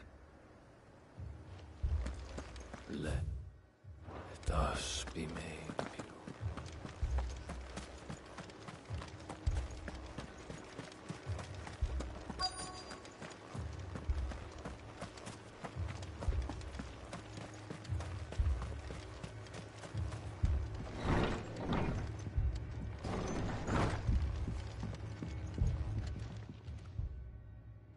Excuse me. Are you with the Undying? I am. And so it would appear, are you? Lord Rosfield, if I am not mistaken. That's right. And you must be the third chair. I am. Cyril was worried for your safety. He sent me to find you. Then I must apologize. I did not mean to trouble the bearer of the burning quill. Much less you, my Lord Marquis. He said that you had failed to report. Is there a reason for that? I came here to study the followers of this new faith. But the more I learned of them, the more my own faith began to falter. You have seen them at their prayers, have you not?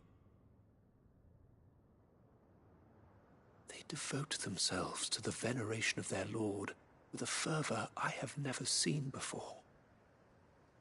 Praying night and day that they might be rid of their wicked wills and reborn in their Saviour's light. Not that they might be granted respite from their worldly woes, but so that they might continue to serve him. Serve him with all of their beings. I, too, swore to devote my life to the service of my Lord and Master, but this... 'tis different. It is more. And so I would see it through to the end. See these people safe, that they might achieve their dream. That they might do their duty to their Lord. Even if it should keep me from doing my duty to mine. You do understand what their dream is, don't you? I do, my lord. They would cast aside their wills and become Akashic. I know that it may be hard to believe, but to these people, that is the very essence of salvation. Forgive me, my lord, but I must remain here.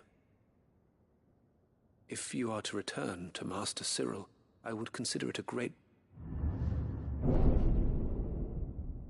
Did you hear that, my lord? Something is happening. I'll go and find out what. Stay here.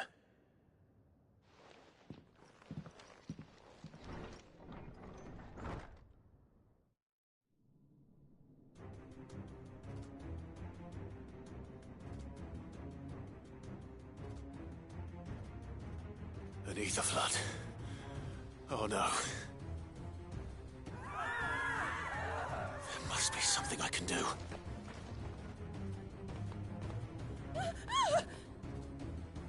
Echoes as well. Found her. Ready, brother? Ready.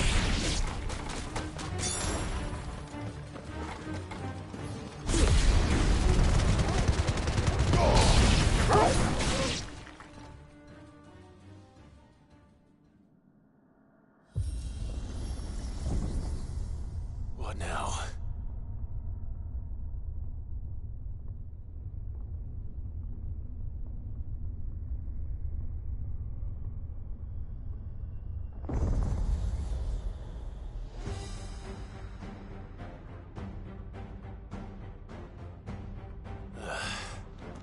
We meet again. I've killed your kind before.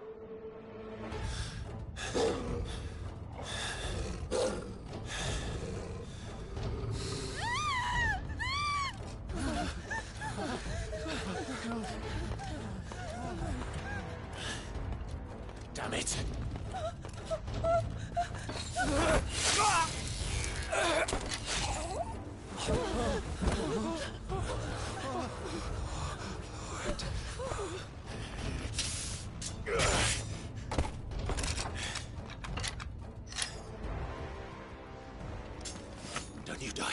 Come on, speak to me.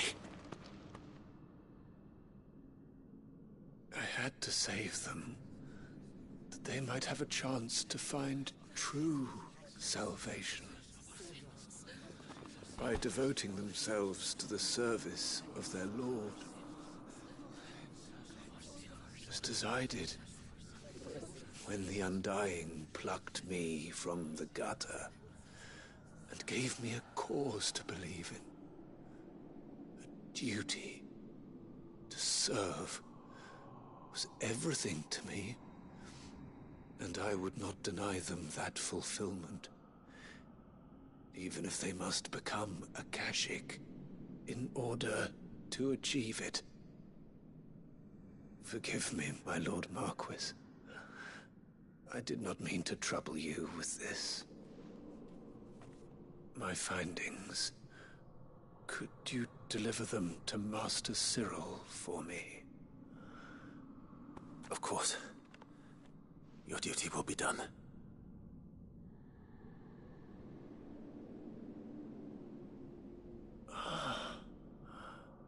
Look, my lord.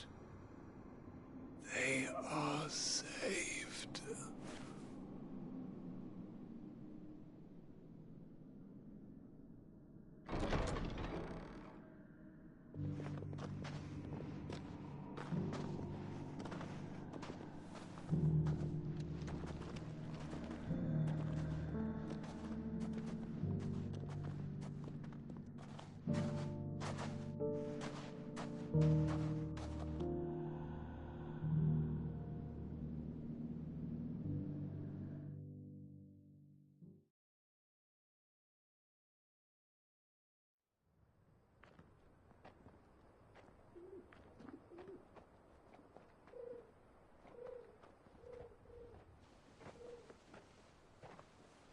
They are saved.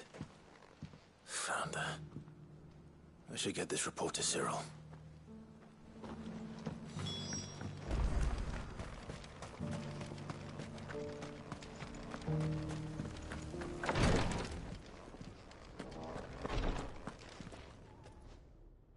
My Lord Marquis, I am glad to see... I met with your third chair, Cyril. He bade me deliver his findings to you.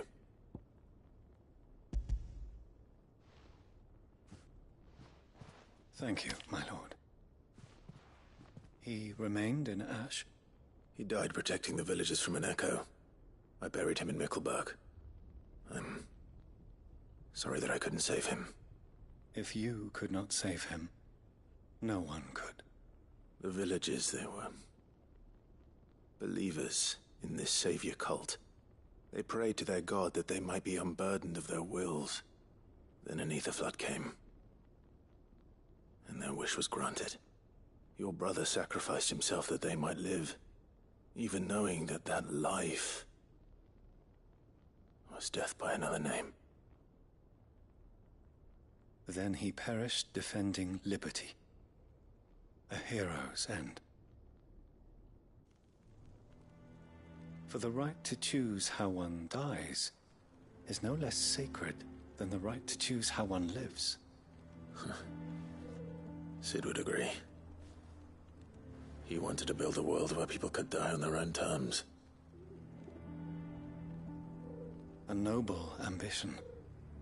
To die for one's cause is the most perfect expression of one's faith. It matters not how misguided others might judge one's decision to be. Only that the decision is one's own. We live according to the teachings of our order. We believe in them, we protect them, and yes, we die for them. For better or worse, that is our creed.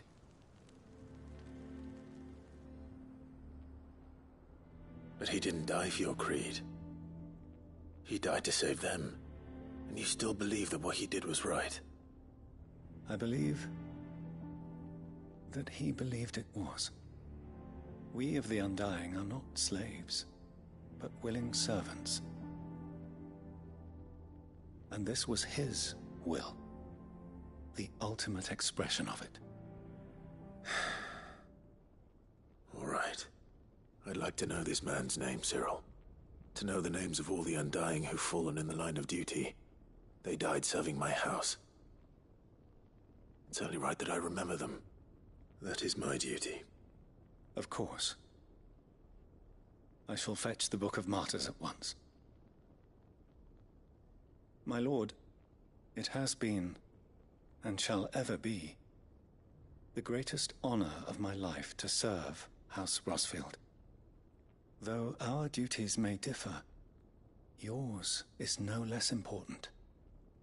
I pray with all my heart for your success.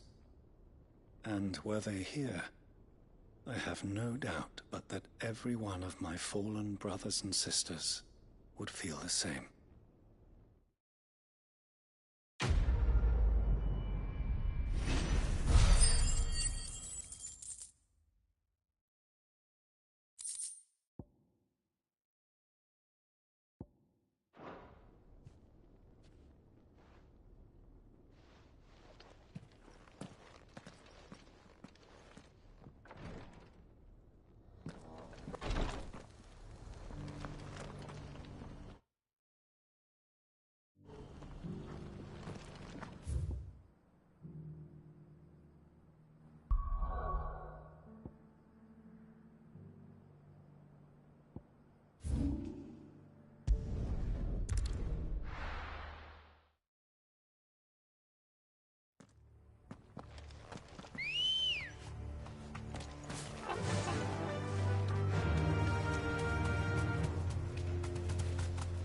Doris is waiting for me near Balmung Dock. The longer she's out in the open, the more likely she is to be found by a Kashik. I need to hurry.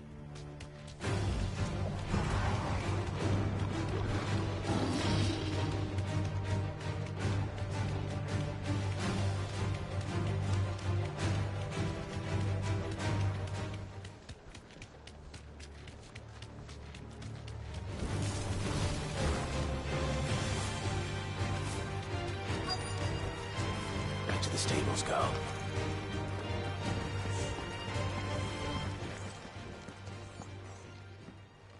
There were no guards, I take it. None manning the gates, no. It's a different story inside, though. The corridors are crawling with Akashic. Most likely guards left behind when the Wardens ran. If Chadwick was being held here, I worry that he may already be. Don't give up hope just yet, but let's move quickly. Let me check the ground floor. The ether stick is there. Then I'll search the upper level. Good luck, Sid. Stay safe.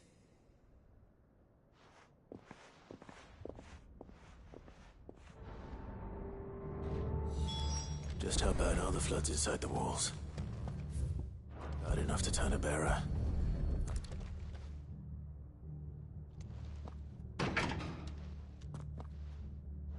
Locked up tight.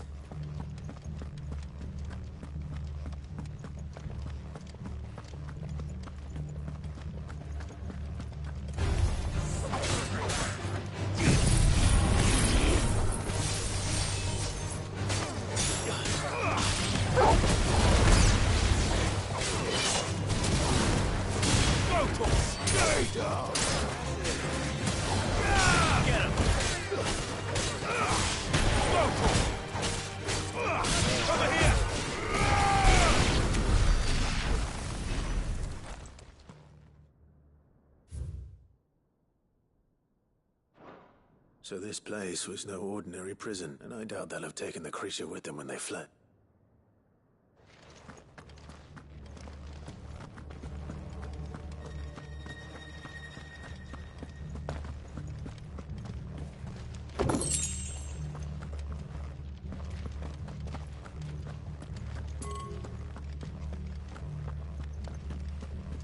Caution, brother.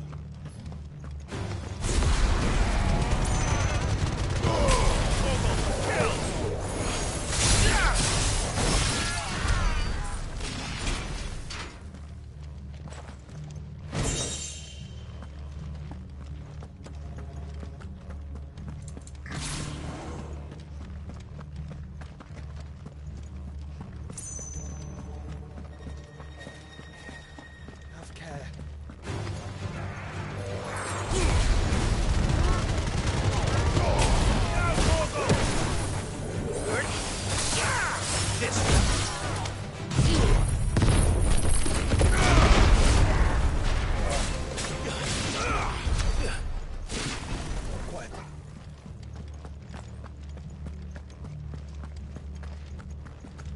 No sign of any bearers yet. I hope you have better luck downstairs.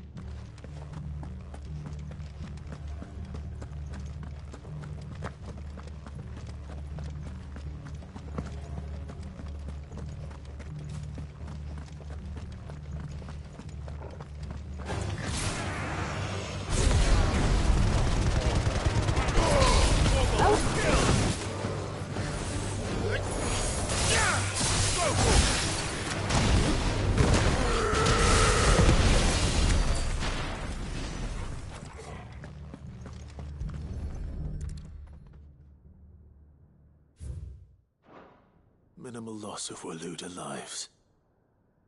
And what happens when they run out of bearers? Even the Imperials take better care of their branded than that.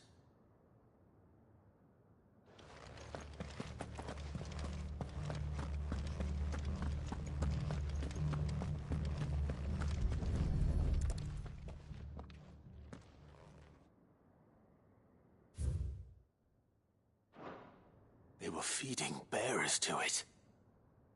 This is even worse than I'd feared.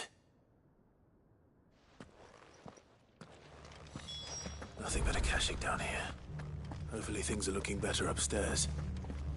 I should go and see how Doris is getting on.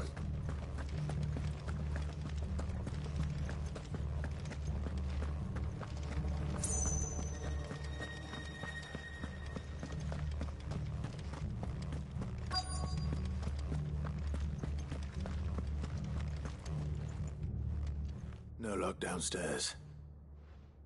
But I did find out that this place was more than just a prison. Something far more sinister was happening here. I know. I've been reading some of these documents and... it can't be true, can it? Bearers die every day in service of their masters, but this is so much worse. Pitting bearers against a wild beast armed with nothing but their wits? And all in order to bring about more death. And not just those who could fight, but the elderly, children even. And those who wouldn't or couldn't were disposed of. Whatever that means. I'm afraid it means they were fed to the monstrosity they kept here. Then we're too late. And I was a fool to bring you here. Don't say that. Did you find anything else? A key. But it doesn't fit any of the locks on this floor. Perhaps it will fit one of the doors downstairs. There's a corridor I haven't searched yet. Finish up here, then come and find me when you're ready. All right. I'll be there in a moment.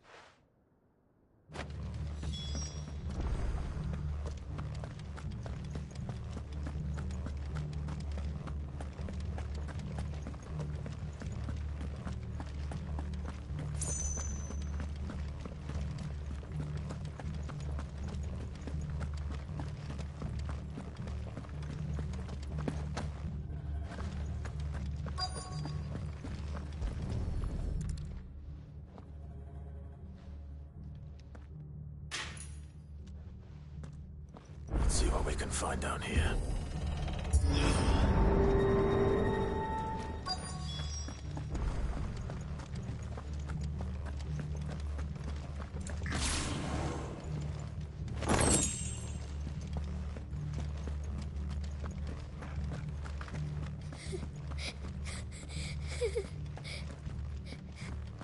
A survivor.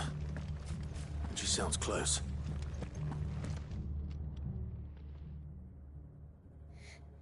Who are you?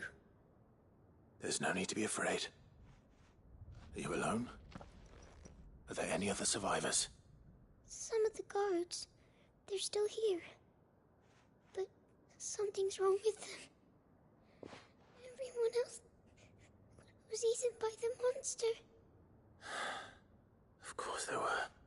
Thank the Founder. It was worth our coming. But I'd rather we didn't linger. Are you ready? Ready when you are. You poor thing. He must have been terrified. Did Chadwick send you? What? He fought the monster. Distracted it so I could run away. He must have sent you. He promised to free the others too. Where is he? He opened your cell, didn't he? He wouldn't be here otherwise. Chadwick.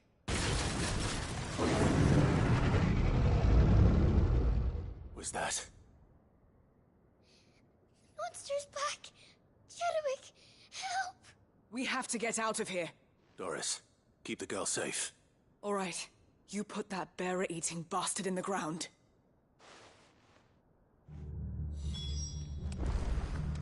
We have to run. It's out there waiting for me. Oh my Can't let god. it live. Not if it's got a taste for bearers.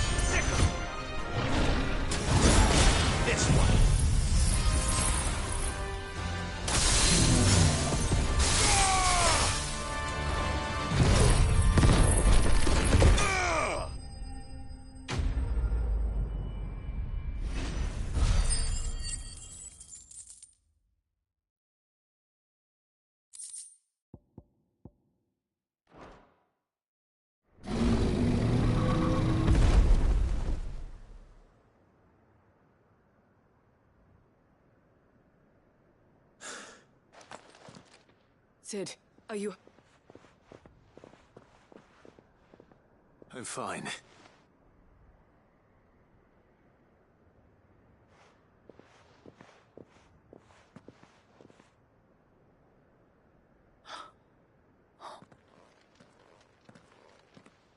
What is it? A diary. He was here.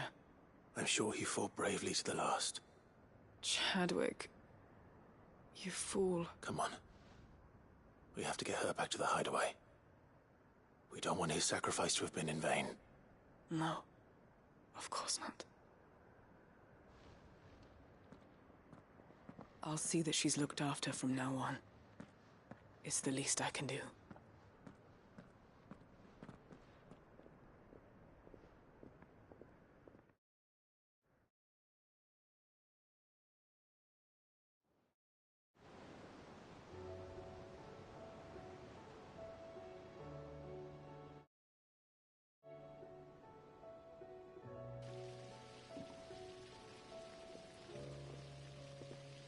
From what I hear, you've barely left the girl's side in days. I hope she's recovering from her ordeal. She is. Slowly but surely. She's far tougher than she looks. I thank the flames we found her. If we hadn't... I know. But we did. I'm sorry we weren't able to save Chadwick. There's no need to apologize. Without your help, I would never have found out what happened to him. How he fought to the bitter end to save her. To save Haida Marie. That's the man I remember. The man I thought of as a brother. I wish I could have met him. I'd like to hear more about your past. If you don't mind, that is. Of course. You already met my former master. She trained Chadwick and I to do two things. Kill and obey. We were supposed to be sold to the highest bidder when the time came. But no bid was ever high enough to convince her to part with us. For years we were her daggers in the shadows. But we could never quite shake our doubts about the things she made us do. And then, one day, we just couldn't do them anymore. So we escaped. But staying together was out of the question. They would have found us too easily. After so many years of training, the pull to serve was always strong. It scared me to think he might have taken another master, become a dagger in someone else's hand. But even in captivity, the battles he fought were his own. And he died not as someone's tool, but as a hero. Haida Marie is proof of that. Bearers can cast off their shackles. And the Cursebreakers will show them how. I'll fight until my dying breath to see it done. For Chadwick, and for all of us. Thank you, Doris. We'll be counting on you.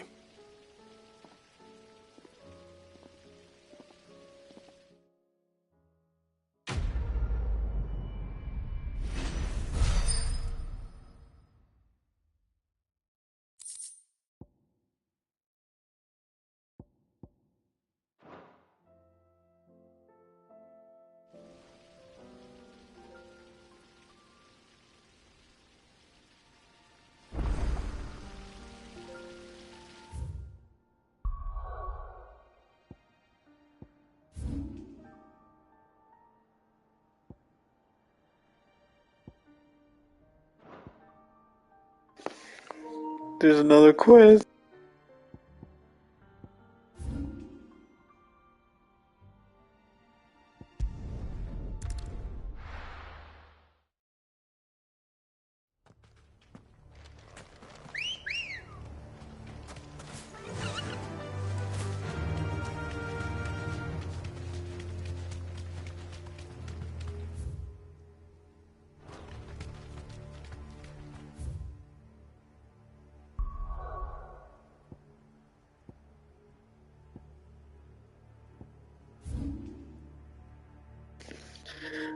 Oh no, that's the king.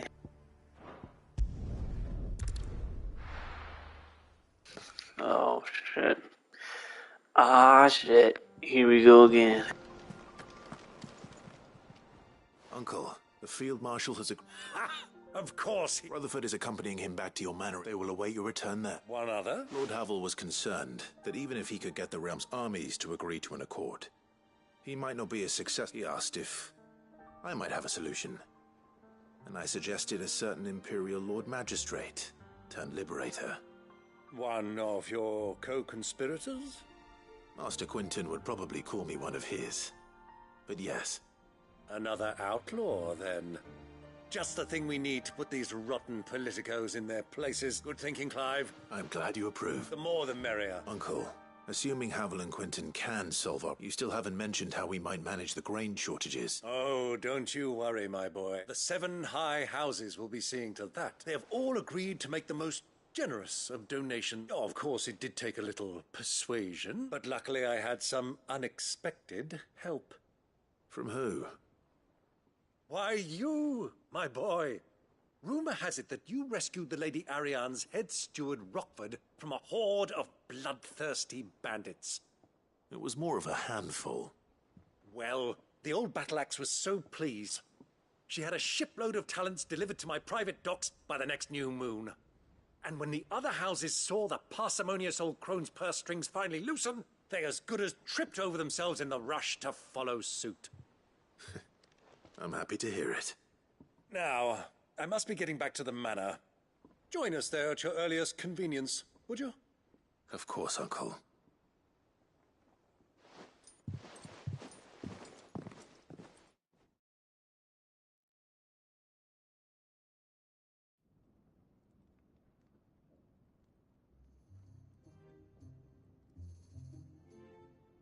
And how, pray tell, will we get that grain to the capital if the roads are still overrun with Akashic?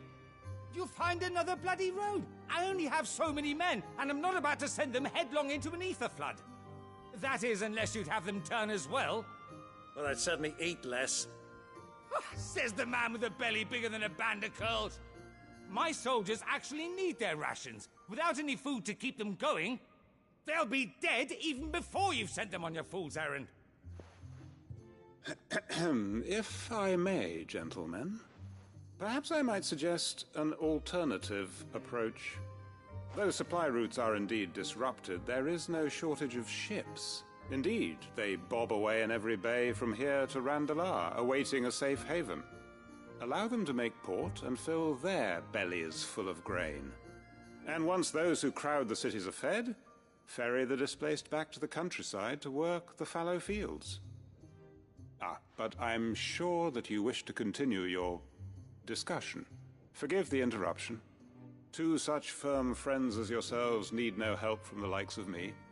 Rutherford spoke fondly of the great bond between you. Us? Friends? I can't stand the man! Clive, I'm beginning to question the quality of the company you keep. And what kind of company were you expecting him to keep? The man's a criminal! Criminal? How dare you? You are not fit to breathe the same air as this fine, upstanding young gentleman. Upstanding? He calls himself Sid the Bloody Outlaw! Once more unto the breach.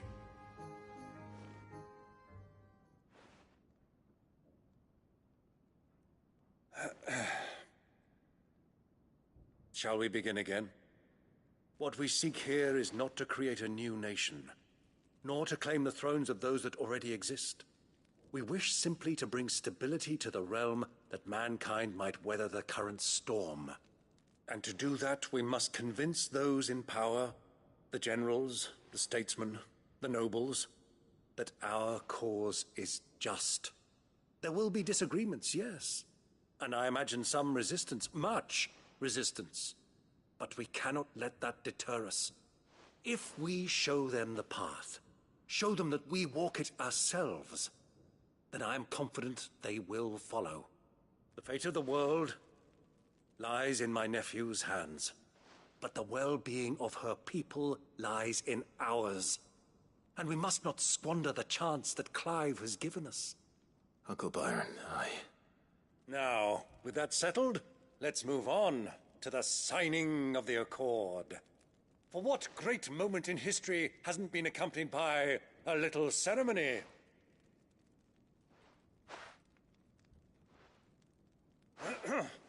Citizens of Valisthea, I present to you the Tri-Unity.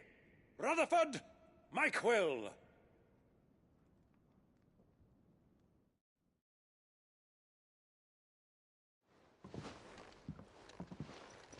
Well, my boy, the stage is set.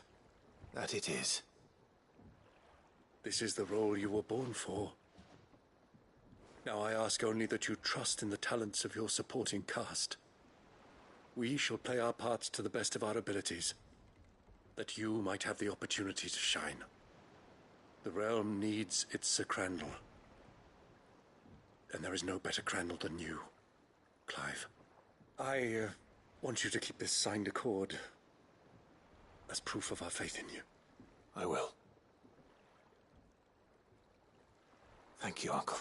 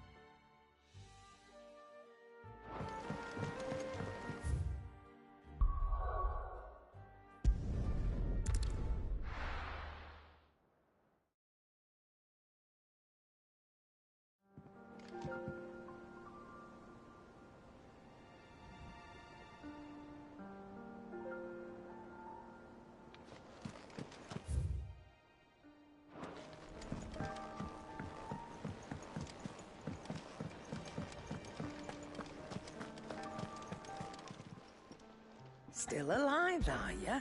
If you're gonna buy some, be quick about it. You're rubbing me blind, you know. You'll not find a better price than that.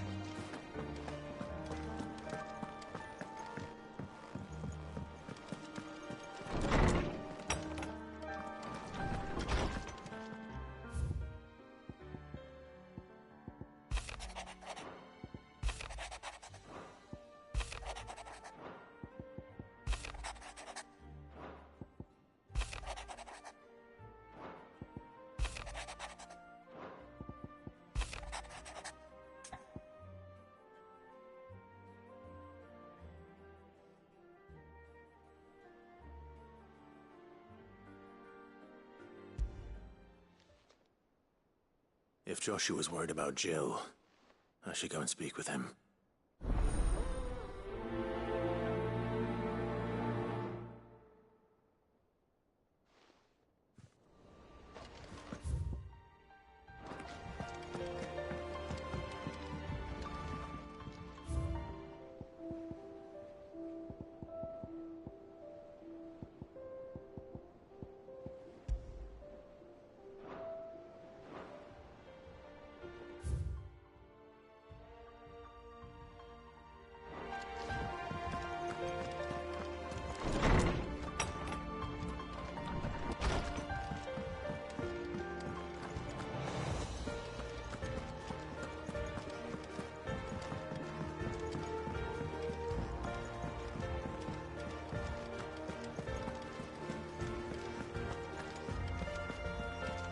You should have... Welcome back, Sid.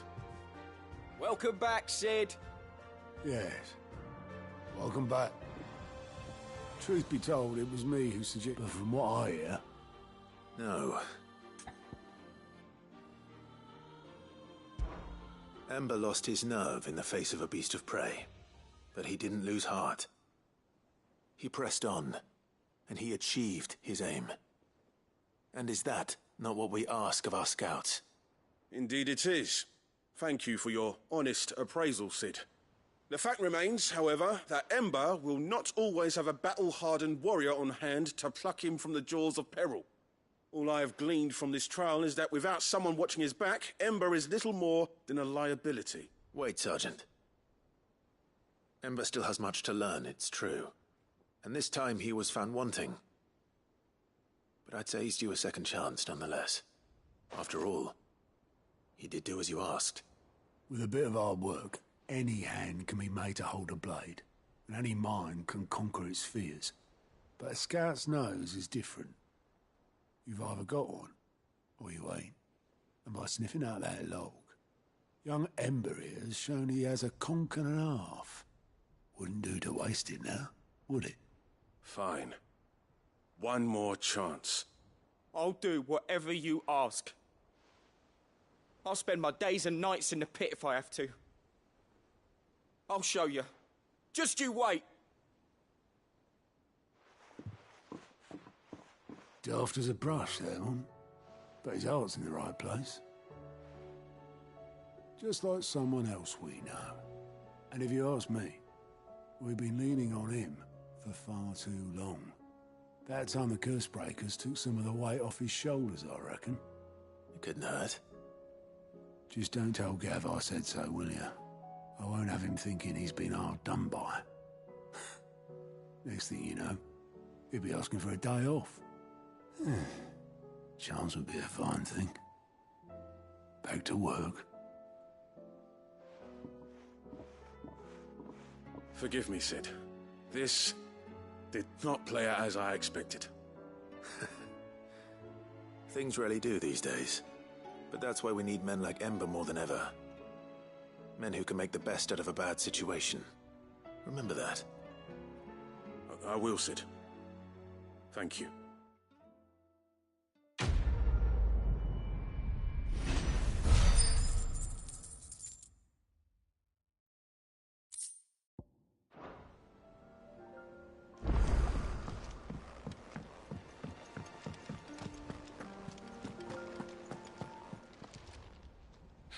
Help you today, Clive.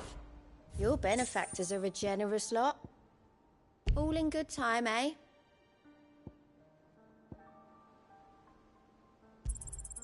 Here you are. All done?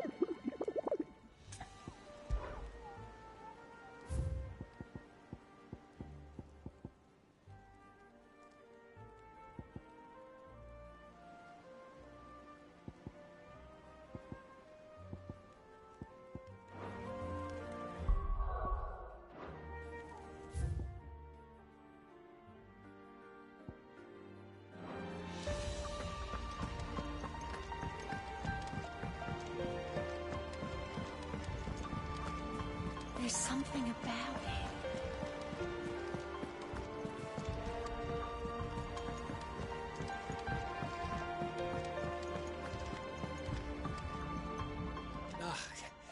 You alright? Something troubling you? No more than usual. It's just... Eda's baby will be coming soon, and I wanted to make something for it. I'm sure she'd like that. Back in the north, families would always make gifts when a bairn was on the way. Yeah, let the little tykes know they were welcome in their new homes, like. So, what's the problem? Well, the problem is that Eda's due any day now.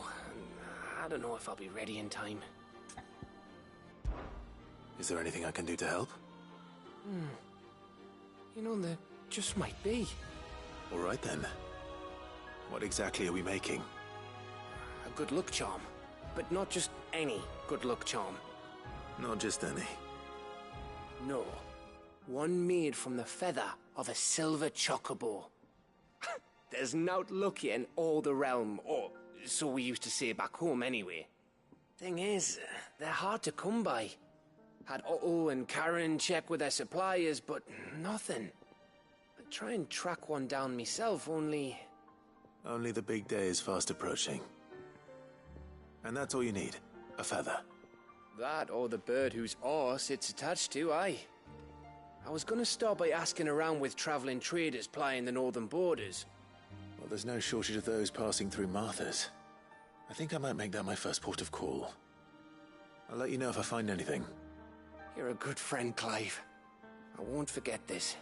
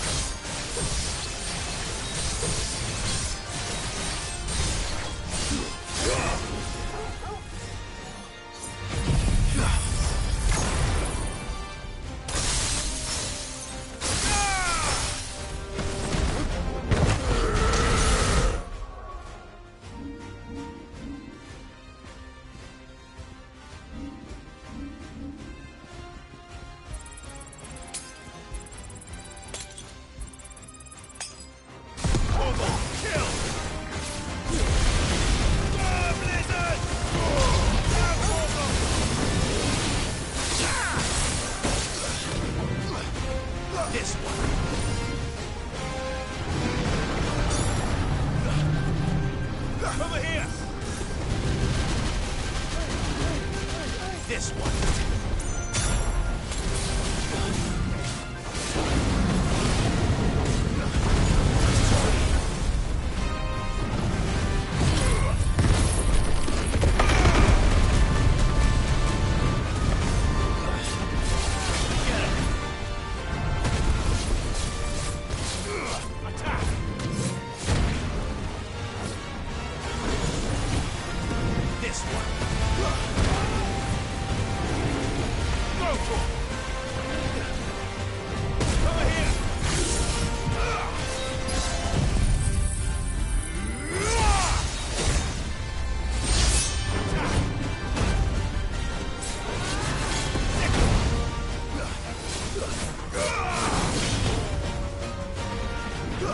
This one.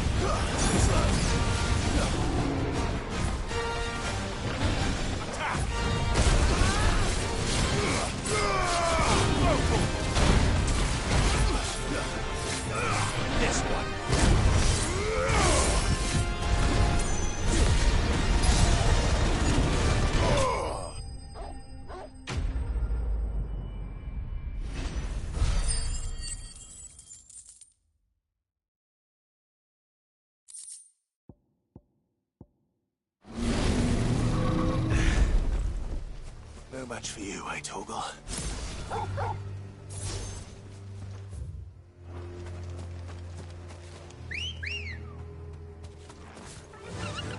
Fly, Ambrosia.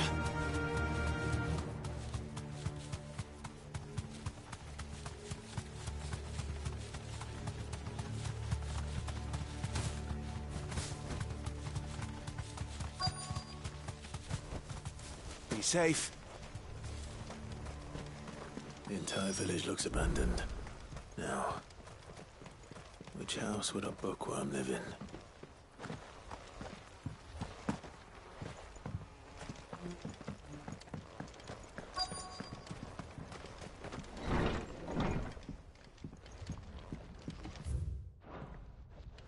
This is a Royal Army logbook.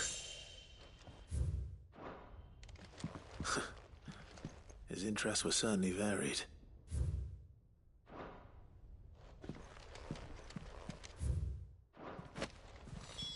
This is it. But if what it says is true, I need to get this back to the hideaway.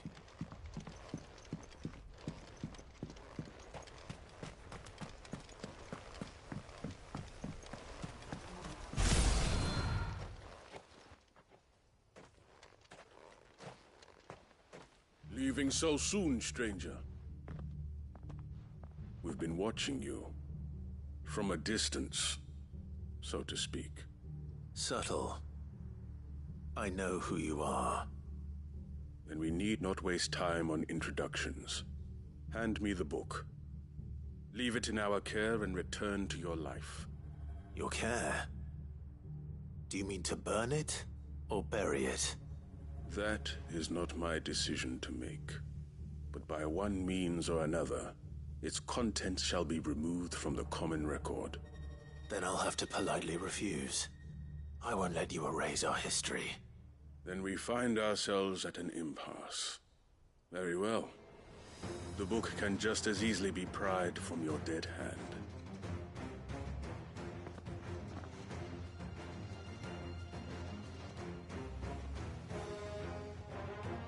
Let's see, shall we?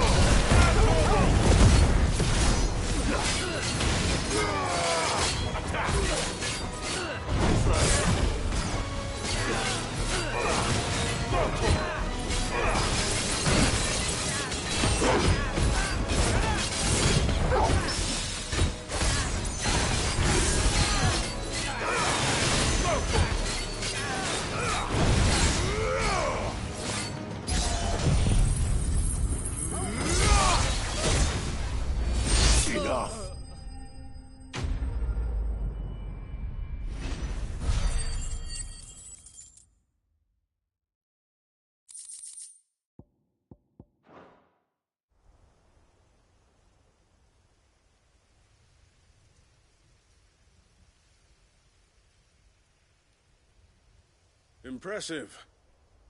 But we have other means. We shall claim the book yet. Why do you want it so badly anyway? It lays out in no uncertain terms the vanity and avarice of mankind. It tells the shameful history of the persecution and oppression of a gifted few by a giftless many. Would you say that this interpretation was correct? I don't know. You don't know. Your sword may be sharp, but your wits are dull. So let me answer for you. There is no correct interpretation of history.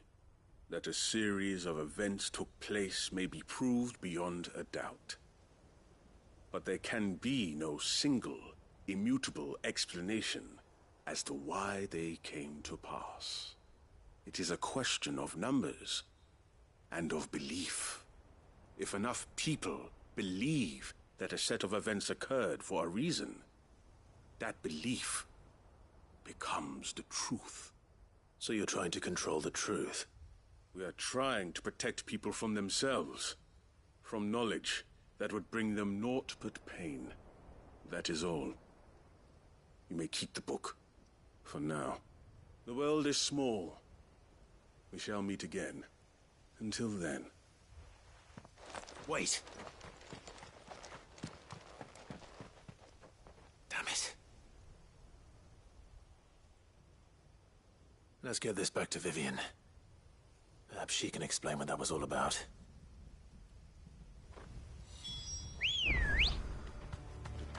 Come on. Faster!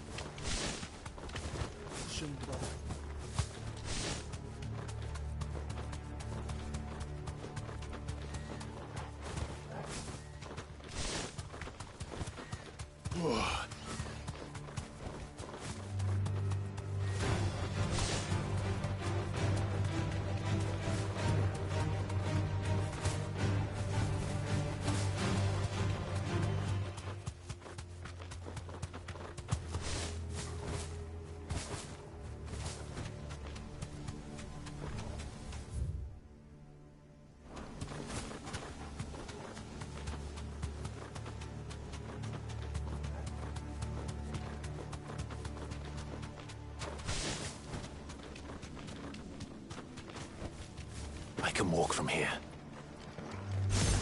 This must be the orphanage. Hopefully the registry is still here.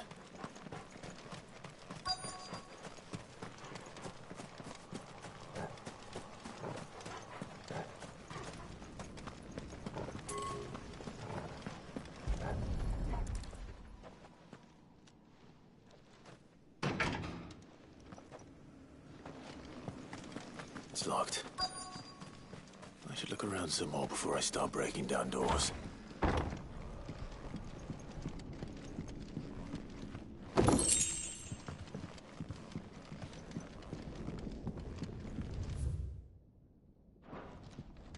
Conditioning. This is nothing short of torture. Disposed of. Herman wasn't exaggerating. It's a wonder he survived this place. I need to find...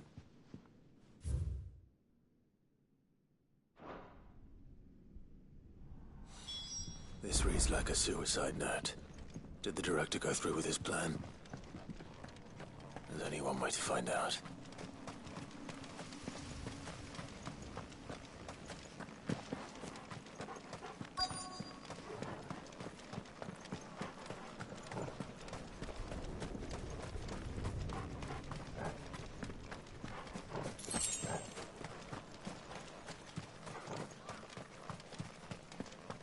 Forked white tree.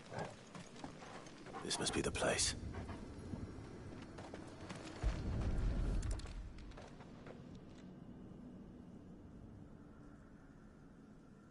Could he really be buried here? There's something hidden among the roots. Let's see.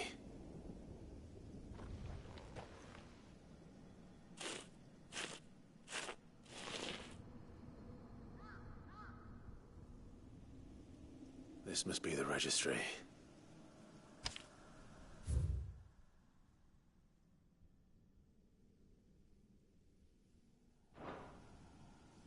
So many names. This place was a slaughterhouse. But where is the architect of all this misery?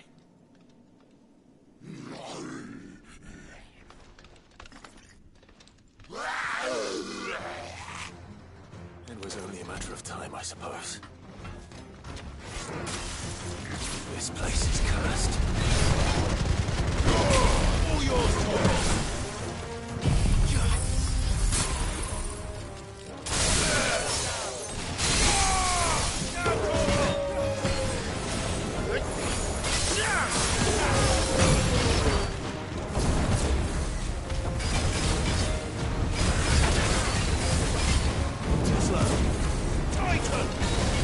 Nice try.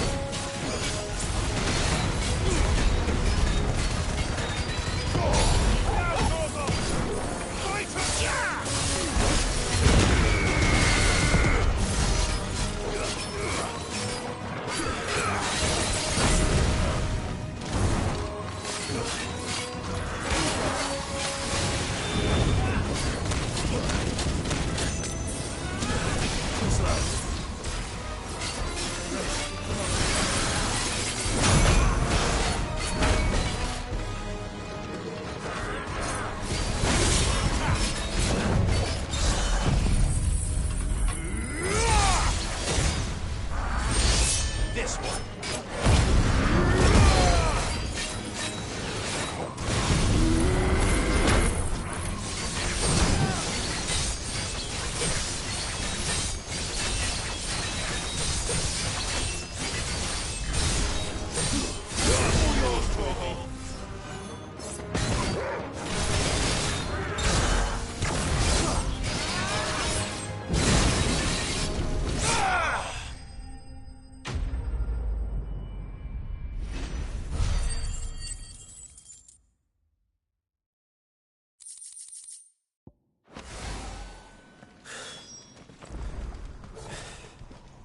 I'm done here. Let's get the registry back to Herman.